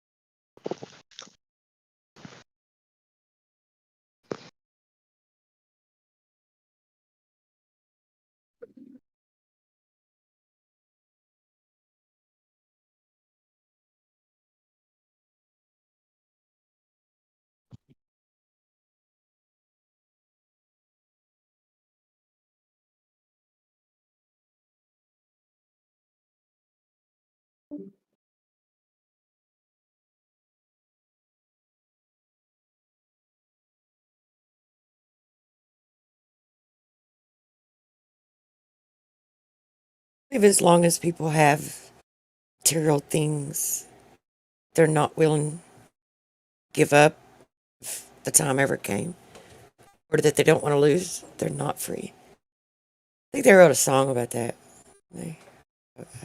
Freedom's just another word for nothing left to lose. You have to be careful of the dom suffix. It means domain. So you're free within the domain as long as you follow the rules. Free dominion. Yeah, but isn't that life in a sense? Like, with the way like karma works, like you're free to do within a certain realm, like a certain domain, as it were. Yeah, in that sense, like yeah, it's just basically, if you're saying that you're free within any country, it's as long as you follow those country's rules and everything else. So yeah, it's better just to say free, in my opinion, because it starts between the ears. That's where it begins.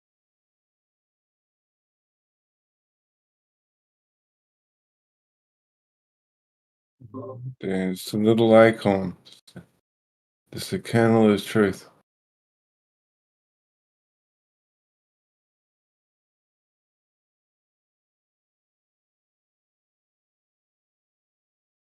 I mean, yeah, I can see what you mean, like another viewpoint on like freedom, like in terms of domain, and trying to say, yeah, like being like free within a certain system. Like, yeah, like, can you just drive 150 miles an hour anywhere on any road? And yeah, like you're free to do it, but it's not, they're gonna end up because it's like you're gonna kill a bunch of people. So I mean, in a way, like, I don't necessarily agree with giving people tickets and making them pay money for speeding, but it's not safe to have people going like, hundreds of miles an hour. That's for sure. There'd be a lot more deaths if there wasn't speed limits. Well, people tend to have more accidents because they're always looking at signs or looking out for signs. There was somewhere in Europe, some European country, where they took all these signs down and everybody was a safer driver because they're just focusing on the road. And typically, if you don't want people to speed, then why do you make cars that can do 150, 180 miles an hour? All right. So again, free will. And for the Autobahn? For the Autobahn? Yeah, most people won't actually speed because, again, it's one of those things that frightened to do it. And you're generally more responsible when you understand this type of thing anyway, because obviously no injury, no harm, no loss, right? The golden rule. So you understand that if you were to have some sort of accident, that you'd have to pay because that's how the rules work.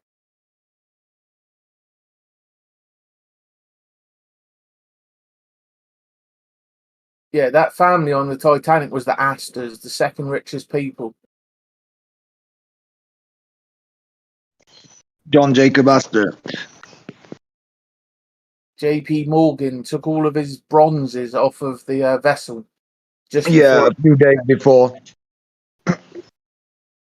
and all of the board for what was to become P&O suddenly got ill and went off and had Yep. little holidays. Yep. Coincidence. They've just released a really nice 3D model of that as well, the whole vessel on the bottom.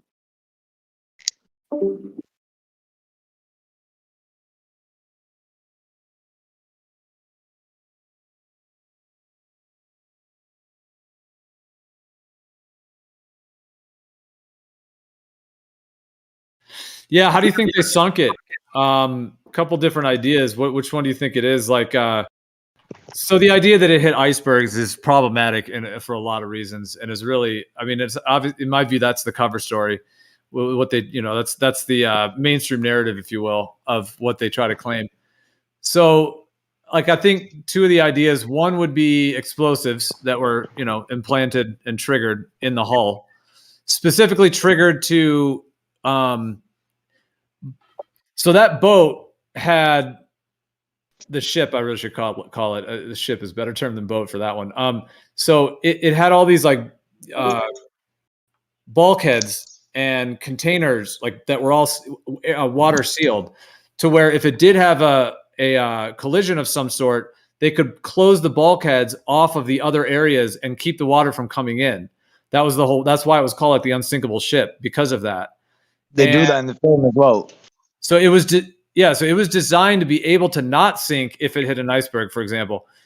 And it is very interesting to think that there must have been some more, detailed type of explosion that occurred that broke all the bulkheads so that they couldn't even seal them off, and then the whole ship sunk. Do you want to know something very interesting, Gio? So there was a the ship obviously went from Britain to America, Titanic, and its last stop before it went on the Atlantic, there was a Jesuit who got on, a Jesuit trainee, and he took some pictures of some of the famous people on board, and someone had offered this guy, one of the first class passengers, had just said, well, why don't you come along? I'll pay for your ticket. That's fine.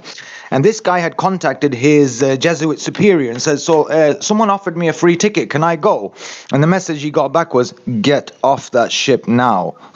And, it had to sink. The ship had to sink. Let's just say.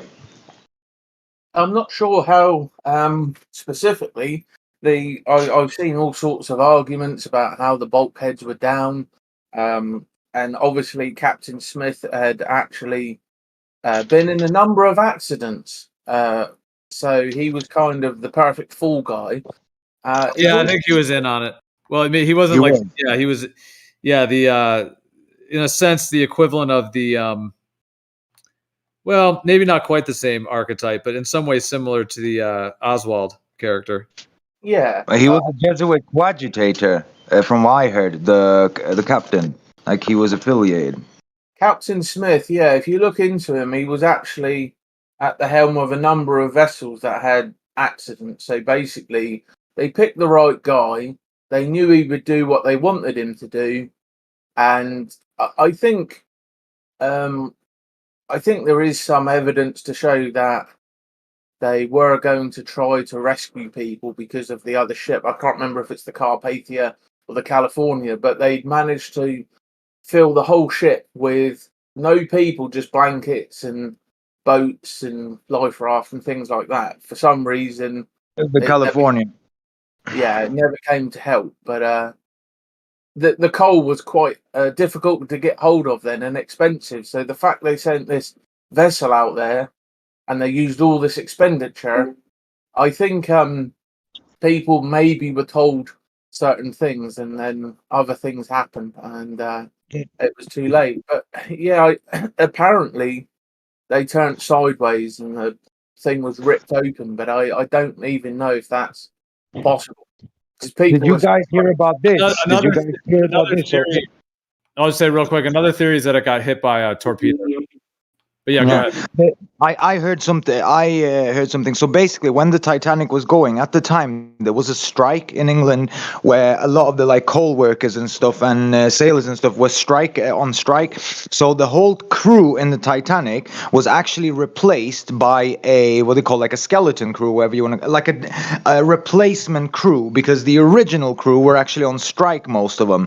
So most of the people who were working on the Titanic when it happened were not actually like the original crew, so to speak, which is quite interesting. They knew something was up, so a lot of them didn't want the work because they knew the fix was in. They knew something was happening that wasn't kosher with that vessel. Yeah. Something else that's very interesting, you know, all of these rich people who were on the Titanic who went down, like John Jacob Astor, for example, every single one of the rich guys who was on Titanic was also coincidentally opposed to the Federal Reserve. Yeah, Gio mentioned that. Oh, did he? All right. And then also you've got the tie-in with that book, right? So there was a book written and re-released in 1910, The Unsinkable Titan, the ship that sank due to an iceberg. So this was written in 1880 something, re-released in 1910, and it was all about how this unsinkable ship called the Titan went out to sea and sank because of an iceberg. And originally they were going to name this the Titan, the Britain, and the Olympian, and they added the IC to say, oh, we don't want to, it might be cursed or whatever. So it became Titanic, Olympic, and Britannic. Ah, yeah. Oh, that's cool, Jay. I just saw what you posted. I'm gonna save that. These are all three ships. These are all three ships, by the way, right here. And guess who financed them to be built? J.P. Morgan. Yep. You know, you didn't guess it. You already knew it. But yeah, J.P. Morgan. Isn't that weird? Yep. And guess who canceled their trip on the Titanic journey that sunk? Morgan. Guess J.P. Morgan. J.P. Morgan had a whole suite. Morgan he canceled the morning of. He was supposed to be on it. Canceled the morning of, and he's he had a whole financier. Yeah, just think about how intense that is. He's the financier. He's the one that had it built. He was going to take that voyage, that maiden voyage, all the way across. The one that actually sunk, and he canceled the morning of. I mean, what? It couldn't even be more. He actually had like valuables and paintings and all sorts of on the ship, and he specifically issued instructions that get my fucking shit off the ship. You know, all my paintings and stuff. He had a first class, like a whole floor almost booked. J.P. Morgan. Now the funny thing is this: whilst he cancelled his booking, like he himself was not on the ship, his booking still remained, so that anyone who looked at it wouldn't know until last minute that he wasn't actually on there, because on paper it looked like he was still on there. I just posted a thing that mentions it. Yeah, this says a few hours before it departed. So yeah, it would have been like something else. Something else that's connected with the Titanic. Now, whether it's true or not, I don't know. I do remember when I was reading about the Titanic, there was also a man who was alleged to have a staff that was alleged to be the staff of Moses. Now, whether or not these people existed, I don't know. I think some of it, like the people may be true, maybe the stories are a little misconstrued. I really don't know if they're true. A lot of the vibrational frequency devices or electromagnetic frequency, to be specific, because it's all about vibration and frequency. I believe that they had a lot of this tech since, since, as Gio says, the dawn of time. I believe they had this knowledge since the dawn of time. So they very well could have had, some technology like that. And if the people weren't aware of it, if they weren't aware of the technology, then they could very well, they could so use the technology and make people believe that they're a god. I'm just saying that was another claim that a guy was supposed to have purchased the staff of Moses, and he was transporting it. He was on the Titanic also. Supposed to have been.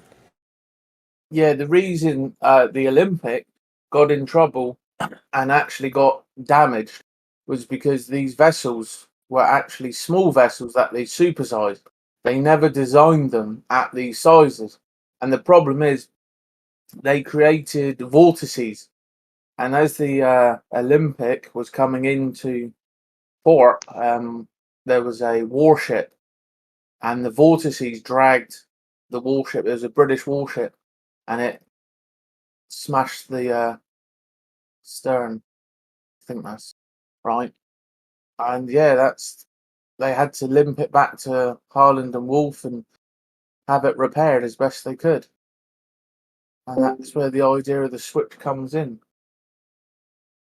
Yeah, I'm kind of Yeah, spamming a bunch of wasn't the. it an insurance job as well? Like along everything else that they did, wasn't it an insurance job kind of as well? Like an insurance fraud. Just like with 9/11. Look at this one. It actually shows the ship that is at the bottom of the ocean and how it actually matches the original Olympic, not the Titanic. It's incredible. So like the one that's on I the heard this. floor, I heard this.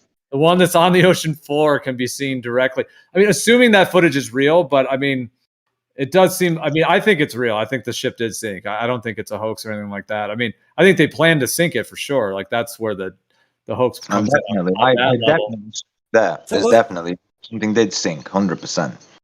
What was the date that it sunk? 1912.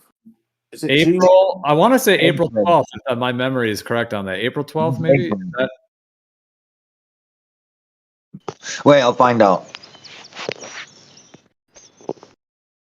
April 15th. Oh, okay, it's April 15th, 1912. So I knew the 2 was in there. So it's yeah, exactly. It was April 15th, 1912. Yeah. Wait, 1912, isn't that's when the Federal Reserve was created as well? It's the same year, wasn't it? I believe the Federal Reserve was established in 13, yeah, but I think it was like, what was it? Something like 8 months after the Titanic. Yeah. Something like it wasn't even a year. I know it wasn't even a year. Yeah, yeah, exactly.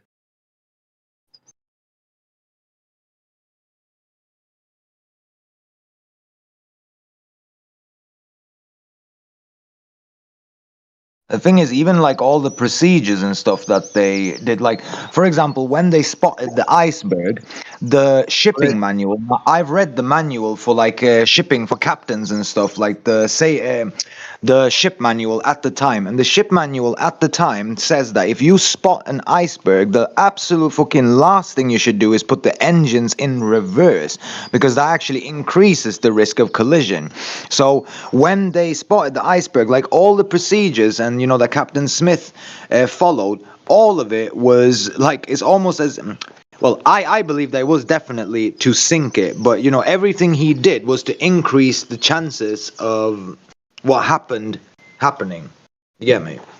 Yeah, when you look at enough of their shenanigans, you start to pick up on this obfuscation. They try to mislead you in all these different directions because they know that most people will give up because there's so many things to investigate, there's so many threads, there's so many angles, and a lot of them are superfluous.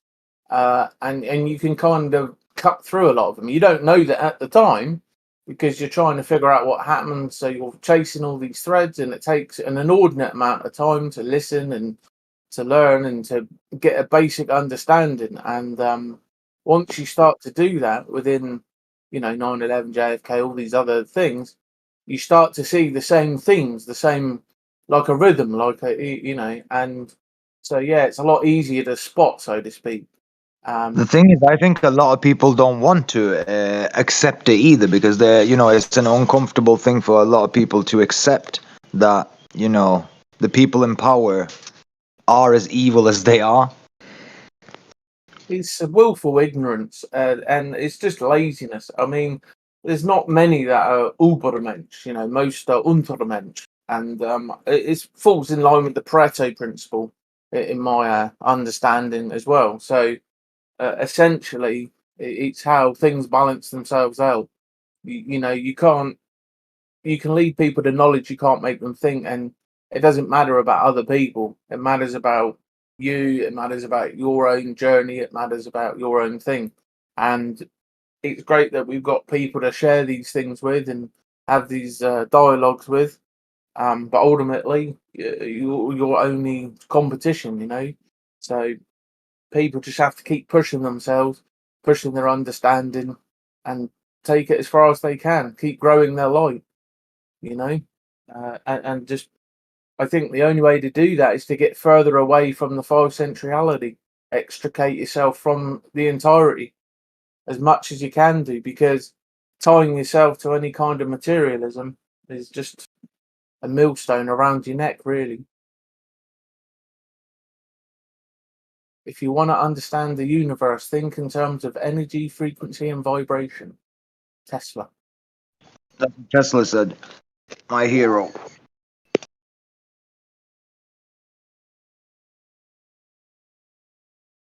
You know, and that's what the ancients tell us.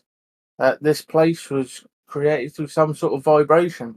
It talks about it in the Norse. It talks about it in the Egyptian. It's all of The them. Mayans say that the universe was sung into creation. Vibration. Interesting. Yes. Yeah, and the Vikings talk about Ymir, Ymir, which is the Big Bang or the Big Sound. So yeah. Oh, you mean About Emir? the concept, the thing about a Big Bang, like, okay, if you were the creator that was totally outside of time and you could just manifest entire worlds, it would make sense that there would have to be, in my mind, some kind of like a birth manifestation of some sort. Now, where is that coming from? That's a deeper question. You know, let's just say the beyond at the moment.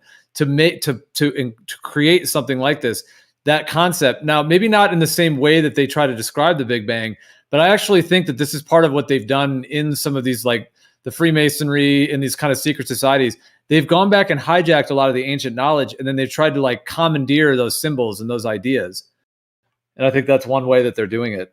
They're feeding it back to us in a perverted form through scientism. So they got us to believe the earlier religions because we were not allowed to read and write. We did not understand Latin. So you've got this guy going hibbity hoobla, and you're like, wait, what? Do as you're told, you're going to get burnt. Just give us your tithe and shut the hell up, right? And nobody had a clue what was going on until they decided to give us a perverted version of that. And so as they started to bring in reading and writing because they needed us a bit smarter to run the machines and to fulfill this New World Order agenda, then they basically maneuvered us into a new prison called scientism. So they've basically given us the same kind of story. They've just changed it up slightly. It's all about stories and archetypes. And I think it was Jordan Maxwell that talked about Yahweh is essentially the orgasmic energy that creates all life. And today, there's a common parlance. If you're going to have nuptials or sex with chicks, you bang them, right? So the Big Bang's like the big sex. It's the big orgasmic energy that creates all life. It's Yahweh.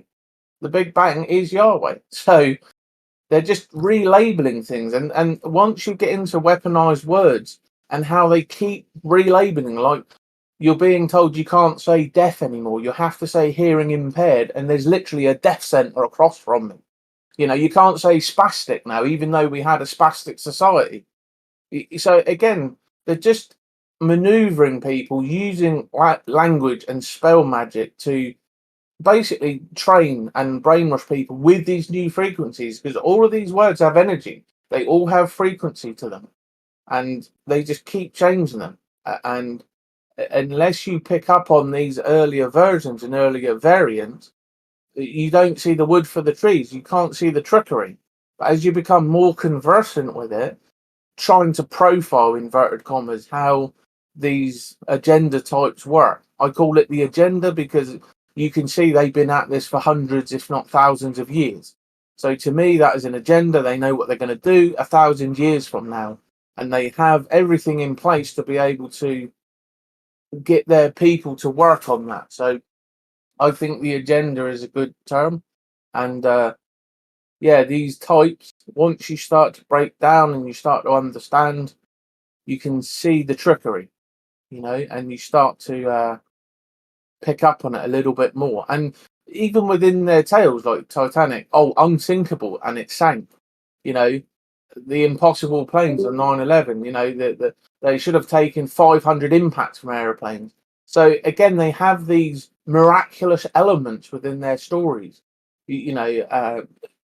John, Lee Harvey Oswald with the Italian Cacane, 3 shots. A miraculous thing because nobody else can do it because he wasn't there on the day. There isn't a Lee Harvey Oswald, but once you start to pick up on these miraculous elements and you look for them in their other stories, and then you start to find them.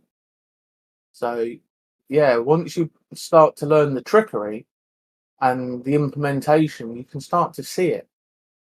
Because again, they're using the same things. They're using it works. There's no reason to change it. People are generally the same. Each generation is generally the same. I mean, you guys were talking earlier, and this generation now, the way they've been maneuvered from the natural order, again, it's all done on purpose. They're trying to make everything out of balance, So this is why they're pushing veganism, pushing feminism, because it's about disrupting that natural order: God, man, woman, child, animal. They don't want that, so that's wrong. And this is why they're using, and it's about tolerance, right? So this is something that somebody talked about recently, and it's a point that I've made, that each generation was asked to be tolerant. So the 50s generation were asked to be tolerant about something, but the children were born into that tolerance. So then they were then asked, well, you have to be tolerant about this thing, and so on and so forth until, the craziness we're in now. And anybody who's older than 30 can see the speed at which this is picked up. I mean, it's just insane. I mean, we knew we were going to get here at some point. I never knew it would be this quick. And the fact that there aren't people pushing back, and that's because they don't have any values or morals or frameworks these days to stand upon. They don't know how to fight this nonsense because they're busy with whatever, either work or bumming around or something else. So, I mean, there was this chat that I watched. There was a family, father, mother, 4 children. The oldest daughter, 3 daughters, 1 son. The oldest daughter goes off to university, becomes a raging feminist, absolutely brainwashed, comes home, destroys the whole family, gets the mother against the father, start attacking the son for being a cisgendered white male, and this, that, and the other, and the daughters then make up lies about the father. It's kind of like the Rubik's Cube. You move one piece, then you can move the whole group, right? Yeah, and the point is that the father had no way to counter this. He was busy working, right? He was doing what he should do: pay for the family, pay for the house, right? Make sure everybody was safe and secure. So when this stuff was unleashed on him, he had no clue what was going on and no way to defend against it. And they've all kind of figured themselves out now, but the damage is done. And yeah, unfortunately, this is the problem. It takes a while to break these things down, to understand that they're not virtuous and they're not positive. They hide behind that. That's a veil in which it's very destructive, and it's done on purpose. Very pernicious. But it takes a while to figure out, because they do all this conflation and all this slippery argumentation, pill pull, and sophistry. Oh, it's a nightmare. And again, you can't get anywhere with these people because they're ideologically possessed. They're not looking for truth. They're not trying to learn or figure anything. They know everything. So yeah.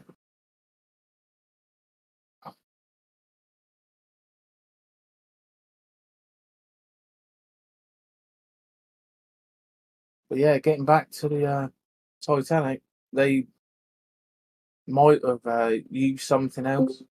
They'd really have to examine the damage and look at it to see, is it inward, is it outward?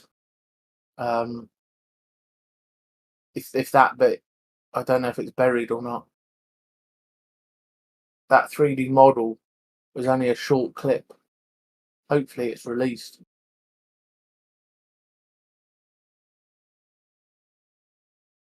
But you make a good point, Gio, as well, because they had to have that ship go down by hook or by crook, so they probably would have had a backup plan. So the iceberg was their cover story, and if that hadn't have worked, they'd have done it some other way, and there wouldn't have been many survivors. So, yeah, figuring it out, they could just say whatever they needed to say. So yeah, that actually is a good point.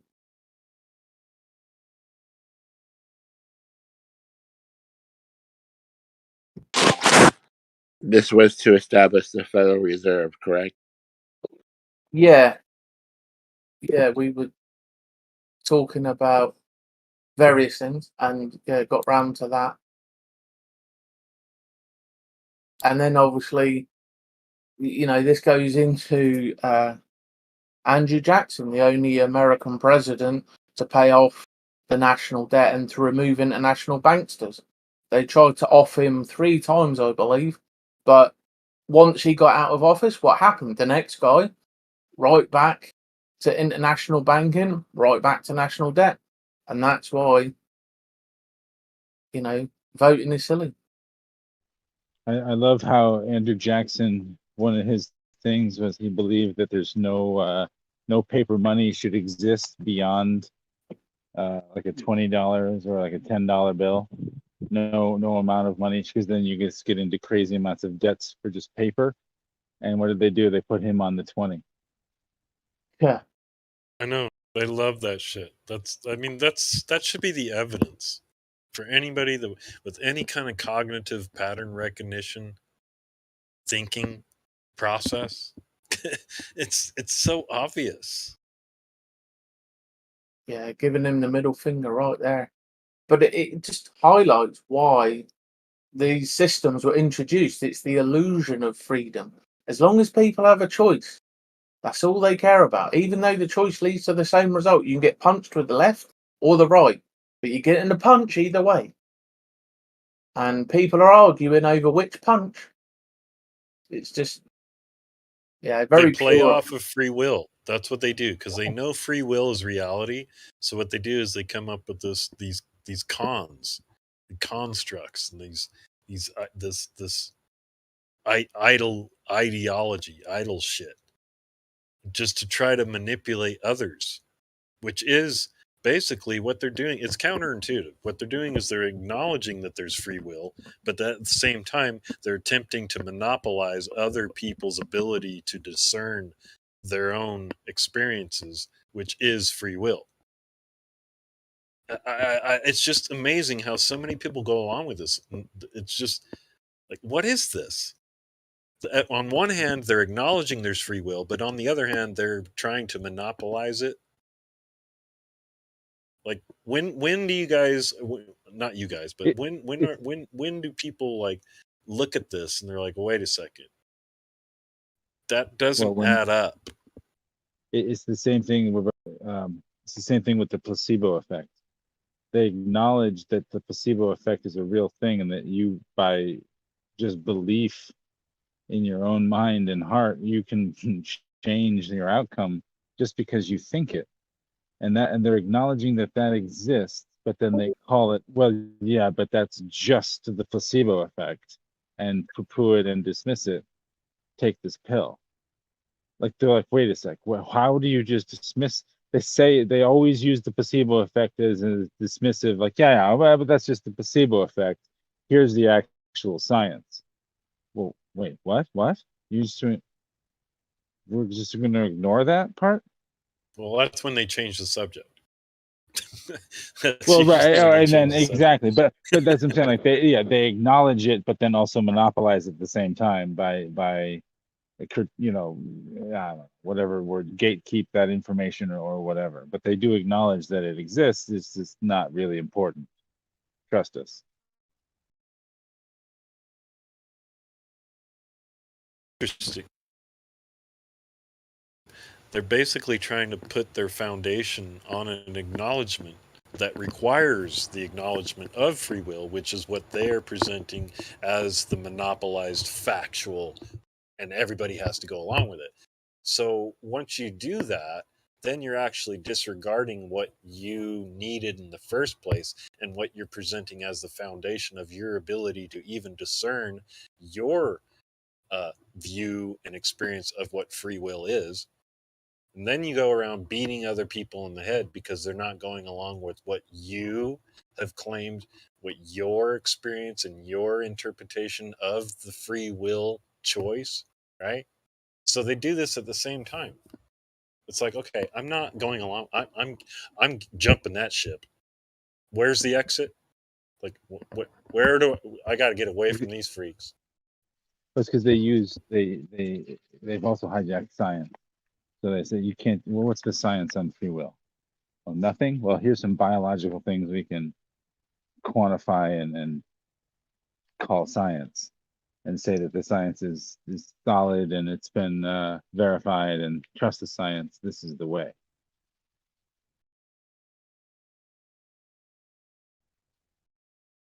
Well, we have a situation here where what has been presented to the masses, like on grand scales, for like at least the last 150 years or so, we can verify that what has been presented to us is what it is, because it's still laying around. We got books and all this stuff and records, and then when we present that to them, they're like, no, that's not the way it is. It's actually this way. And you're like, well, wait a second. If I'm supposed to trust what you're telling me it is, and now you're telling me it's not what you told me it is, how the hell am I supposed to trust you? No, it's just that you just don't understand. You don't understand. You're right. I don't. You're misinterpreting what the book says.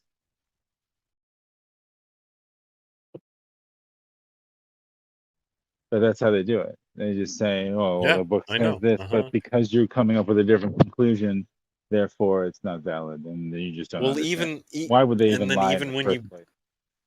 And then even when you present their own books, their own accounts of what they're claiming what it is, you present it to them, then they'll change it.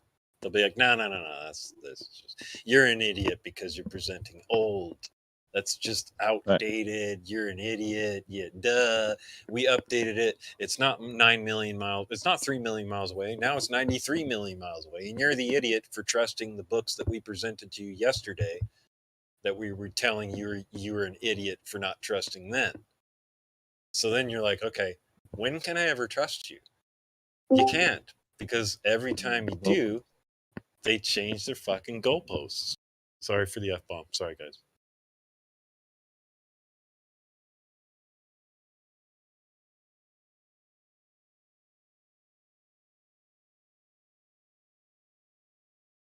That's their whole basis, is some kind of foundation that's not really a foundation.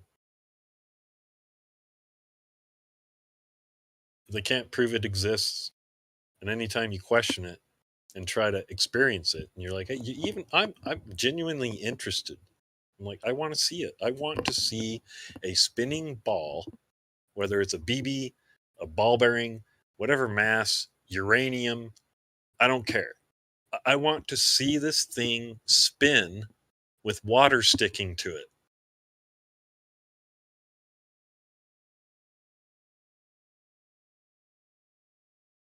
How is it that apparently that's always happening all the time and I'm an idiot for not accepting that? But yet I've never seen it. Well, yeah, I've never witnessed it.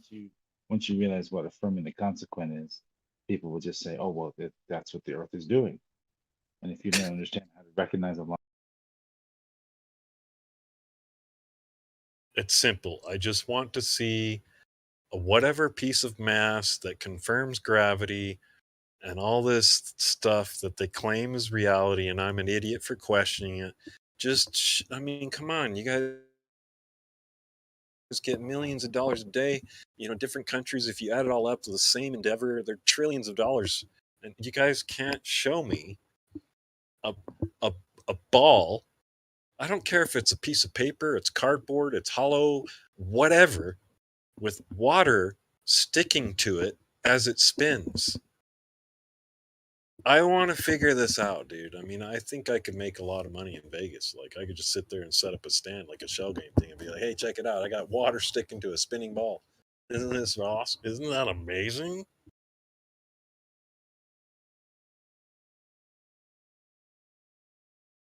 It's that simple. Why can't we do that?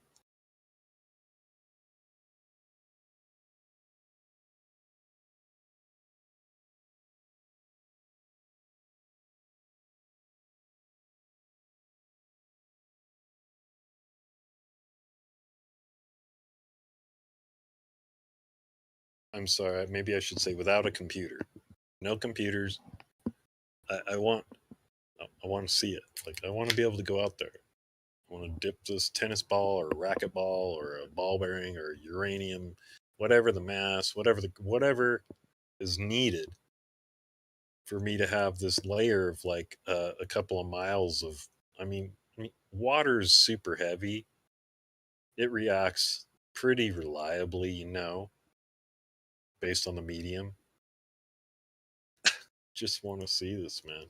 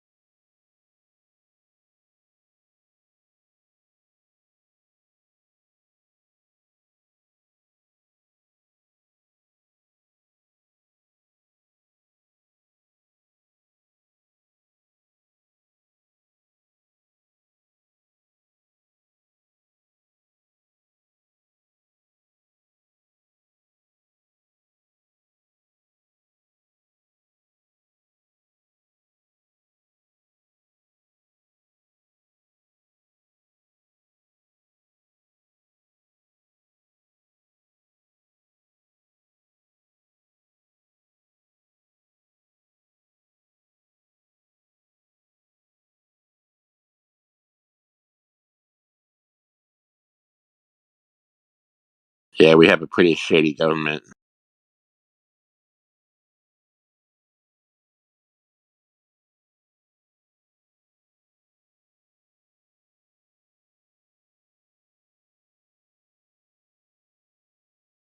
Yeah, I don't think it's just us. I don't know where you're living, dude, but I started having these conversations in 2011. I played MMOs. I met people in Spain and Southeast Asia, Indonesia, Australia, Europe, Germany. I mean, I was learning all kinds of languages and shit. And I just think it's really interesting to see. It's been like, what is that, 13 years or something? But it's really interesting to see the focus of basically the muting and the silencing of these discussions.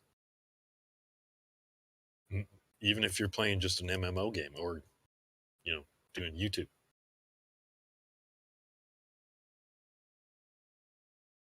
It's refreshing to see Discord hanging in there.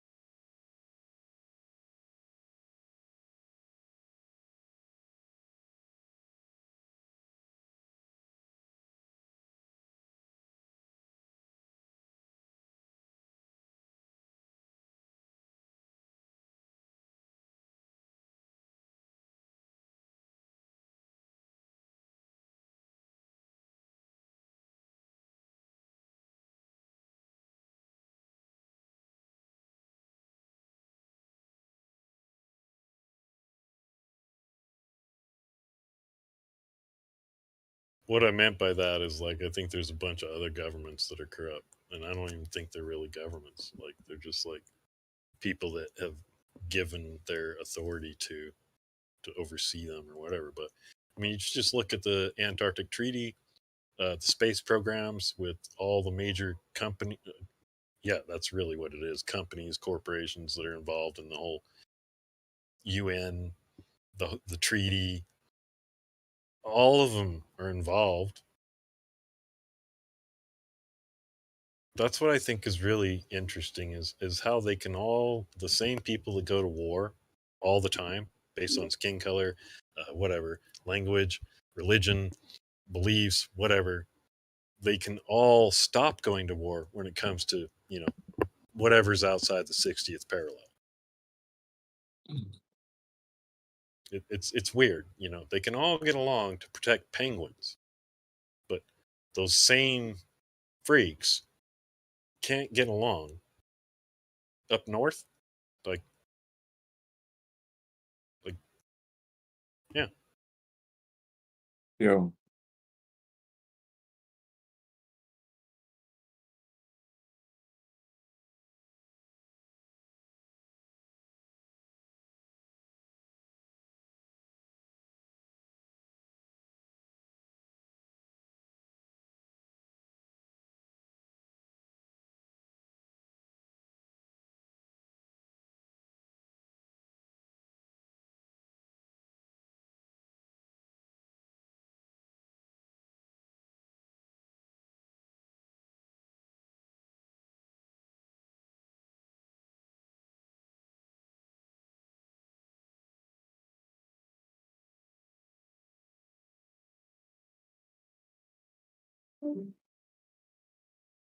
Mhm.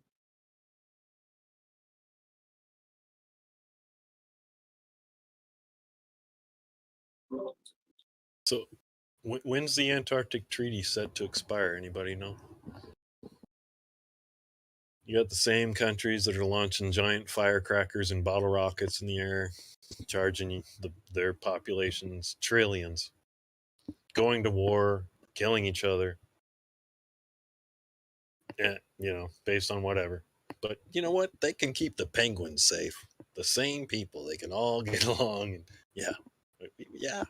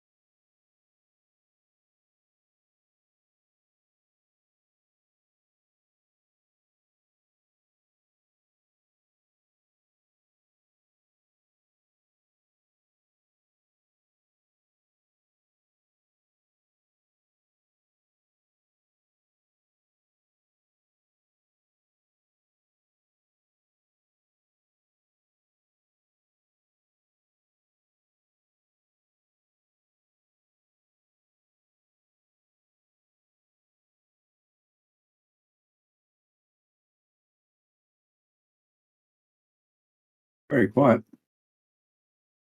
Hey, how's it going? Hello, Matthew.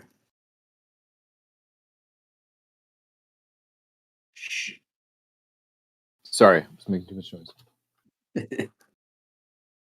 Nice.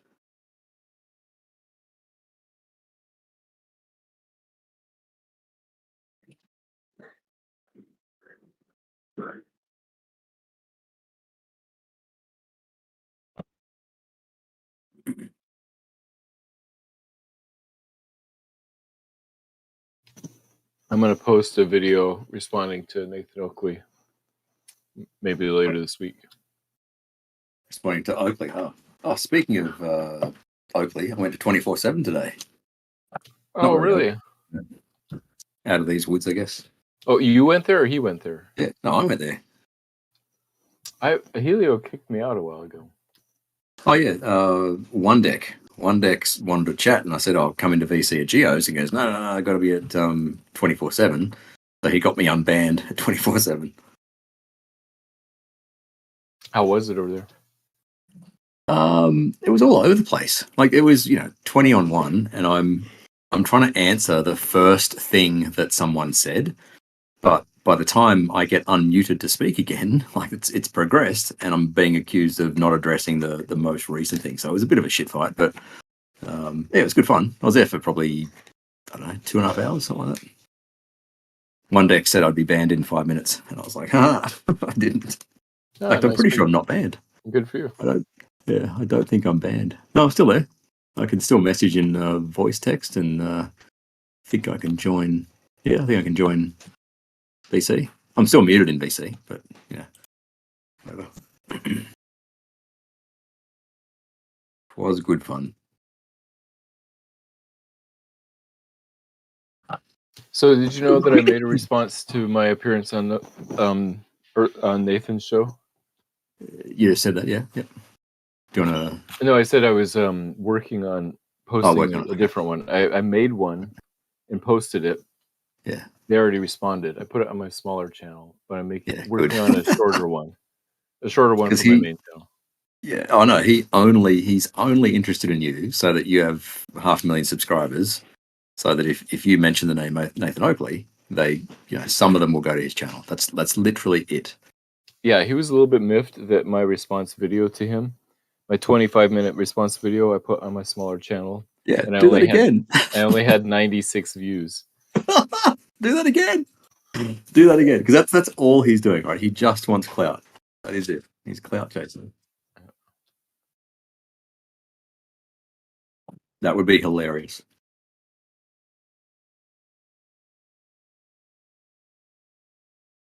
Yeah, I think I saw that. That was a little while ago, wasn't it? Oh, 3 or 4 days ago. 5 days ago. Yeah, 9 days ago. Yeah, I'm pretty sure I watched it. Okay. Yeah, he responded to that. Okay. Recently. The most. Where's that at? All right. Yeah, put it on that channel again. That would just piss him off so much. It'd be hilarious. That's true. Yeah. Yeah, because he's not interested in the discussion or anything. He, like I said, he's literally just after your subs to get as many eyes on his channel as possible.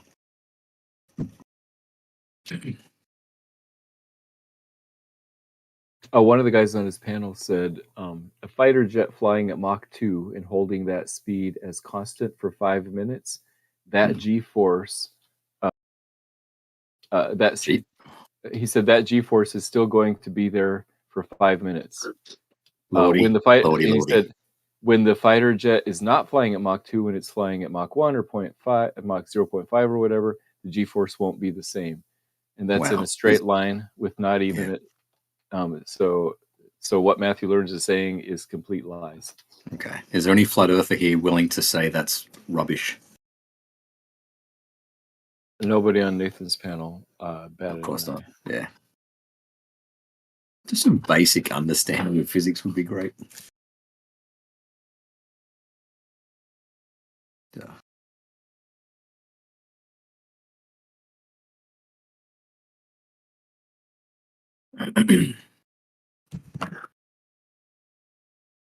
What you doing, Chook?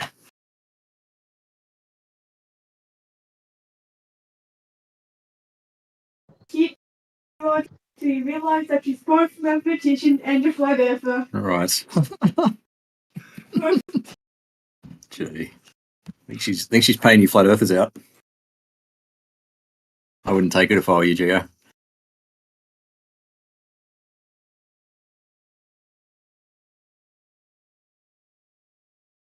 You want to help me, Matthew? I'm stuck on this one. I've done it before, but I'm stuck. I've never seen this. I don't know the rules.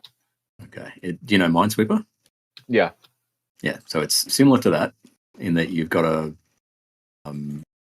pick which ones are bombs and which ones not. With Minesweeper, there was an element of luck, like you had to guess occasionally. This is purely logical. There's no guessing. So obviously the 2 here says that there are 2 bombs around this circle. The 3 says there are 3 bombs. What else? The ones at the top of the column. So those dark ones are known?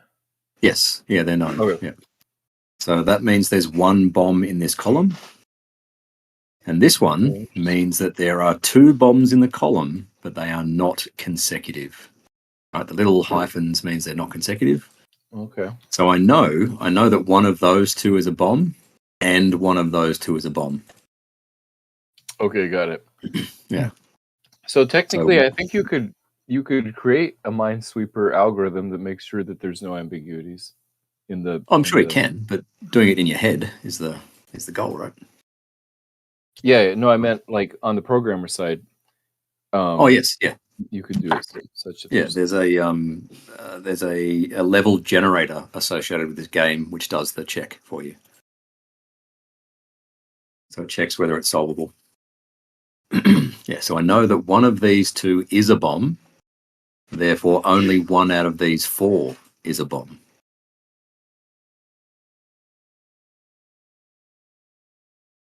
And 1 out of those 2, and 1 out of those the 2 itself is not a bomb, right?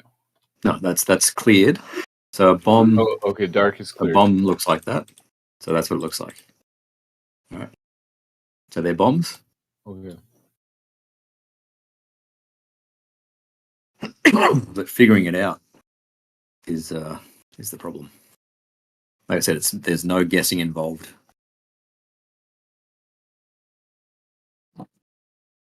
And I don't even know if I have to start over in that corner. It just looks like the best place to start. But maybe I'll start over here.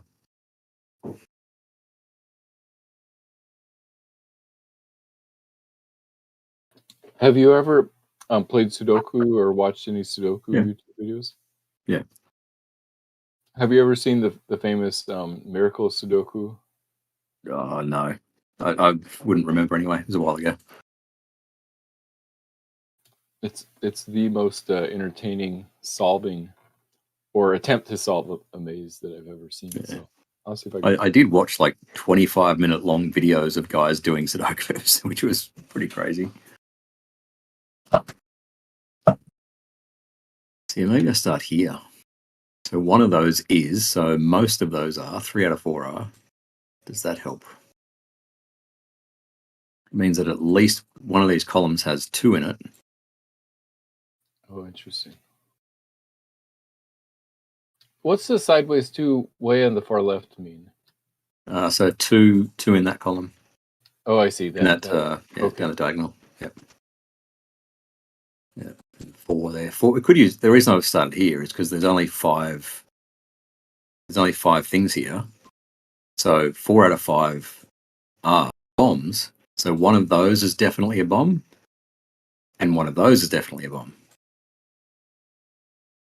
But you can't just go, oh, that must be a bomb. Yeah, it's it not can't be logical. Yeah. Yeah. But you're saying there must be some way it's solvable because there is Yes. some disambiguity somewhere. Yeah. Yep. There is. They have to be solvable. Pretty arse-tearing. I know that I've done this before because I've finished this level before. Oh, you're saying this exact puzzle? Yeah, I've done this one before. Yeah. I need to know where I start.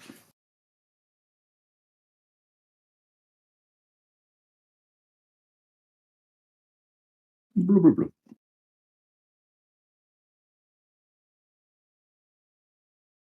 One. So there's 2 here. And there is 3 here.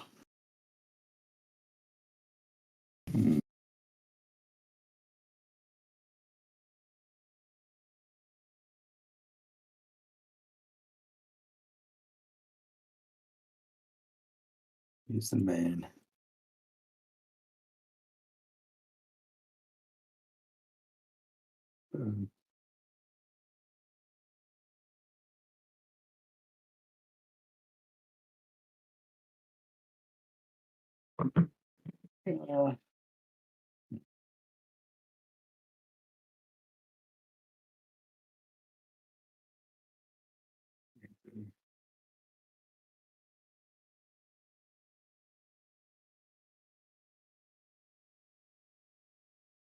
Two, 3, 4, 5, 6, 7, 8.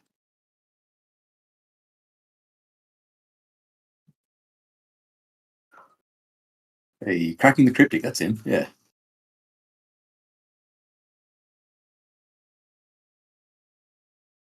Yeah, that's a really fun one. Cracking the cryptic.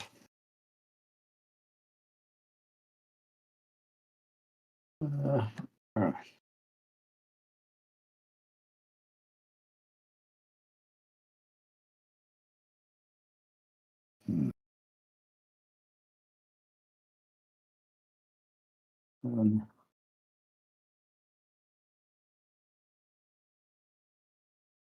So there's 3 in there and 2 in there, but only 6 in the entire. So only one of these 3 here is a bomb. Only one of those 3 is a bomb. What's the number with the dashes next to it, like the 2s So, at the top? Yeah, non-consecutive. So they can't be consecutive. They can jump. So this one is consecutive to that one. So it can't be both of those. Oh, okay. Interesting.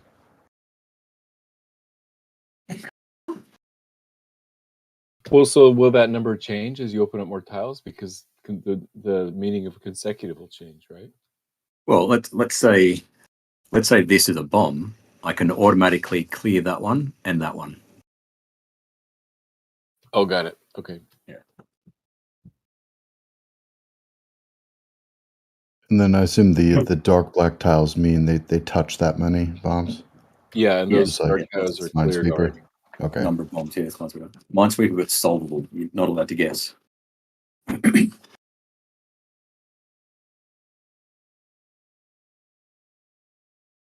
so one of those 3, only one of those 3 is a bomb. That doesn't help.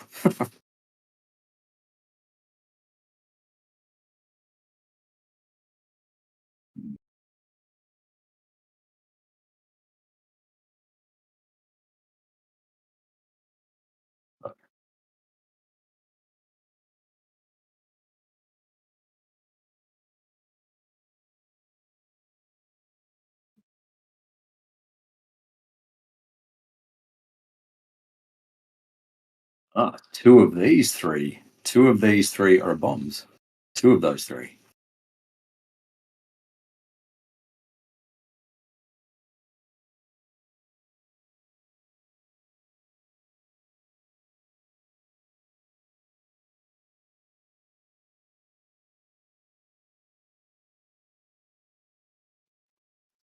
Ooh, I think I see something for you. Wait. Is the 28 remaining, is that the total bombs yet to be Yes. uncovered? Yep. Okay, so count up the black hexes. It's 22 in the black hexes, which means you Hey, have there we 6. go. That 6 really remaining, helped. so they're those little petals that are sticking out. Nice one. 2, 3, 5, 7, 4, 11, 15, 19, 22, 6. Very good. You're the king. And that does ring a bell from when I did it before. Right. There we go. This So game, 2 of I gotta those get this 3 game. are. This looks fun. Yeah, it's called Hexed Cells. Is it on Steam? Yeah. Okay, wait. Explain how Nice, you knew yeah. that because there were 22 remaining, but it was 28, right? Oh, it And if said you 28. count up, yeah, it was 28. If you count up all the numbers in the black cells, they don't overlap. So there's 20, 22, and 6 therefore left over. Got it. Okay. So what do these blue ones mean then? They are bombs. Yeah. If you have a number in a bomb, it means it's in a 2 hex radius. Oh, a 2 hex radius?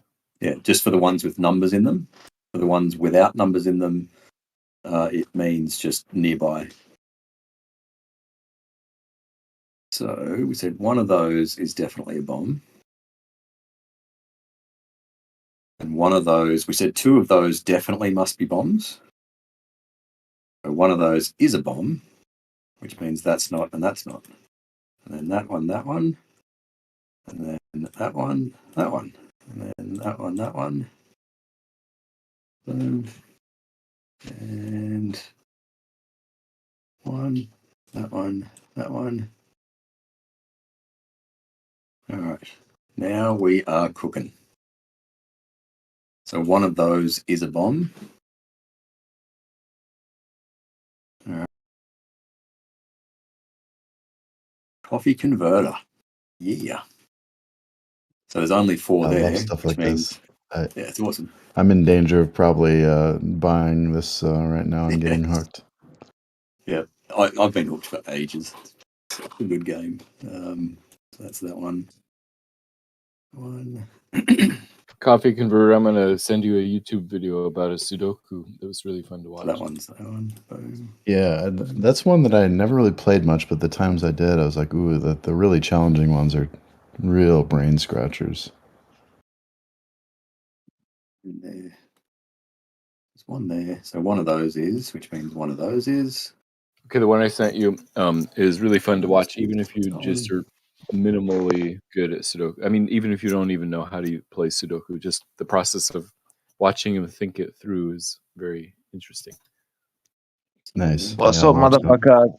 1, 2, Hey, Warp. 3. Yeah, now we're cooking. Now we are cooking.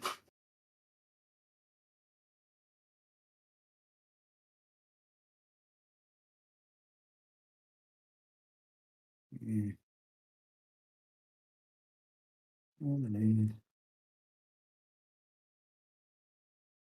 One, boom, boom.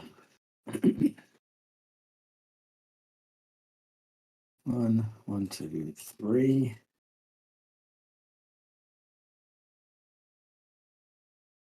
One, 2. There. 2.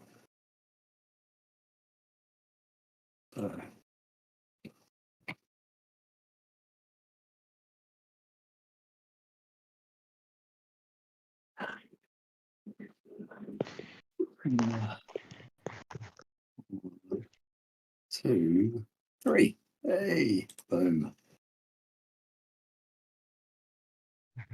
2, 3, 4.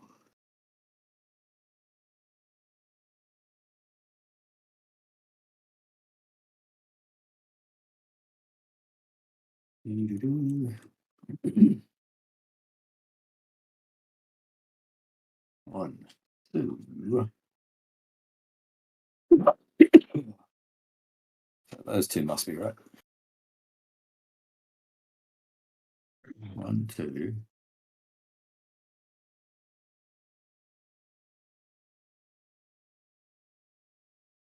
Like doing there.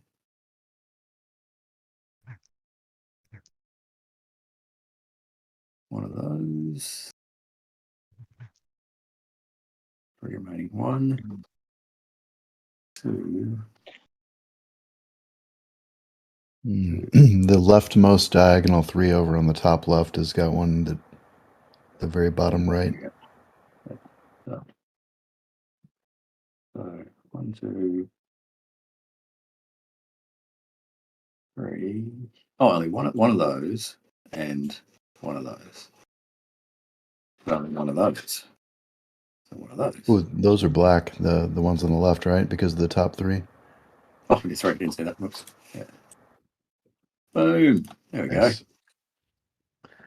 go. Yeah, it's a pretty slick game. I like this. Whoa. Look at this one. All right.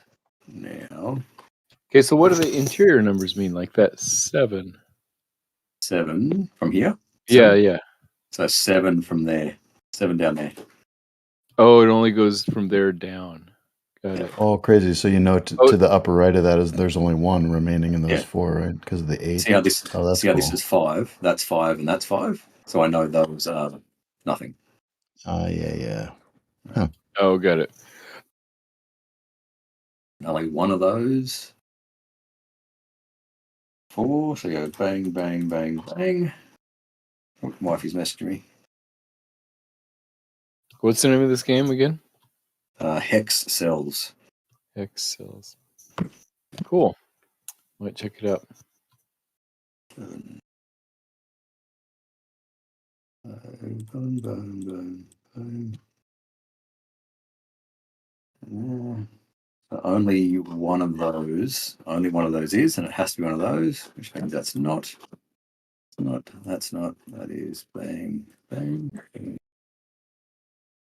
All right.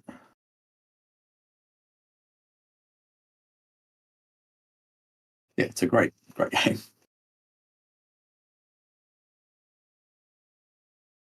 I'm thoroughly addicted.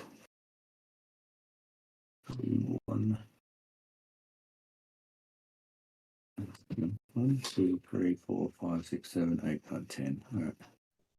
Ruif, do you know what you need? What do I need? A hobby. Yes.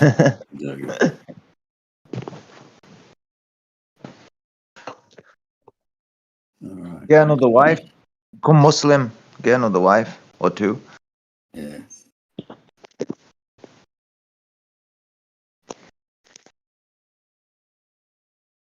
You don't think 1's enough? Yeah. You know, my dad told me, he said, you know, as you're thinking, deciding whether to get married, on one hand, you get to wear a fancy ring. On the other hand, you don't. That's a bad pun. Thank you. Oh, very good. I got it finally.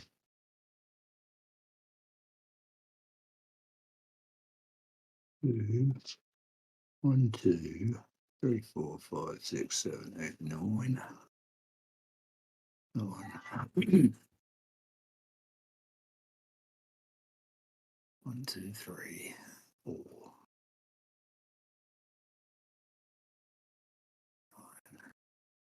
So we can do this now. Maybe. She almost misclicked there. You're in a duel. Is it for your life? Oh no. I'll have to extend that.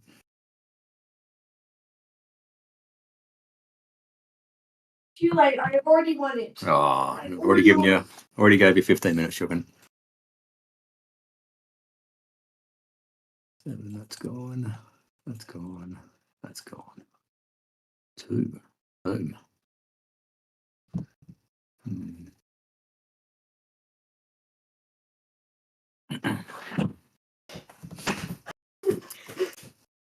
Three. There's only 2 in there. Could do that, couldn't we? 2, 3. No one near it. 2, 3, 4. Bloop, bloop, bloop, bloop. 3, 4, 5,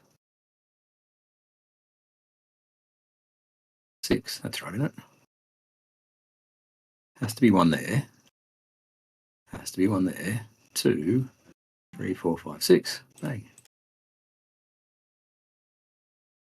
Boom.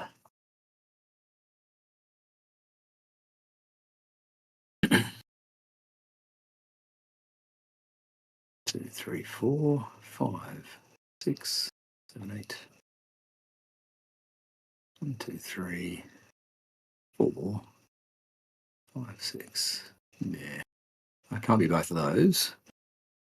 Can only have one up there. 1, 2, 3, 4. 2 in there. Has to be one there and one there. Bang. Can't be that one. 1, 2, 3, 4, 5. Hang on. 1, 2, 3, 4, 5. One of those. 2. 1, 2, 3, 4, 5, 6, 7.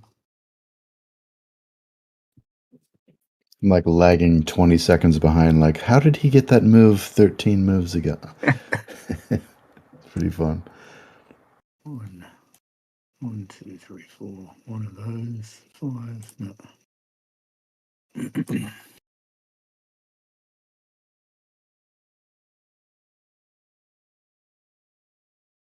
Yeah. Only one of those. Boom, boom.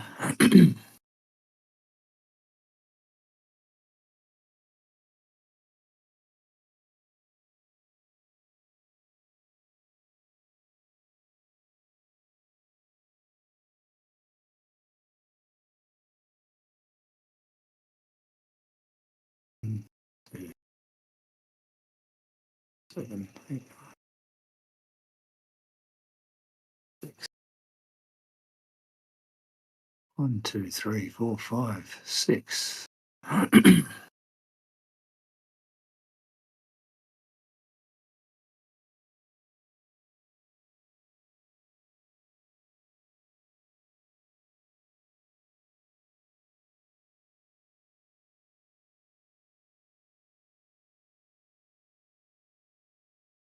One of those. 5 of those. Or one of those. Only one of those. Wow. 3 of those. 4 of those.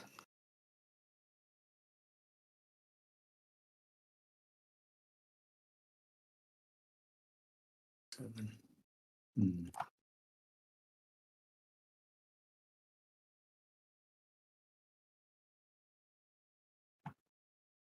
1.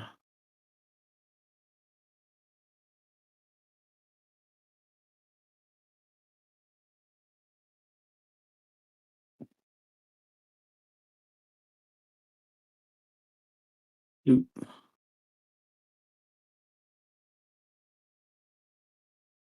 So because this is a 3 consecutive, it means this one can't be a bomb.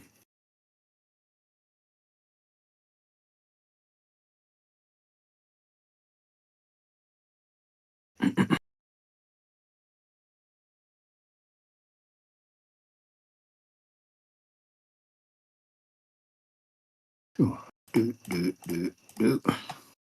10. 1, 2, 3, 4, 5, 6. Another one. 1, 2, 3, 4, 5, 6, 7, 8, 9. Boom, boom, boom, boom, boom, boom. 1, 2, 3, 4, 5, 6, 7, 8, 9.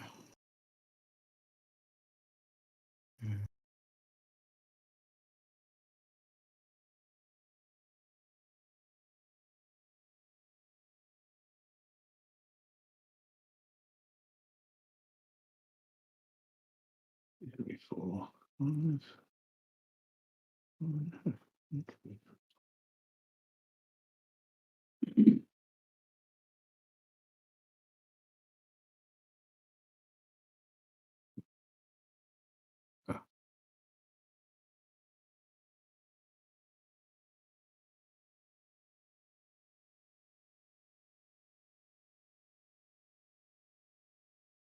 So that's the one of those. Boom.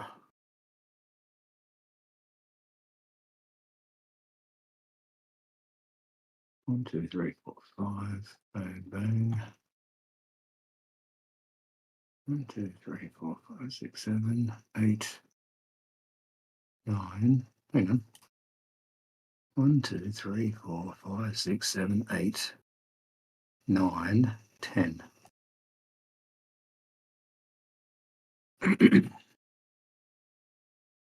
1, 2, 3, 4, 5, 6, 7, 8, 9, 10.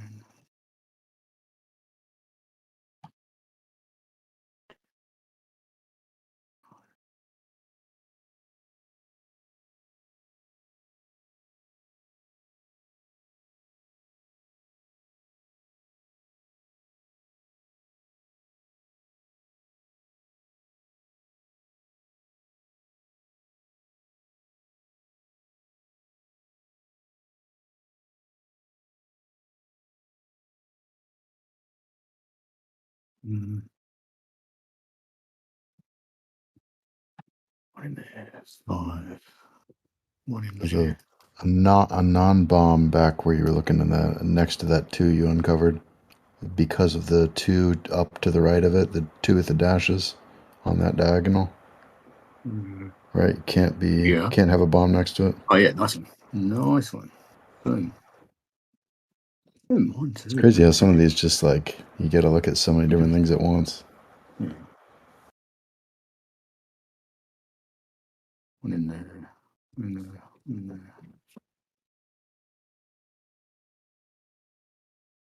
One in there. One in there. One of those. That one. That one. Or that one. Yeah.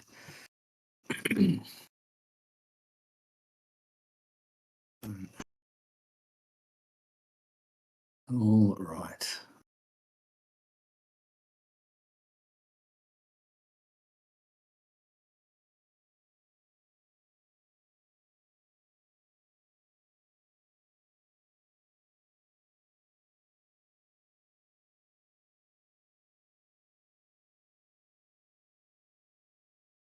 Two, 3, 4, 5.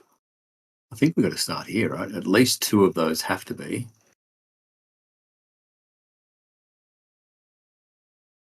At least 2. Yeah, could be 1, 2. 1, 1. At least 1. So 2 and 1. And 2, 2, 1, 2. Is that right? I think that's right. So for this one, 1, 2, 3. So there's 5 left over. So there has to be at least 2. 2 in that diagonal. And then in this one, there, 1, 2, 3, 4. 1. So there has to be at least 1 of those. And this one, 1, 2, 3, 4, 5, 6.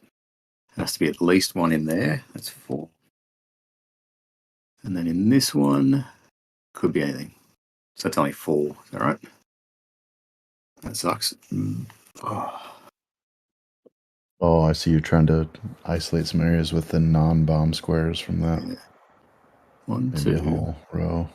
3, 4, 5, 6. There's got to be 1 in there. Hang on, I'll do this properly. Write it down.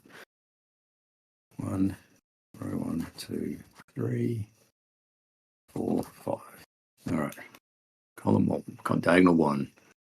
1, 2, 3, 4, 5, 6, 7, 8. Got to be at least 2 in there. 2 out of those 3. This one. There's got to be only 1. Yeah, could be anywhere. And the third one. 1, 2, 3, 4, 5, 6. Got to be at least 1 in there. 1, 2, 3, 4, 5, 6. Got to be at least 1 in there. That's 4 of them. So it could be any. That sucks. So I don't know. Can't do anything that way yet.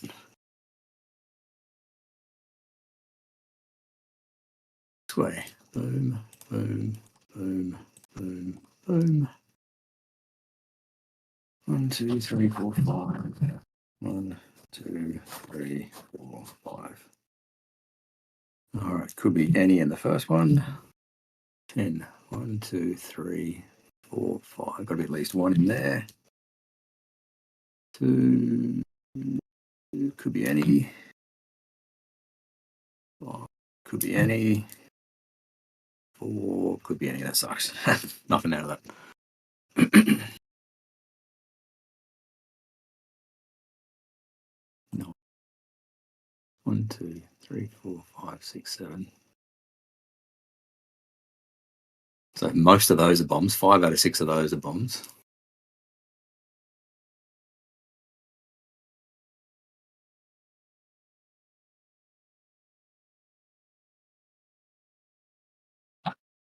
Yeah. 1. Oh, only 1 of those. Oh, hang on, that doesn't matter. I was on there. Doesn't matter.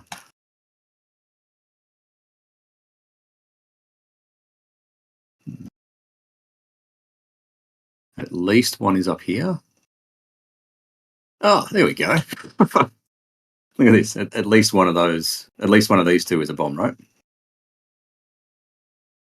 bang, bang, bang, bang, bang. Oh, bang, okay. Yeah, I think I see. Bang. There we go. What's the two with this curly So, brackets? yep, they are consecutive. Must be consecutive. Okay. Gotcha. So one of those is, and therefore, can't do that, can we? All right, now let's try this again. I think we might have enough. 8. Oh, 1, 2, 3, 4, 5. That's not it, obviously. Boom, boom, boom, boom. And now we're cooking. Now we are cooking.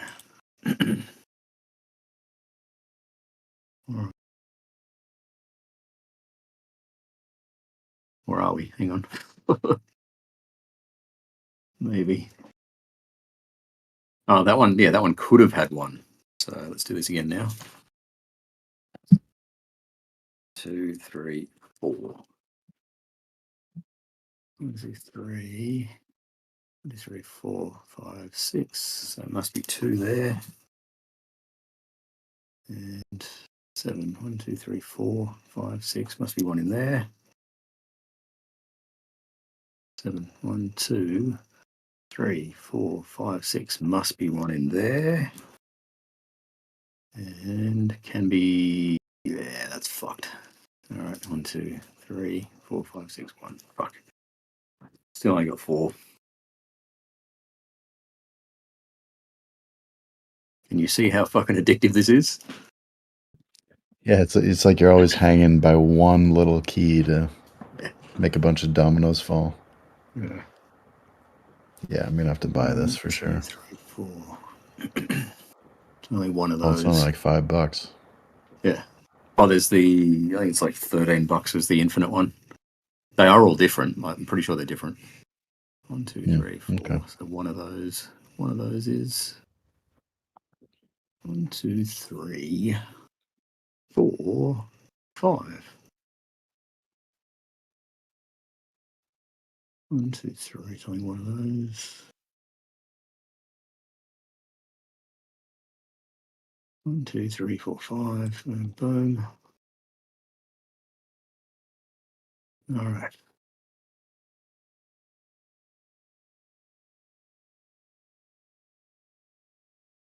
All right.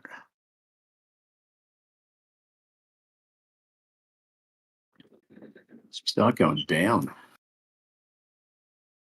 Down, down, down. 3, so none. None. Yeah, it's nothing.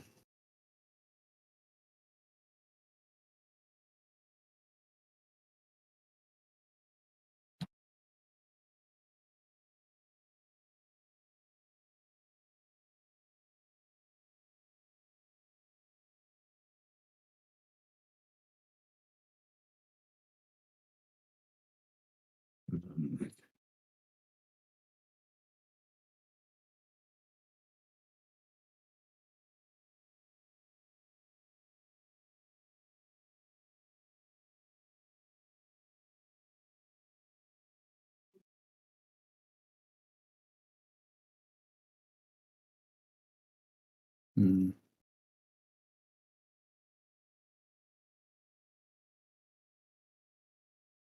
In one of those.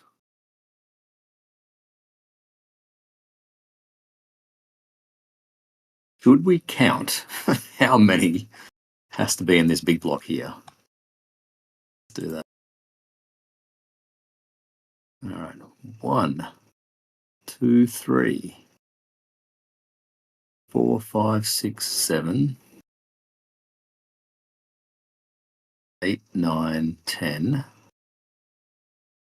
15, 16. So there must be 2 down here, right? Which is that one and that one. Oh, I was like, what do you get from that? I see what you mean. Yeah, so 4, 1, 2, 3. So there's 1 there in the top column, top diagonal. 5 there.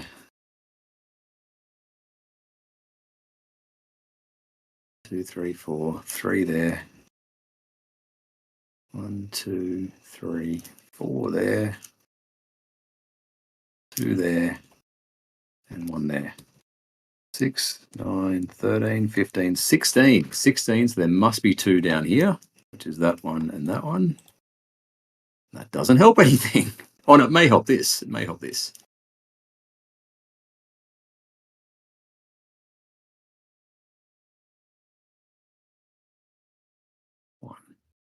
Oh, for fuck's sake. For fuck's sake.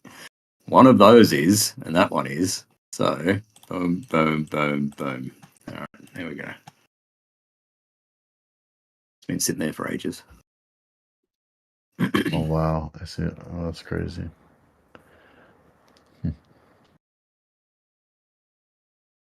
1, 2, hang on. 1, 2, 3, 4, 5, 6. Yep, all right.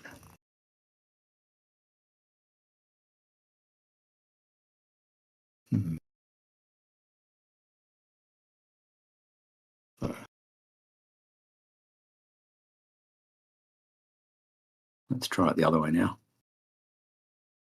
Boom, boom, boom. 1, 2, 3, 4, 5, 6,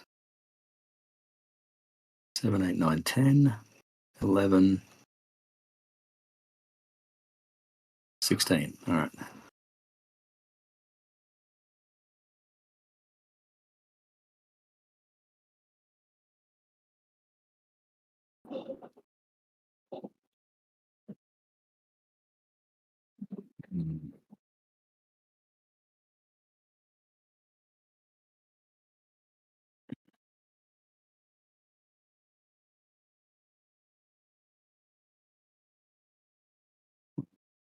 Good 5. I gave you.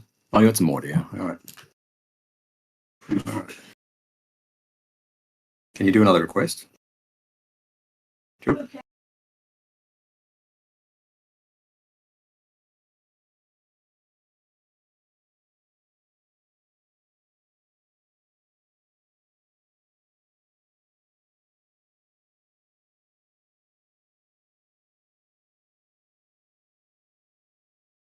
Re-up.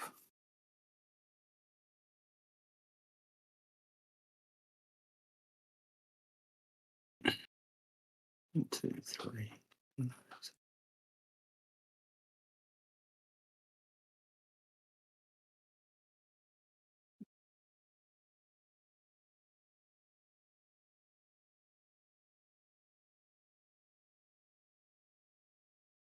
right, I got you. All right, 1, 2, 3. So. Oh, I see one that'll help. The 9 in the upper left. 1, 2, 3, 4, 5, 6, 7. Hey. Boom. Nice one. 1, 2. All right, so only one of those. Oh, hang on, this one. 7. All right, 1, 2, 3, 4, 5, 6. Only one of those.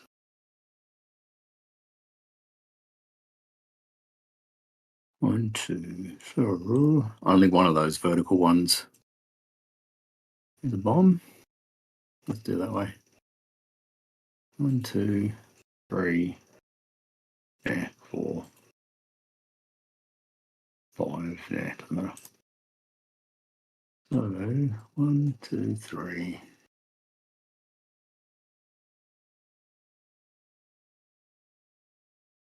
Do do do. 1, 2, 3, 4, 5, 6, 7, 8. Boom, boom, boom.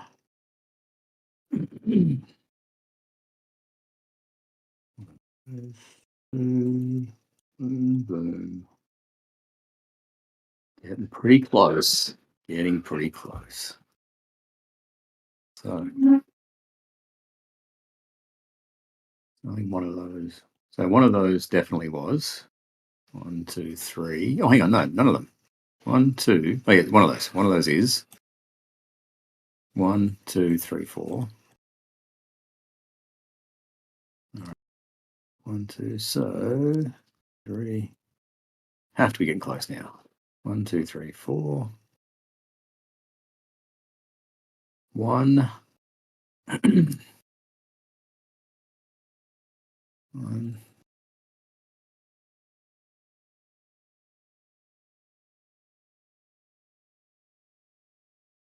I've got a vertical there. Fuck. 7. 1, 2, 3, 4, 5, 6, 7. So one of them's not. 1, 2, 3, 4, 5, 6. One of those. Oh no, it could be both. Sorry, bad.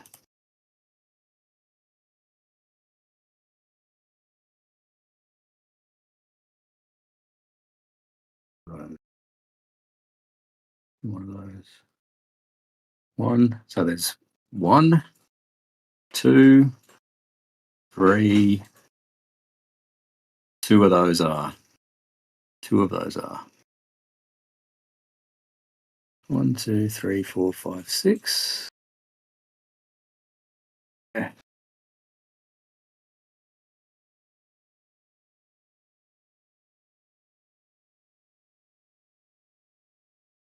Hmm. 1, 2, 3, 4, 5, 6. Fuck. Getting close. Getting very close. Yeah, it's surprising with like so few left to discover. It still is like quite tricky to reason out something.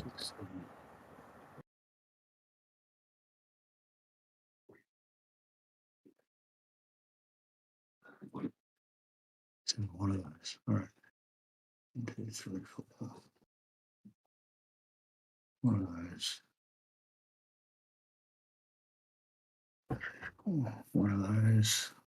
1, 2, 5. It's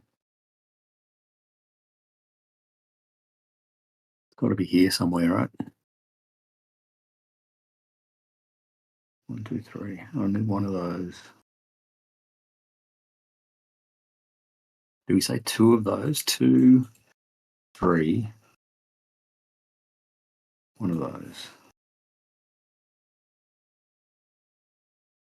Yeah. 7. 1, 2, 3, 4. 3 of those are.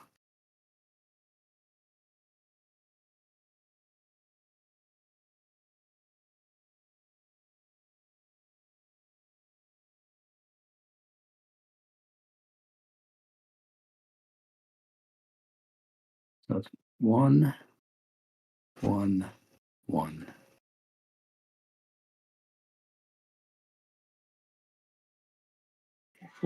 5, 6, 7 is 3 that way. Only 1.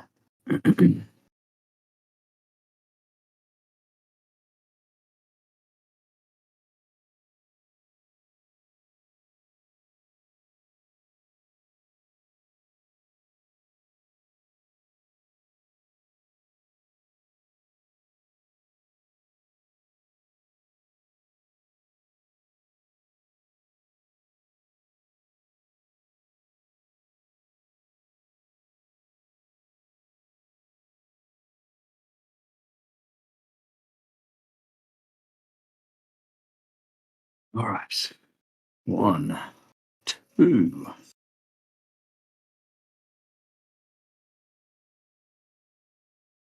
3, 4, 5, 6. At least one of those. 1, 2, 3, 4. 1, 2, 3, 4, 5, 6. And at least one of those. That's right, isn't it?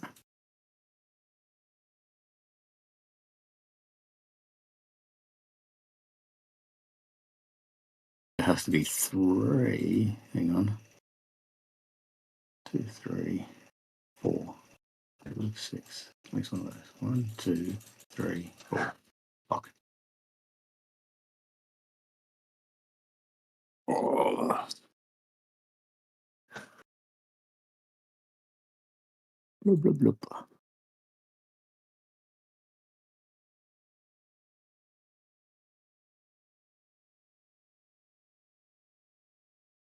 One of those. One of those. 2, 3, 4, 5, 6.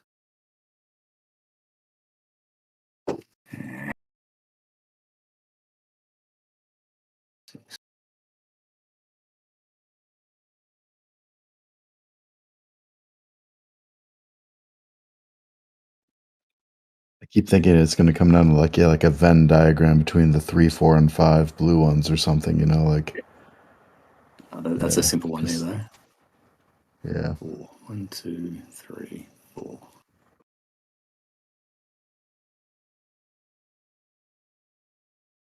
We haven't got a vertical here. 1, 2, 3, 4. At least one here.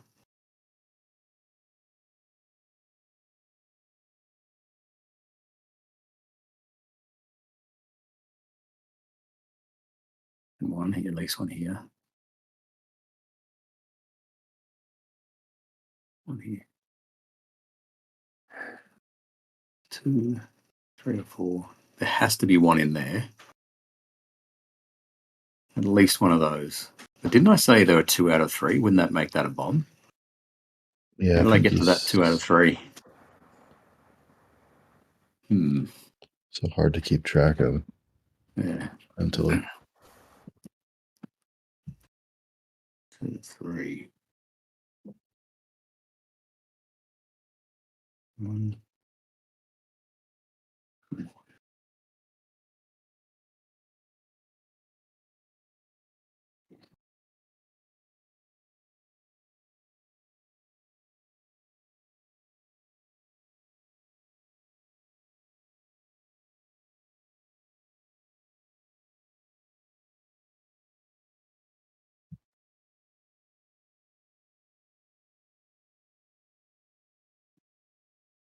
Yeah, the 3 and the 4 are useless.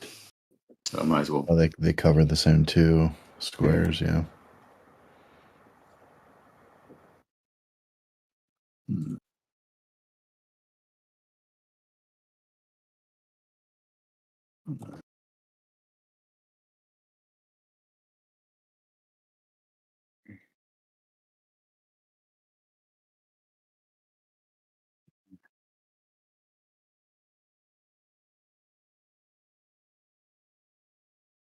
Yes, I did figure out. So here's the 5, right? So going down these diagonals, one of those is, one of those is, and one of those is. So that's 4. 1, 2, 3, 4. So only one out of those 3 is.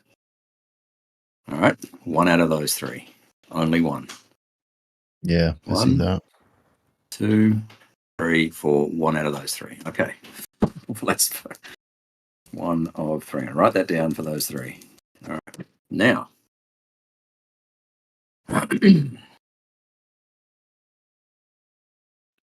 Oh, can you use that 7 then? Because then if only one out of those 3, then it has to be the southwesternmost one. One out of those. So that one, hang on. No, it just has to be that one's a bomb, right? 1, 2, 3, 4, 5, 6. And that can only be one of them. So that has to be a. Oh, hang on. No, sorry. Incorrect. Fuck. The southwesternmost one on that 7 line would have to be, right? All the way down, bottom left. Yes, that one. Yes. 1, 2, 3, 4, 5, 6. Only one of those. Yep. Boom. All right. Ooh, boom, boom. Whew.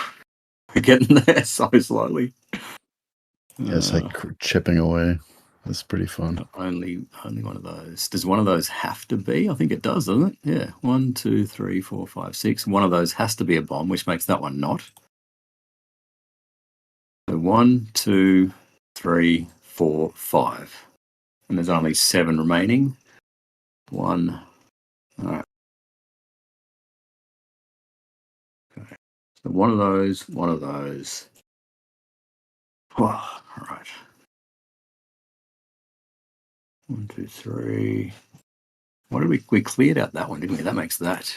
1, 2, 3, 4, 5, 6. Boom. Let's make that one not. Oops. That one's done. 1, 2, 3, 4, 5, 6, 7. 1, 2, 3, 4, 5, 6, 7. Boom. Done. 1, 2, 3, 4, 5, 7. 1, 2, 3, 4, 5, 6, 7. Hey, that's it, isn't it? 1, 2, 3, 4, 5, 6, 7. 0. Boom. Oh, 0 remaining. Yeah, I was like, whoa, wait, how'd you get those last ones? 0 left, yeah. Oh, that's crazy, man. Jesus. Oh my god. 2, 4. 1, 2, 3, 4, 5, 6, 7, 8, 9. So only 2 of these are not. 1, 2, 3, 4, 5, 6, 7. 1, 2, 3, 4, 5. 1, 2, 3, 4, 5, 6. So they all have to be bombs, right? So yeah, 1, 2, 3, 4, 5, 6. What? Does that make sense? What am I doing here? Oh, because it counts that one. Okay. 1, 2, 3, 4, 5, 6, 7. All right. Boom, boom, boom, boom.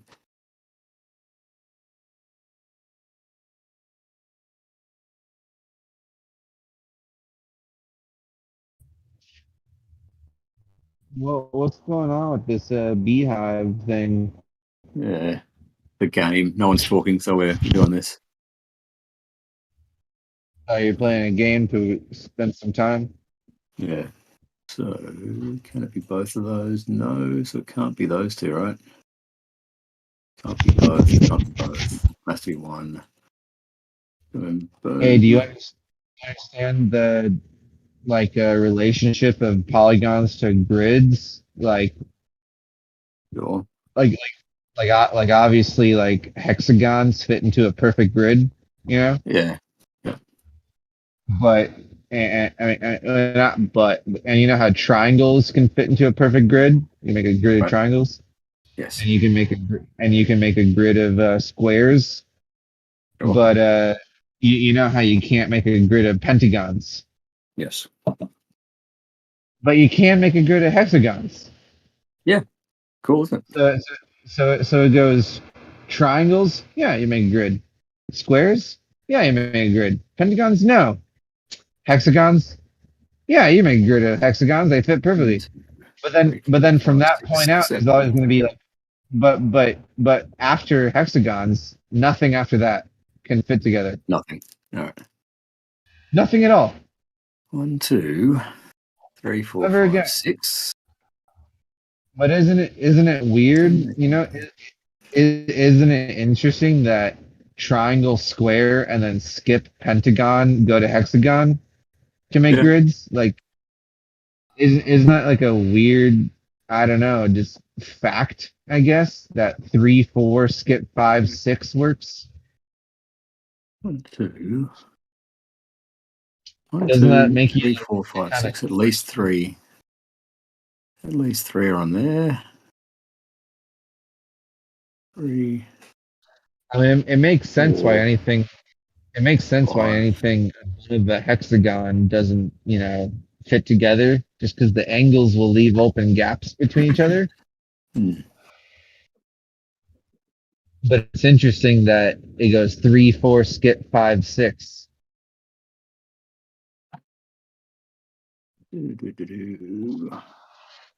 But then there's a whole different story when it comes to like 3-dimensional grids. 7, 8, 9. 2, 3, 4, 5, 6. What are those? Hey, tell me, man, do tetrahedrons fit together perfectly? I don't know. I'm concentrating a bit. 1, 2. Obviously, cubes fit together perfectly. 4. That's a bomb, right? 1, 2, 3, 4, 5, 6, 7, 2. Well, Ruhiv, if you're not gonna engage, then don't just hot mic over the room. Oh, if we talk about flat Earth, I'll stop. know, but Fundy's saying stuff, and you're just like mumbling and kind of talking to yourself. It's not really very polite. Okay. Icosahedrons don't fit together. I expect dodecahedrons don't fit together perfectly either, but I guess the question is, do tetrahedrons fit together perfectly? I assume they would for some reason, and maybe icosahedrons also fit together perfectly. So I Sounds guess like maybe they it's should. icosahedrons and tetrahedrons maybe fit together perfectly, and cubes. But I assume icosahedrons and dodecahedrons would have gaps in between them. Who knows? I wouldn't know. Although there is a certain arrangement that spheres kind of fit together. It's sort of like a three-dimensional flower of life, you know. Spheres? I remember the was a Veritasium Yes. video where he talked about the packing of spheres. Yeah. Yeah. optimal- Sphere. You know, you can take spheres and perfectly like put them in a grid formation.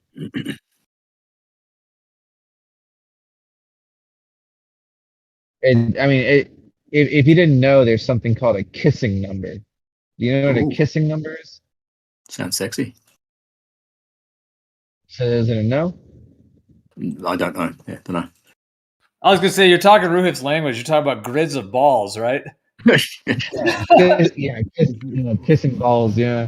No, grids of balls. You're talking about multiple spheres that make a grid, right? That's many balls, many interlacing balls. Which is pretty much what the flower of life is, a Fibonacci sequence. It is like spherical, spirographic, spherical, which moves through the environment to make the actual like vortice. It's like what's happening within a sphere, all those different components of the toroid. Absolutely. But in the flower life pattern, there's like overlap, but you can like neglect the overlapping circles and just address, notice the ones that fit like where one circumference touches the other. And so that's the idea of a kissing number. So like you can see this in the flower life design if you neglect like half of the circles, where you realize that six spheres as well as six circles fit perfectly around a center seventh sphere or circle. Six circles perfectly surround a central seventh sphere or a circle, and that's what's called a kissing number. Or the same thing goes for like a square. Like eight squares fit perfectly around a central square. You know what I mean? Yes. Oh, yeah, the circle is kind of reminiscent of a hexagon, right? It's the same principle. The points of a hexagon being circles, the inner point being a circle. Same geometry. There's something very in common between hexagons and circles. They have a lot in common for some reason. Hey, I'll tell you something interesting I learned studying phonetics the other day. The vowel O doesn't exist. Really? Oh?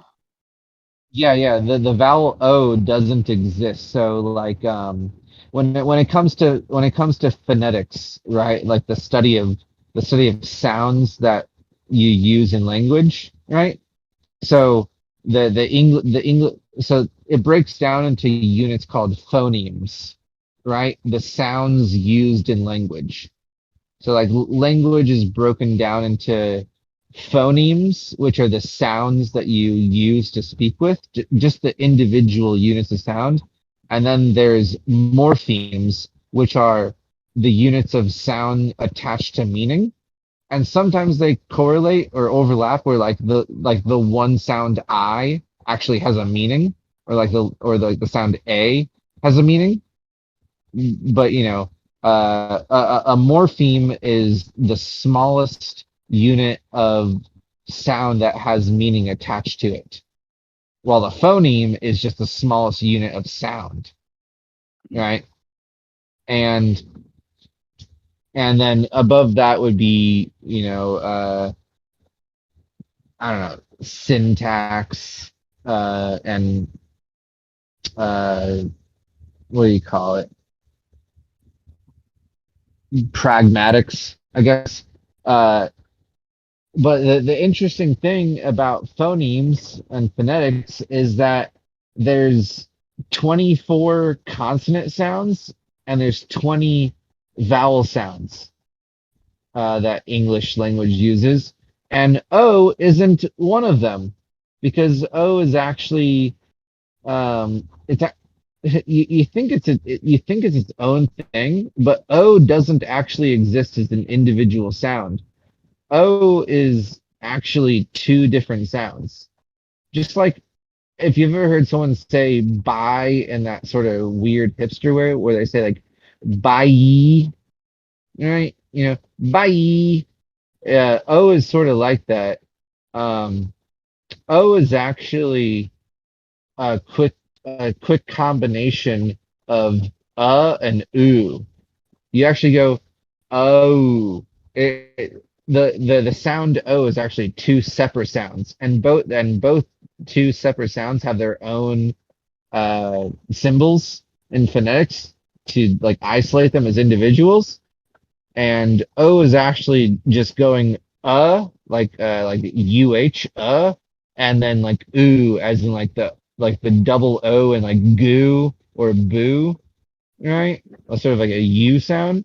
It's oh like it's like ooh, and you just quickly transfer between the two, and the sound O isn't actually something that deserves its own like distinguished symbol in phonetics itself, because it's just the letter itself, and even the name of the letter O is and oo, just going from one to the other. It's not its own individual thing. I was so confused because I was looking up the phonetics of vowels, and I was like, okay, there's ooh, and I was like, I was talking to Chat GPT about it. I was like, aren't you forgetting O? And it's like, no, O doesn't exist on its own. It's actually just a combination of and oo. Ah. What the fuck up there? It's weird. You say it so quickly, you think it's one sound, but it's actually two blending to, going from one to the other in quick succession.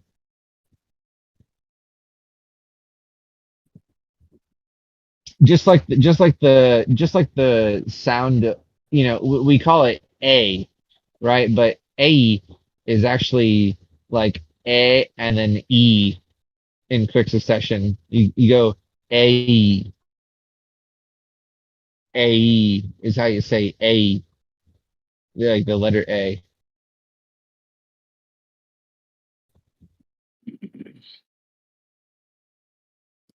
You can kind of prove this to yourself if you try to hold the sound of an O.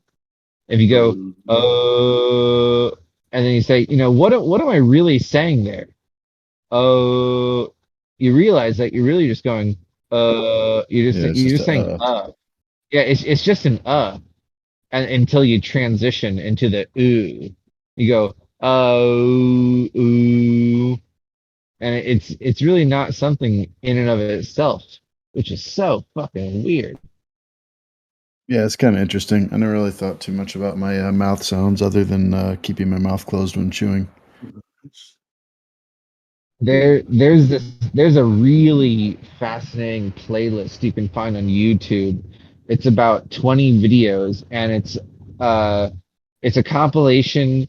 It's a playlist of about 20 different videos of different MRI scans. I think that's that's a machine you're all aware of, right? MRI machines. Yeah, MRI machines. Well, they've taken these MRI machines and they've produced videos from their scans, and they've basically gotten like a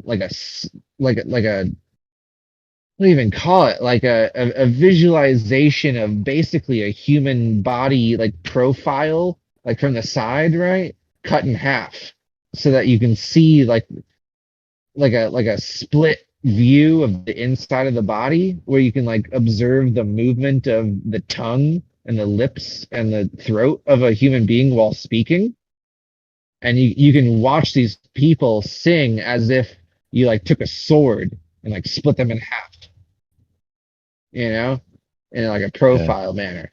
MRs are fun. And I've got one on my own neck that I look at occasionally. and when you watch a person speak, basically with a vision of them cut in half, you get this whole different appreciation of the movement of your tongue while speaking. You know, the tongue is a very different like shape than most people like think of it as. Like most people think of the tongue as like this like a snake like thing. You know what I mean? Like this like almost, you know what I mean? This yeah, that's the best way I could say it. Like this long snake like thing, right? But it's not. The part of your tongue that like is like phallic, you know, is actually like the least of your tongue. Most of it is like one huge, big, muscular mass. That it's not like linear at all. It's like a large. I mean, you gotta check out this MIR scans.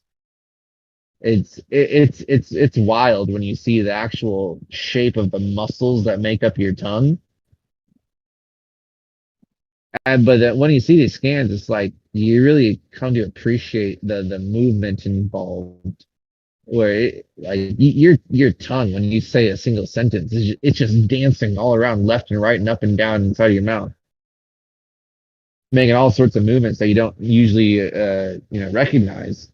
But there is a classification of where it flexes when it comes to phonetics. It's what's referred to as place of articulation, and so it breaks down into terms like bilabial, labial, dental, labial. Yeah, labial meaning like LAB is the same as LIP because all vowels are interchangeable and P and B are interchangeable in etymology. So like lab is the same as lip because B becomes P and A becomes I. And it's one of the things you catch on to when you study phonetics, the interchangeability between voice and voiceless consonant pairs and all vowels.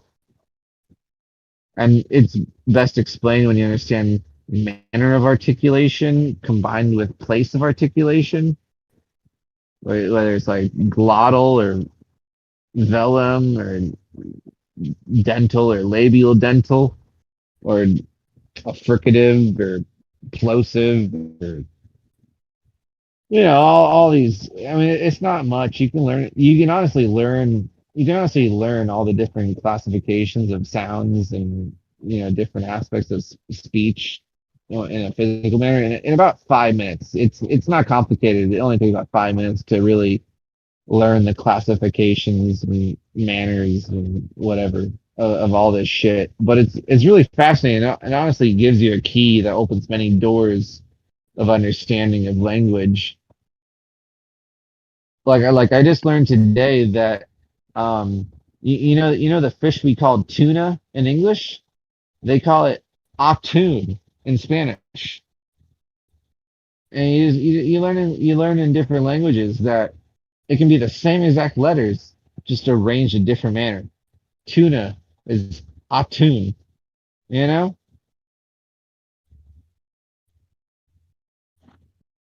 It's not even flipped backwards. It's not even mirrored. It's a complete rearrangement.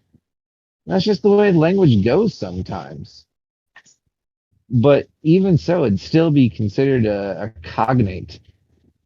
If you guys didn't know, Spanish and English are 70%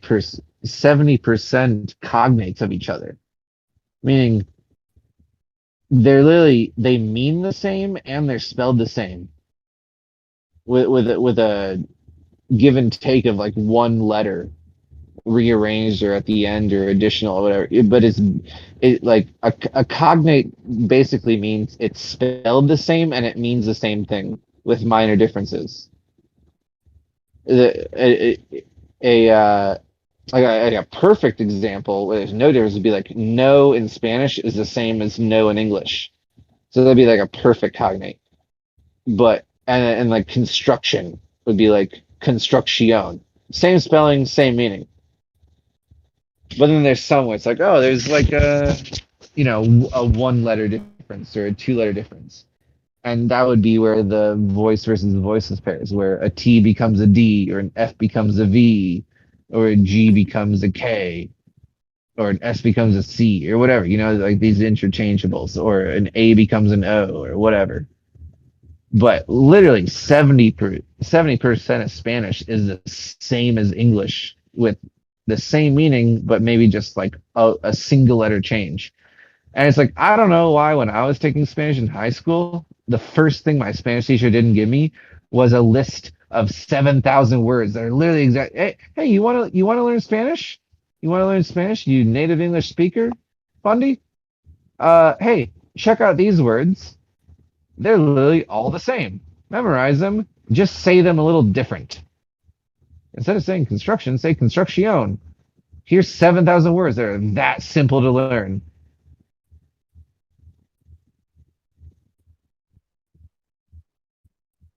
I mean, I don't know. I just feel like that's the first thing anyone should give you. Here's all the words that are exactly the same.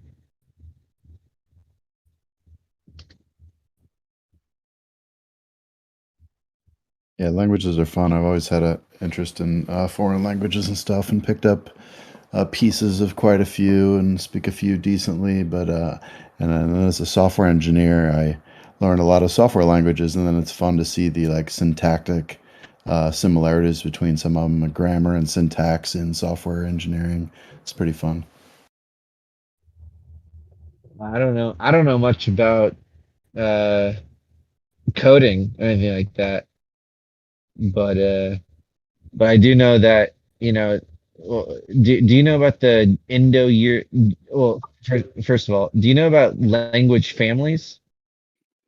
Yeah, a little bit like Germanic family and like the Scandinavian families are kind of closely related. German and English, Latin families, Indo-European. Yeah, I remember reading some about that in university.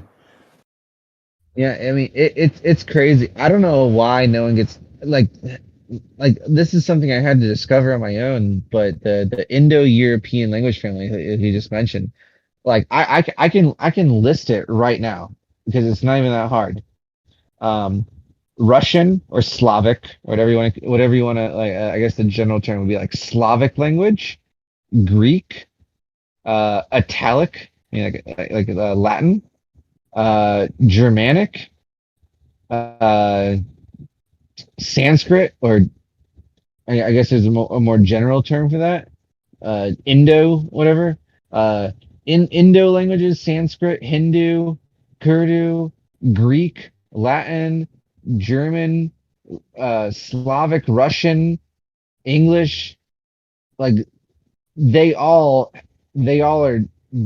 come from the same fucking original language. It's like I mean that's incredible. Right? The only ones that are outside of it are like some crazy African languages and then the Chinese languages and then the not spoken South American ancient Mexican languages, that no one even speaks anymore. But as far as the languages that are even spoken nowadays, they all fit into like 4 different categories. It's like, okay, you got some African languages that no one even knows the names of. You got Chinese and Japanese, and then literally everyone else in the rest of the world belongs to the same language family that share like at least 50% of their words like similar to each other. And no one ever tells you that like the Indian languages, right? Sanskrit, Hindu, whatever. It's literally just English with a twist. Like no one ever tells you that.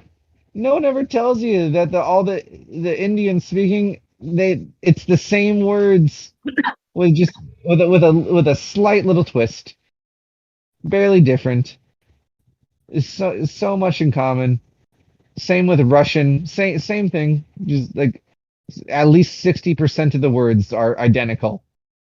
Just with a little bit, change your pronunciation, roll your R.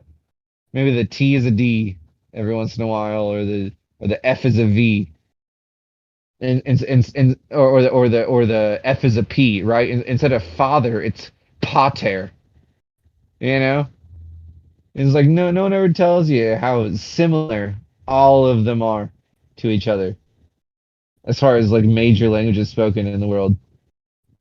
It's crazy. You like, I mean, this is just something. If you knew this, you'd be like, oh, it's not so challenging. It's not so intimidating.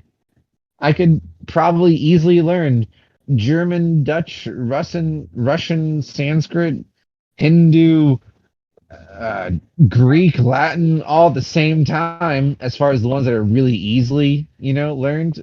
Like, okay, so I say pater. What's Star Wars, right? Darth Vader. Oh, what does Vader mean? It means father. Okay, so Vader, pater, and father. Same word. Okay, I just learned the same word in 3 different languages. That wasn't very hard. Wish someone would explain that to me and all the similar words and the same association with each other. I could have learned 60% of Dutch and Russian at the same time I was learning English this whole time. It's crazy. They're so similar to such a large degree.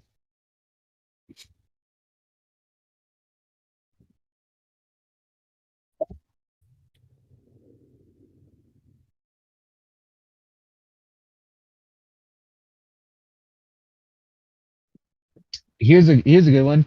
You can find like 10 different languages, and if you look up the name, the word for the number 3, it's like dree, zwi, 3, t, try, thry.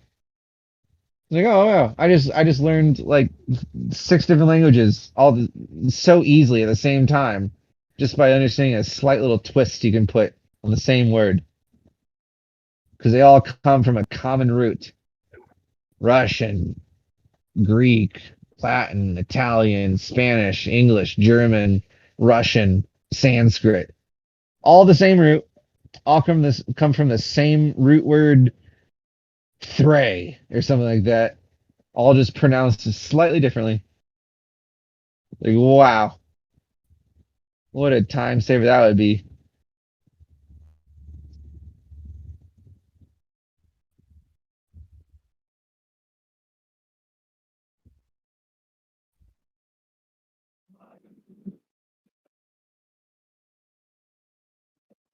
Been trying to learn German lately because I work on a side project with 2 German physicists, and it's been fun trying to absorb some from them. I'll join like a Zoom call where the 2 of them are already on and they're chatting away in German. I join, they're like, "Oh, Aaron, how's it going? We will switch to English. I'm very sorry." I'm like, throw a little German in there. I need the practice.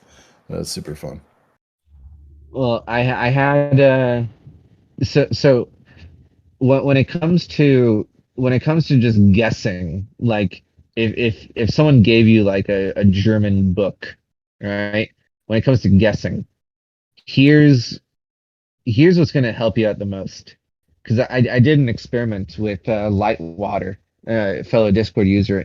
He listed 100 Dutch words, and I guessed what they are translated to English, and I got 90%. I got 90 out of 100 correct, all because of one simple trick. There's in phonetics there's consonants. Well, in language there's consonants. But in phonetics, you understand the relationship between voice and voiceless pairs. And so what those mean is that your tongue and your lips and your mouth and like the muscles of your vocal tract, they make the same position. It's just a matter of whether you engage your vocal cords to vibrate or not. And so, like when you make the sound of a T, it's the same muscular constrictions when you make the sound of a D, Yeah. and the same Like for P and and the B same and for all that. yeah, and like F and V, you know, and when you understand, you know, P B, F V T D G K L R, you know, things like that, and then some of the more similar things that are sort of like M and N or S and Z. Uh, these are the things that are most often like interchangeable. And so when you just understand the voice and voiceless pairs of consonants, and you just like look at their word and then like think about, okay, well, let me you know, try to translate this, just literally just like just my best attempt to utilizing this one single technique. I mean, you'd be surprised how impactful it is to like making it more understandable, or, you know. And he gave me, you know, 100 Dutch words, and I just applied, just replacing T's with D's and F's with V's and M's with N's and O, you know, A E I O U with each other, and like, oh man, it works so well. Like I got almost all of them correct. And I mean, Yeah. this is, I mean, whenever you're going to learn a second language, if it applies, if it's the same language, like the Indo-European language family, if you're learning like whatever, like this is the first thing you should be taught, because it just makes things so much easier. Things will just connect so easily. Yeah, I definitely found that with the German and English. They're so closely related that there's so many words that, yeah, once you sound them out and think about that, like, you know, doppel, double, and all kinds of stuff like that are just so close that it's just Like intuitively obvious. like they say glockenspiel, right? And it's like, oh, a Glock. Well, if you turn that G to a K, it's clock, and that's exactly what it means. Glock is a clock. You know, it's crazy how simple it is sometimes like that. Just turn the G to a K, and boom, there it is. A Glock is a clock.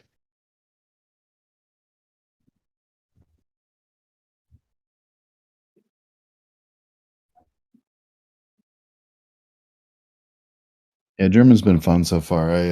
It's one of the few that like I have someone I can practice with on a daily or weekly basis, which is definitely helps a lot. One thing that is also super helpful, I think, is learning the international phonetic alphabet of symbols, and that way you never have to ask a native speaker how to pronounce the word correctly, because when you learn the international phonetic alphabet, you can just go to like dictionary.com or anything and just have it like spelled in actual like specific letters that correlate to exact sounds. Like like all your teachers in fourth grade, kindergarten, whatever, they're like, oh, sound it out, right? Well, we all know in English you can't just sound out a word, because a might be ah or or or a. You know what I mean? You never quite know. But when you learn the international phonetic alphabet symbols, you can just search the word spelled that way, and it gives you an exact way of pronouncing that word. Yeah, I've picked up a few of those just from seeing it on like Wikipedia or whatever. I would like to learn all those. They're definitely helpful. I think okay, so there's 26 letters of the alphabet, right, in English, but there's 44 sounds, and 20 20 20 20 of them are vowels, which are the least important, I think. Uh, really, it's just about I'd say really the most important part is just the 24 consonants that you can get specific sounds attached to. And I mean, it's when you think about subtracting 20, like A, E, I, O, U, what's that, five, right? When you subtract the five from the alphabet, you're left with 21. But there's only 24 consonants. So like, okay, so get rid of the vowels of our alphabet, and then all you really need to learn is literally 3 extra symbols. It's actually really simple to learn the phonetic consonants, because all you need to learn is that the letter C doesn't exist because K takes care of it, and then there's the CH sound and the SH sound and then like the J, like the Jacques Cousteau, like the J sound, and I mean that's basically it. And I mean then you got all the consonants, and the vowels come easy after that.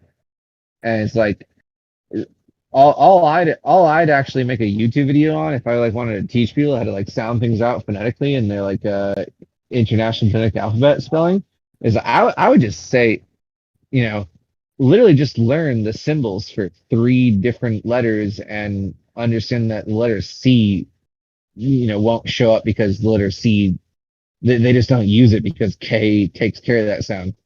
There's S and there's K. Fuck C. You know what I mean?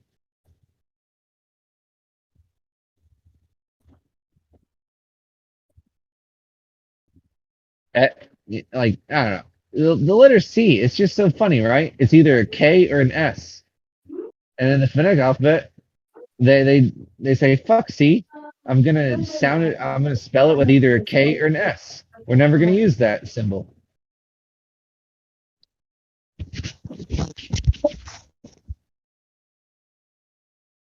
I don't know if other languages have all the quirks that English does with like the silent B's, the silent E's, where it's like dumb or doubt or whatever, or like the weird like 8 or like pH equaling F or whatever. English has about like 20 quirks to it. And I'm not even angry about it. I think that like it gives you insight into the history of where it came from and what different languages it's borrowing its words from.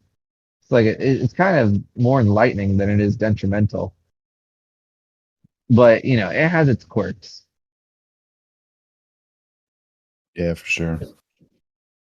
I actually appreciate them because I think learning them I think it kind of actually gives you insight. It almost gives you like a head start on appreciating like other languages, like the silent G or the silent K and like no.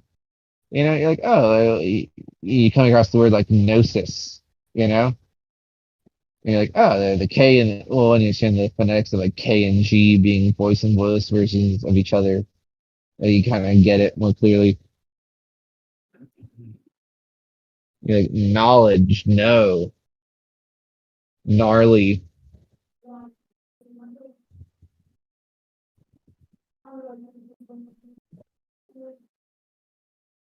And here's I don't know, here's something I kind of always feel like asking people. What's your take on Gnosticism? Anyone?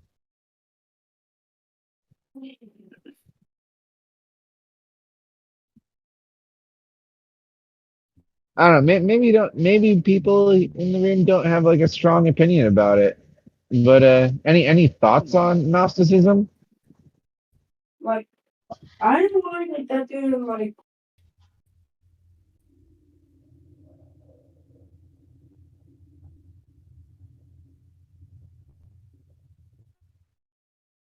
I heard someone speak kind of incoherently a second ago.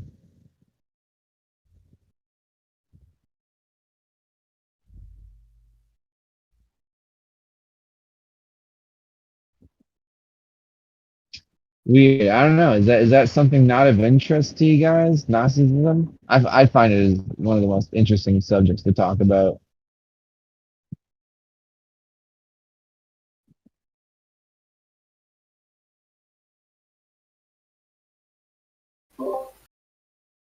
In principle, nos means knowledge. But when I look at the word, the G is often for generating us. Gnos. Do you hear me? Yeah, yeah. I can I can see where gen, is associated with generation, but I'm not sure I understand where just the letter G in and of itself means that. Although I don't know, green generator, give. There's something to it, the G words, I guess. Yeah. There's something there. Definitely. Trust me.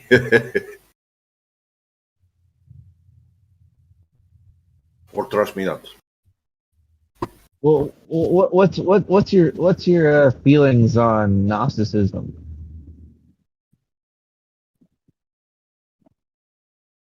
Um,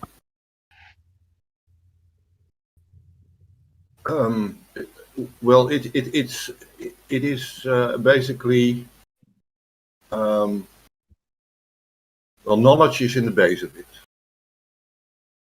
right? What do you say? Knowledge is the base of it in Gnosticism. Yeah, it's like the virtue of it. Yeah. When you look at that word, they all are have a K that is not pronounced, and that's also in the knee. The not. So when you look at words like that, you can also say knowledge. What we know at the moment, somehow. Well, you know how you know how Gnosticism is not necessarily, but typically it's linked with Christianity, and a lot of Gnosticism is like is like a take or like a critique on Christianity, where it says it's not so much faith or physical works that will achieve salvation for yourself, but it's actually wisdom or knowledge that you can achieve that is the key to salvation. It's about like the way you free yourself from suffering is actually by enlightenment in the sense of learning certain lessons and connecting certain understandings. Roofie, yeah, okay. Yeah, I think you're right. It's very important what you do with your knowledge. If you spill all your knowledge randomly, is that wise? And that's my critique. It's like, when is enough enough? If you claim to be a Gnostic and you think that wisdom is the key to salvation, when can you ever claim that you've become so wise or enlightened that you made it? Your work is done. Because that, to me, that seems like a something that can never truly be fully accomplished. It's like I've I've never met someone so wise that I'm sure they're going to heaven. Like, oh yeah, this person, he's so smart, because the more wise you are, it seems like the more questions you have, and the more deeper you dig yourself into some sort of a hole. And I'm really not sure that knowledge ever concludes in your search for it. Like, oh, like, I've learned enough. I'm not sure anyone can really claim that, which would be something I guess the Gnostics would say. Yeah, I've learned enough. I read enough books, so I'm going to heaven. I'm wise enough, so I'm going to heaven, or I get salvation. I don't know. It seems kind of I don't know, incomplete or something like that. the same way the Christians argue against like salvation through faith versus salvation through works. It's like, okay, do I have to do enough good deeds, or do I have to just think happy thoughts and think, pray for others, or be self can I be selfless enough in my thoughts, or do I have to be selfless enough in my actions? And is it works or faith? And I would say in a fair world it'd be a combination of both to some degree, but of course I don't think that's the final answer either. But then of course both of those ignore actual factual wisdom, which would be the Gnostic approach. But then also that wouldn't be enough in itself either. But then what would be? I'd say nothing would be, because what we do echoes in eternity, and there's no making up for the mistakes you've made. Every negative thing you do makes a permanent scar upon reality. Every bad thing you do makes the world a worse place, and there's no making up for that. It had its impact, and you can't take it back. But the same goes for all the positive things you do, where every positive thing you do is a good thing that makes its mark on reality permanently as well. And but honestly, if we're all being honest with ourselves, if we were going to make tally marks and really weigh out the positive versus negative impact we have on reality, I'd say most people are probably having a worse impact on reality than a good one. And so I'd say we're all fucking damned in that sort of way of, weighing things out in a tally mark sort of, pros versus cons thing. So I guess we're all fucking doomed. Overall, I will say that if you contain a lot of knowledge and you evaporate a lot, you get a lot of critique as well. You are put in worship if you do not mind your business very well. And even if you do well, you will receive critique. And it's dependent on how you bring things out. If you are very much a person of statements, you will get counter statements. But if you are a person of reconnaissance or things like that, then you give the message, this is what I found. There's more to be found out there. Go look for it. Like that. That's big differences in sharing knowledge. Yeah, no, I see what you're saying. It's like there's an end destination, and you can get closer and closer to it, but never get there. But at the same time, there's a beginning point that as long as you're trying, you're always going further away from. So at the same time, you're never getting to that ultimate destination. You're getting closer, and while you're getting closer, you're also getting further away from zero. And so something is happening, and hopefully we all get our answers after death. That's what I'm betting on. Some sort of sweet relief of death. Yeah, and we get swiped again when we come back. Yeah. Here we go again. Otherwise, it wouldn't be a human experience. Exactly. Yeah. Exactly. Yeah. There is no other way. It has to be this way, or else there is no other option. Lately, I really established for myself to embrace the human experience. The human experience. What a profound arrangement of words.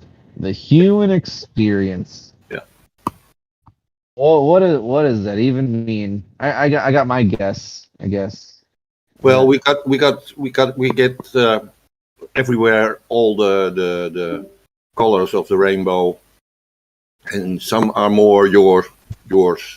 I think it really works like that. Making music in your inside, painting images on your inside. And what you bring out, what you can bring out, you must scan your surrounding and see what colors people make and how you react to that then.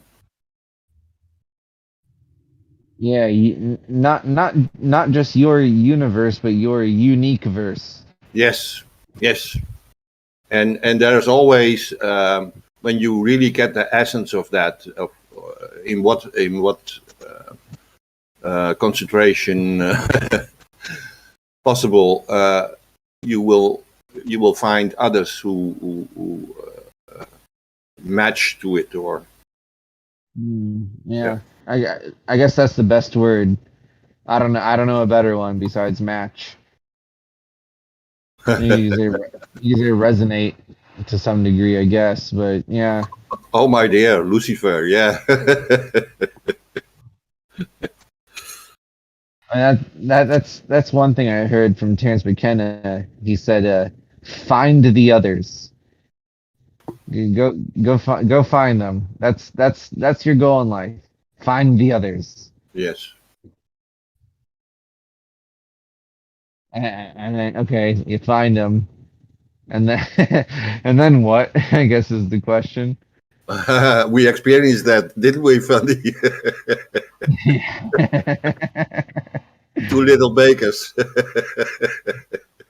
Yeah, you have to work it out after that point yourselves. Yeah. There's no instructions. You have to figure that out amongst yourselves. What yeah. What are you gonna do about it? What now? That's okay. So once you come to any sort of realization, you think you come to understand some sort of truth, and maybe you do. I'm sure we all do to some degree. You find you find some sort of truth, some sort of understanding, and then you say, okay, I have the understanding, and then you say, all right, what now? I guess I'm supposed to do something about it or do something with it. And that's the difficult part. That's when the real work begins. I know what I should do. Now what am I going to do about it?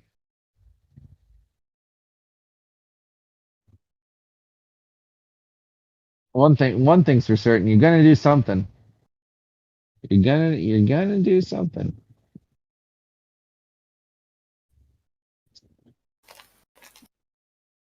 Hey man, I'm gonna head off. Hey, Fundy. See you another time. Bye. Yeah. See you later, man.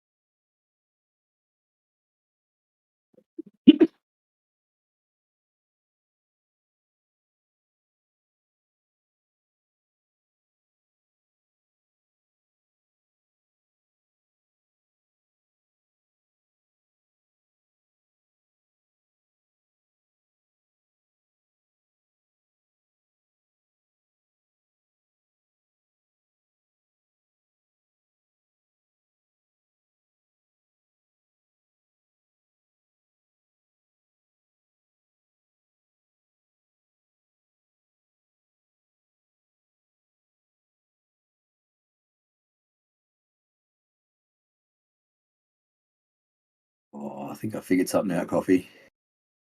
It's taken a while. What was that? I think this has to be a bomb. Do you want to walk me through it? I actually ended up just downloading Infinite. I've been playing a few puzzles. Yeah, I haven't caught up to where you're at here. This is crazy. All right. So this one is 6. So there's 1, 2, which means there must be 4 in here. Yeah. Right, so 4 in this slot.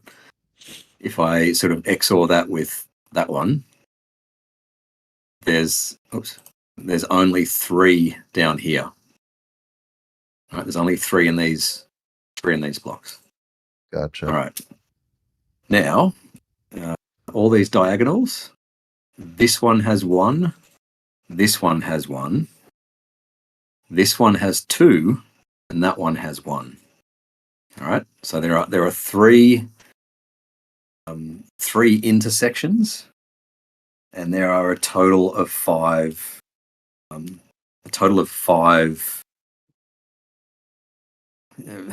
Two of the intersections have to hit together, right? Because there are 5. The diagonals say that there are 5, but there are only 3 in here. So 2 of them have to intersect. Right? And it can't be these 2 Can't be those two intersections. Therefore, they have to intersect at least at this one. Yes. Oh, because of the 6 in the upper left. Yeah. Yeah, so this one, that's a wild. 1. I got somewhere, that's good. Bloody hell. So 1. So there's still one intersection there. Can't be both of those. Has to be one of those intersections. All right. 1, 2, 3. Doesn't help a lot. Anyway, that took 15 minutes just to get that one fucking dot. That's crazy. Yeah, I'm like stuck on a much simpler puzzle, but it's fun to try and find the way out. You should share your screen. Yeah, let me see if I can do that. Hang on. 5, 6, 7, 8.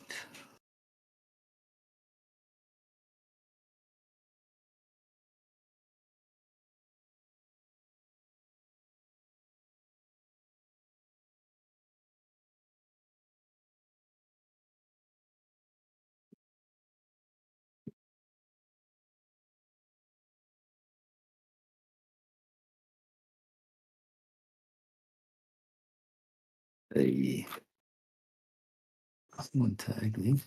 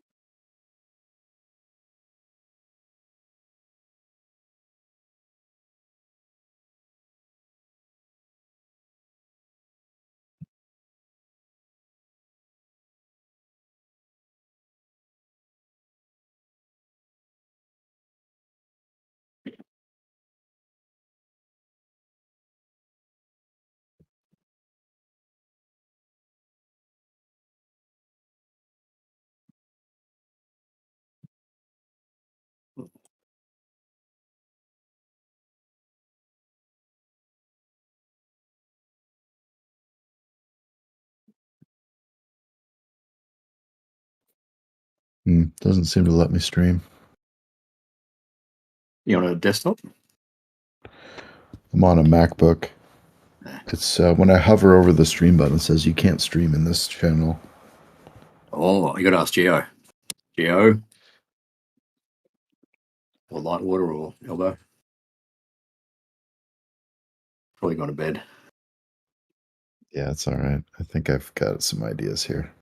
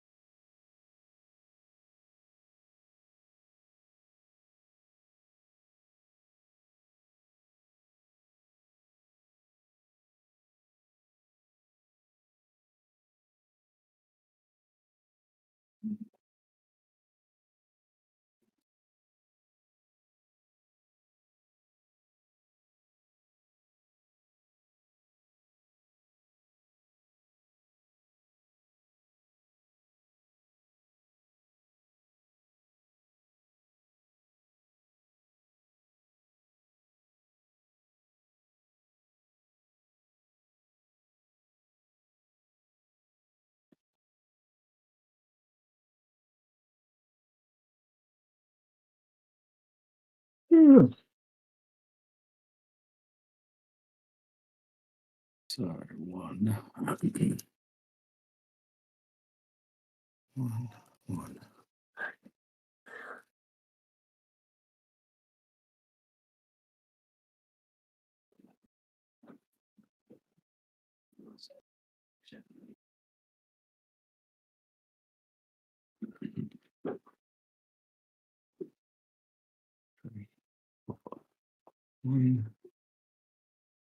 7, 8, 1.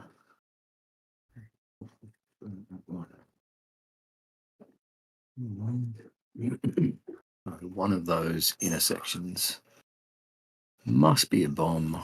One of those 3 One of those three is a bomb. A newborn bomb. A newborn bomb indeed, chicken.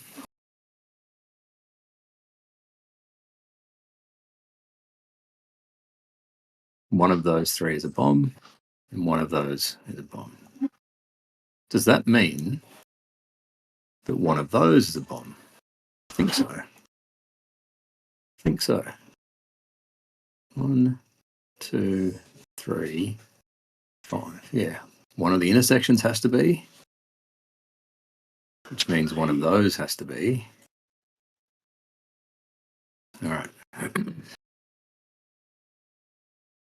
Doesn't help On me your though. 6 diagonal, you've already got 5, right? So only one of those 4. The 6, yeah. So only Yeah. one of those. Oh, and one of the intersections must be. Yeah. Yes. So two blacks on the upper part. Let me double check that, but yes.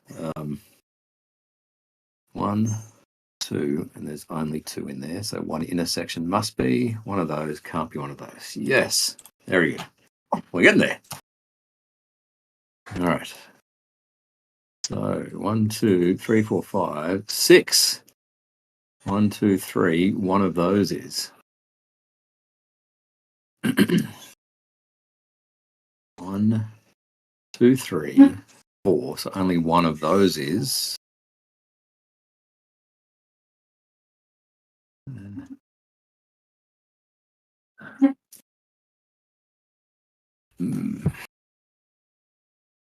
We did something there, didn't we? You got one of those out. That 1, 2, 3, 4, 5, 6, 7, 8, 9. So 2 of those are right. 2 of those are 1, 2, 3, 4, 5. One of the others. 2 of those.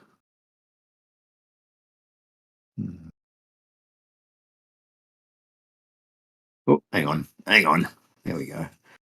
1, 2, 3, 4, 5, 6, 7, 8, 9, 10, 11, 12. Bang. 4. 1, 2, 3, 4. Yeah. All right.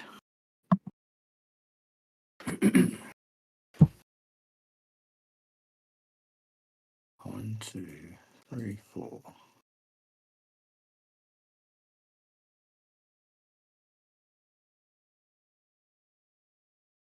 Two of those are 2, 3. So 2, 1. So one of those has to be, and 2 of those has to be. So 1, 2, 3, 4, 5. Only one of those can be, which means that one is. Yes. Okay. 8. 1, 2, 3, 4, 5, 6, 7, 8. Boom. All right. 6. 1, 2, 3, 4, 5, 6. Boom. 9. 1, 2, 3, 4, 5, 6, 7, 8. So one of those is right.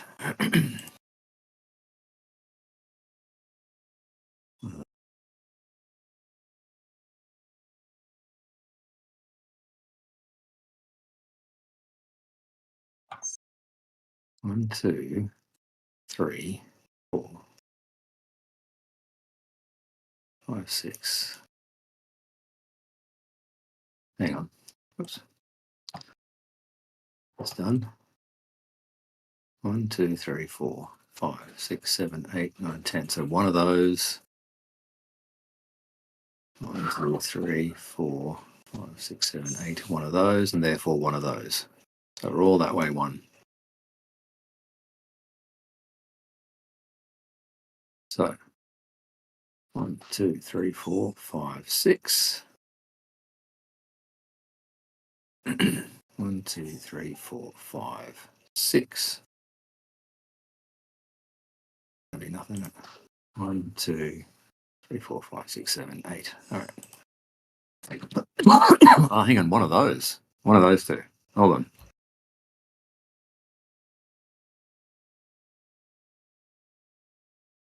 Yeah, so one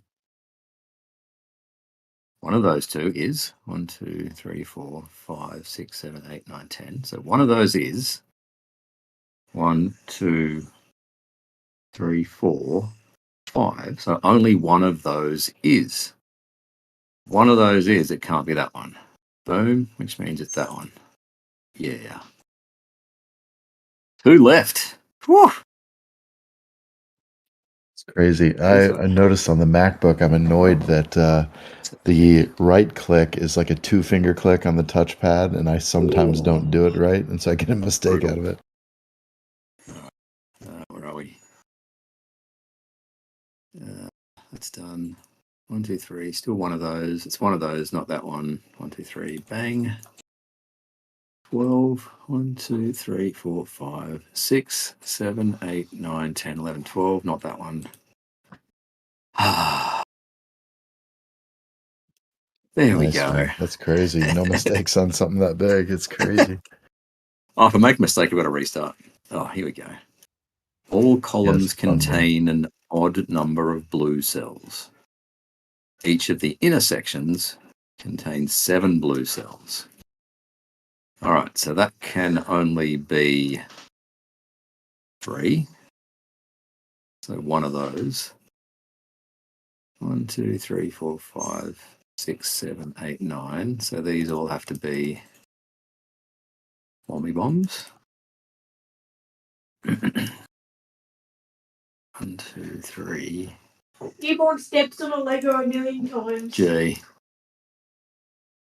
That can't be that one or that one, which makes that one. 1, 2, 3, 4, 5, 6, 7. 1, 2, 3. 1, 2, 3.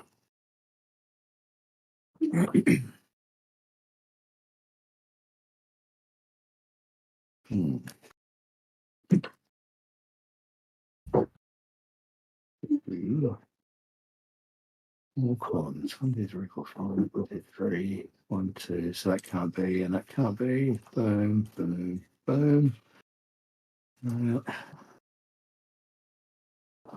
3, that can't be.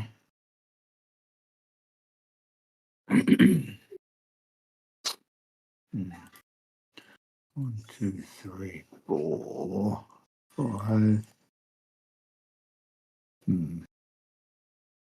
1, 2, 3. That's that one. 0. Boom. Boom.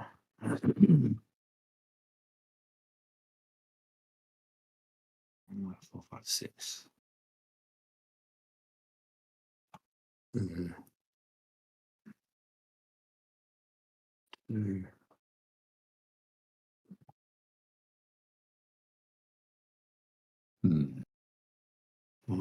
2, 3, 4. It's only one of these.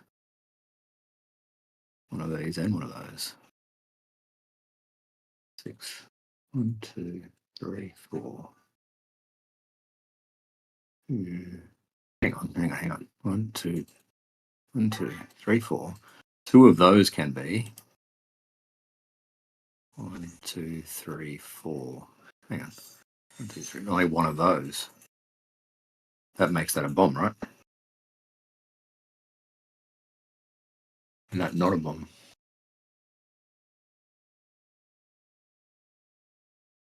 1, 2, 3, 4. Only one of those. 2 of those. That's a bomb, right? Yeah. All right. Does that make that one not a bomb?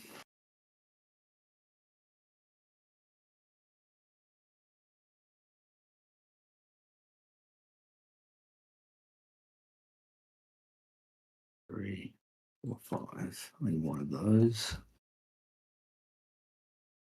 I think it does. 1, 2, 3, 4, 5. Not a bomb.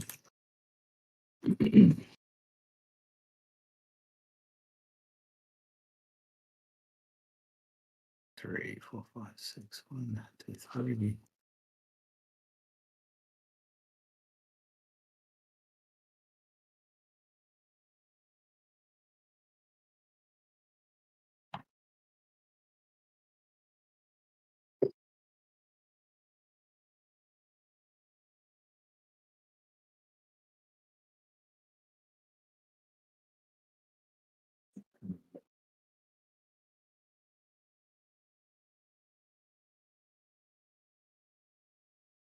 One of those. One of those.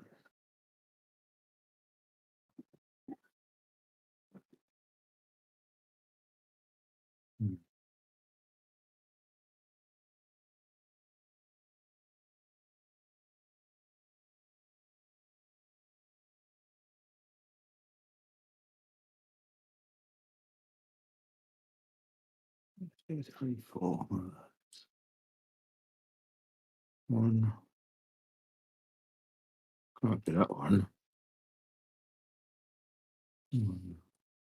Boom. 1, 2, 3, 4, 5. Boom. Boom.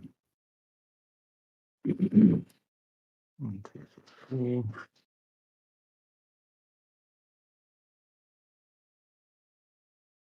One, two, three, 0.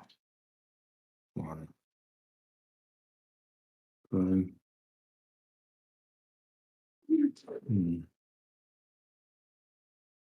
What do we do there? 1, 2, 3, 4. Boom. Boom. Boom. Boom.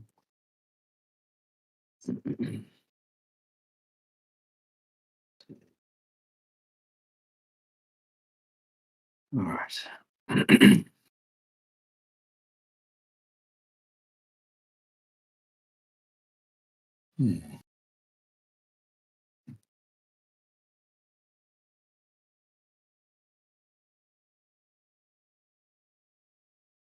One, 1. I'll be that one. 0, 1. All right.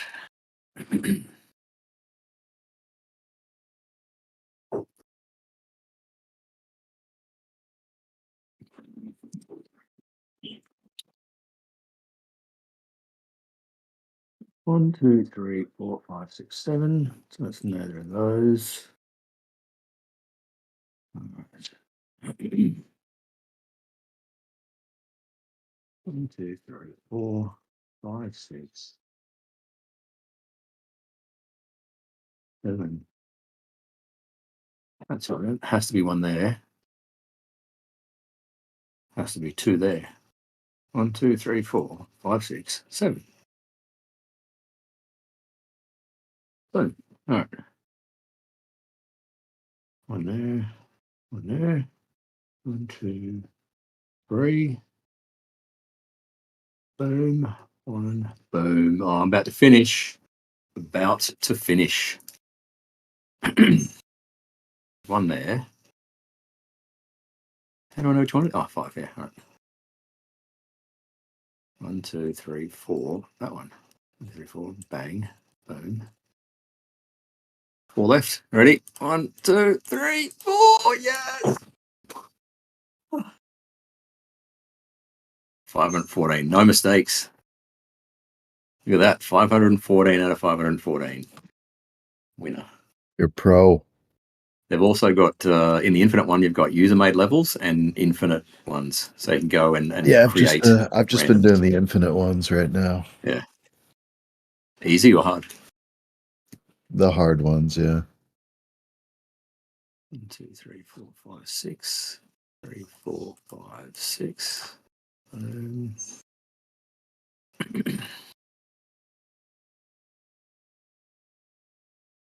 3, 4. At least one there.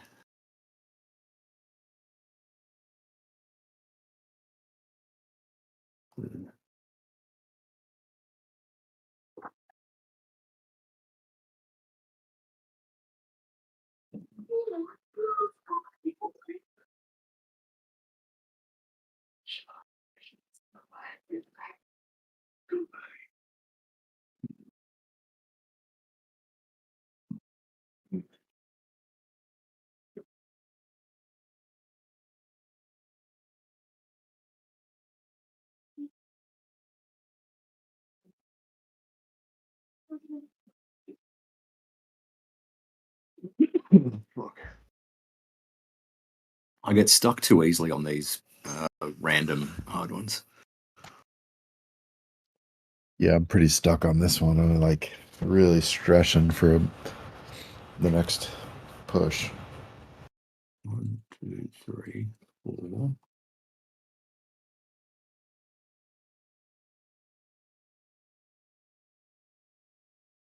I feel like these are the kind of games that fight off Alzheimer's and things like that, you know? Yes, 100%.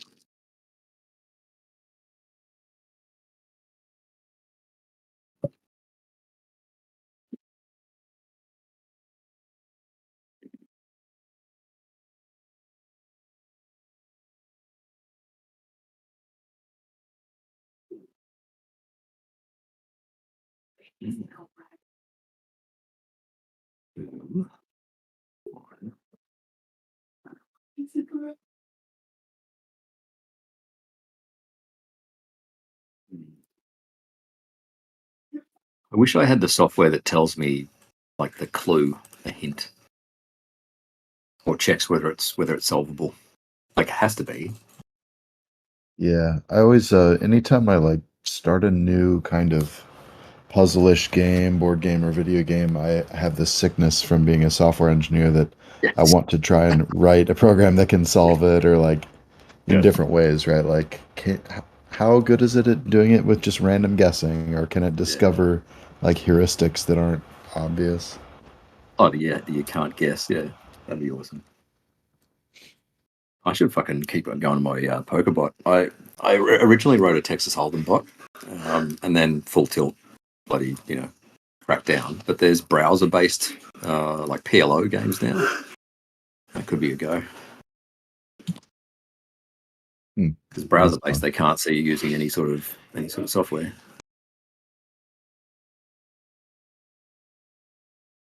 3.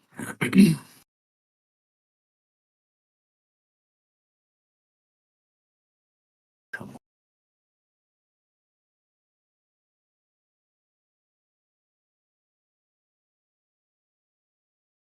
Could be 2 of those. Still those then. Those.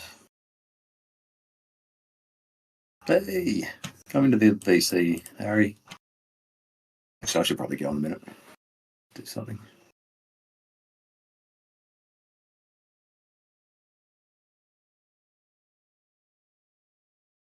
Yeah, I just don't think this one's solvable.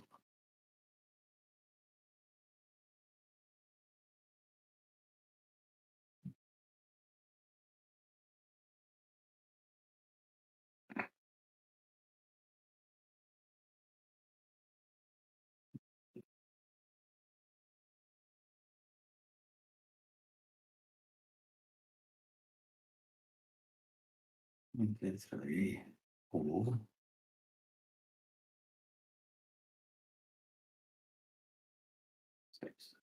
Anything.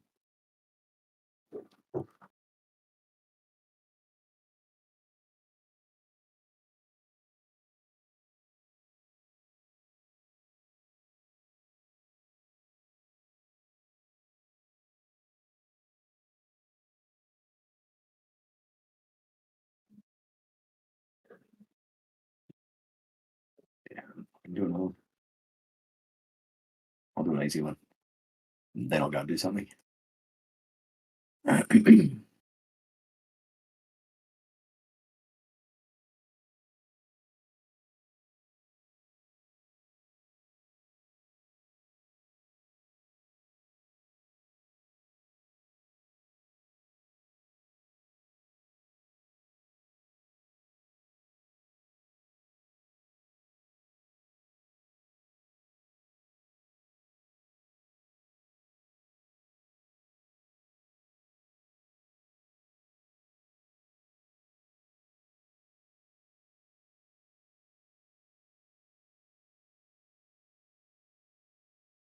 Nice. Boom, boom, boom, boom.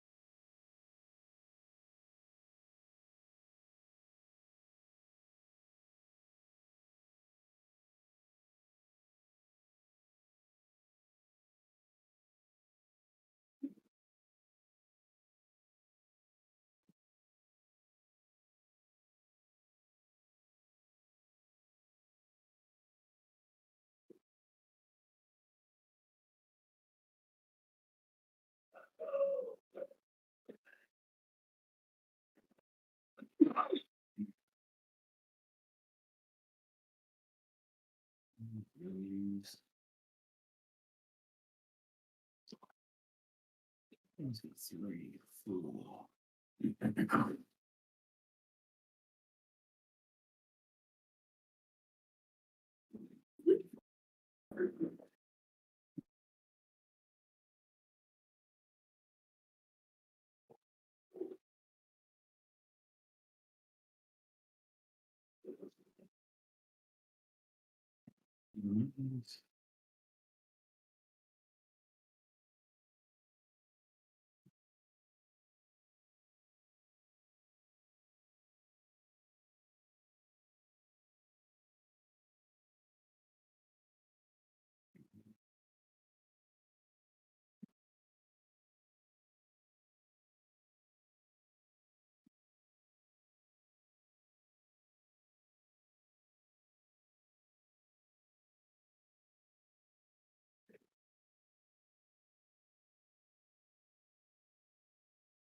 Negator.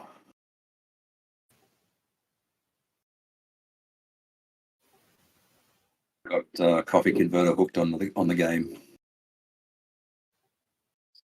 Yeah, pretty much.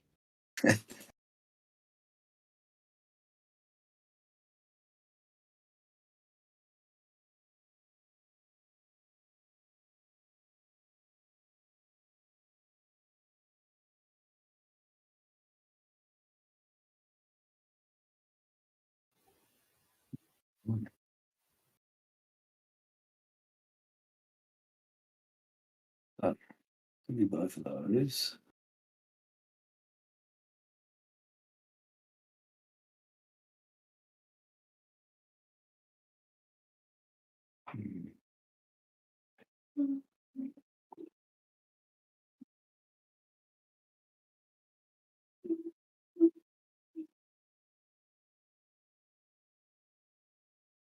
I'm stuck on a freaking easy level. 2. No, there we go. Bloody hell.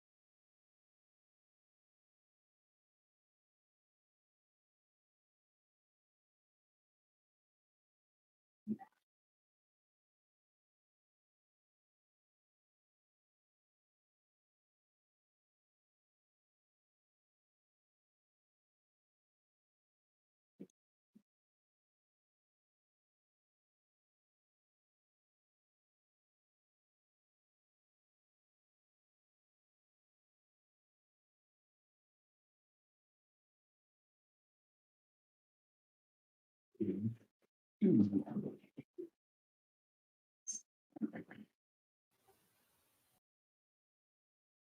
easy.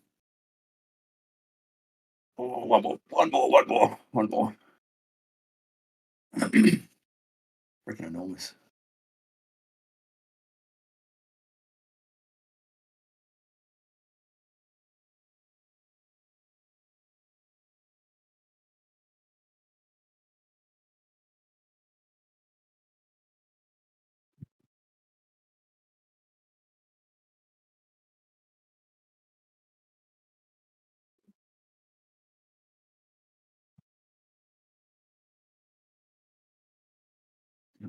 Four.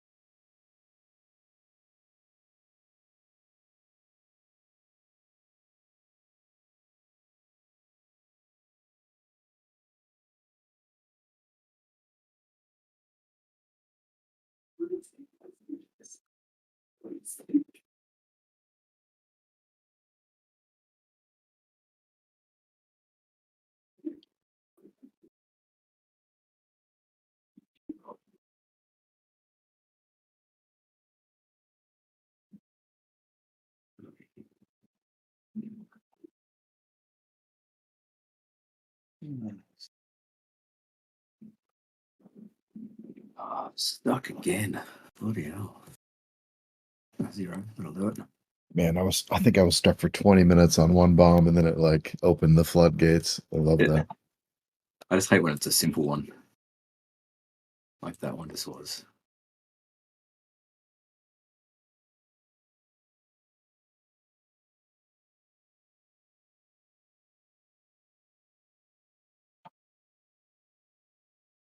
All right.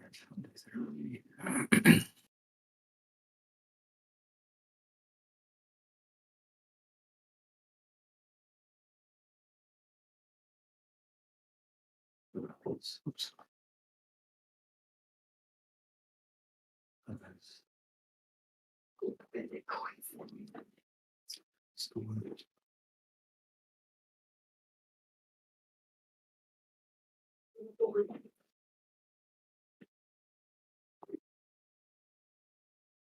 It's just a concept.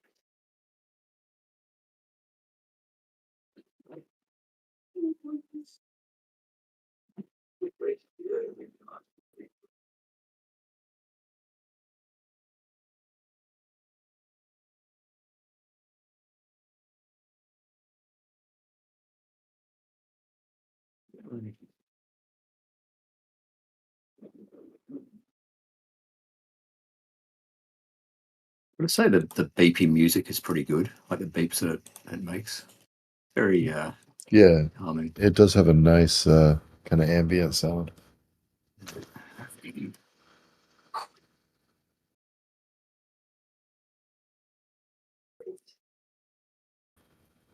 Now someone just needs to make a 3-dimensional version of this with cubes, and then you got to rotate everything and transparency. No. Nightmare. 3, 4. All right. 1, 2. 1, 2, 3, 4. No.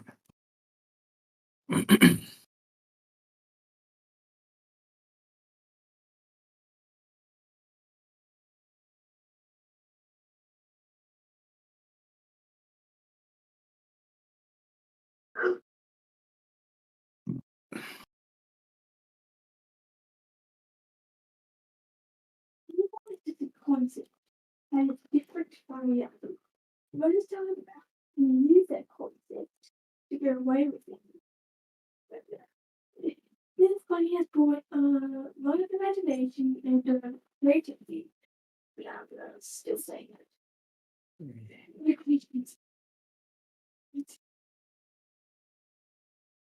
You're a concept chicken? Just making fun of the things Tommy said about newborn. Okay. So, Continue one of those. Boom.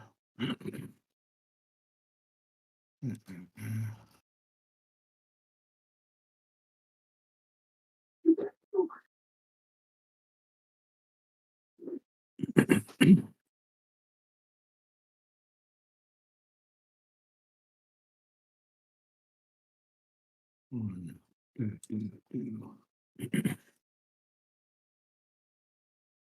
one, two.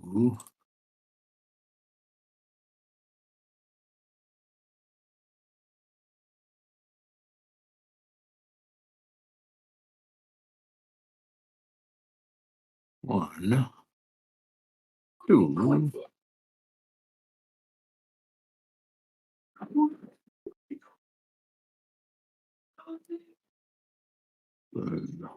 two. One, two, three, four, five.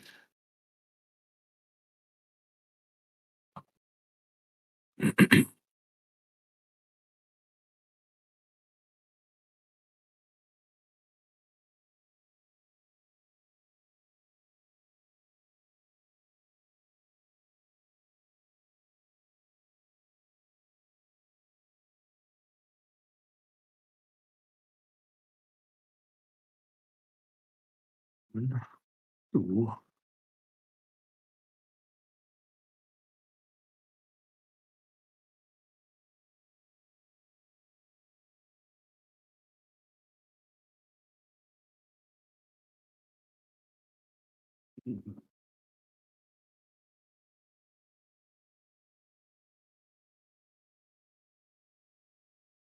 One, two.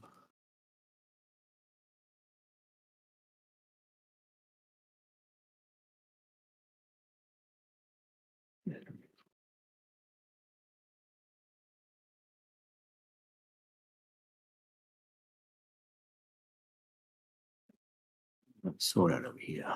One of those, one of those.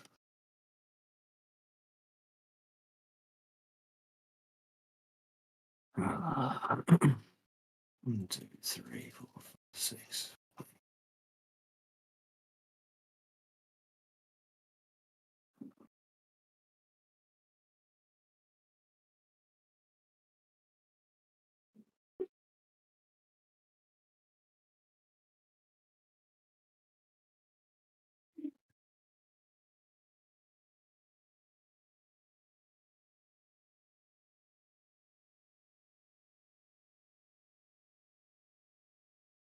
One, two, three.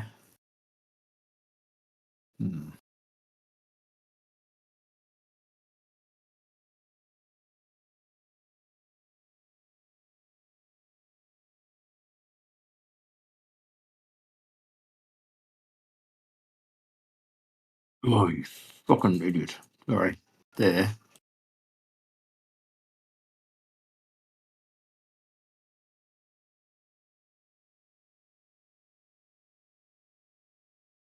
Had a brain explosion. Made an error.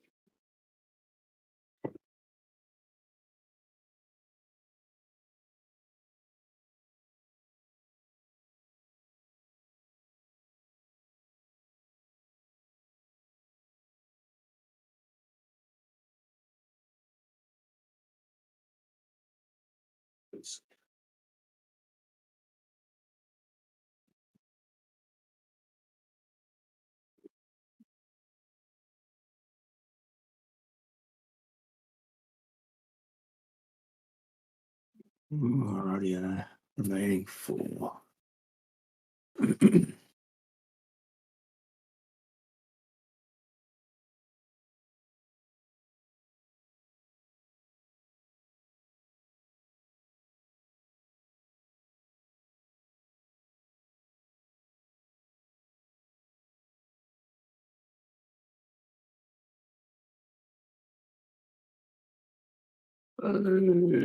right, that'll do me.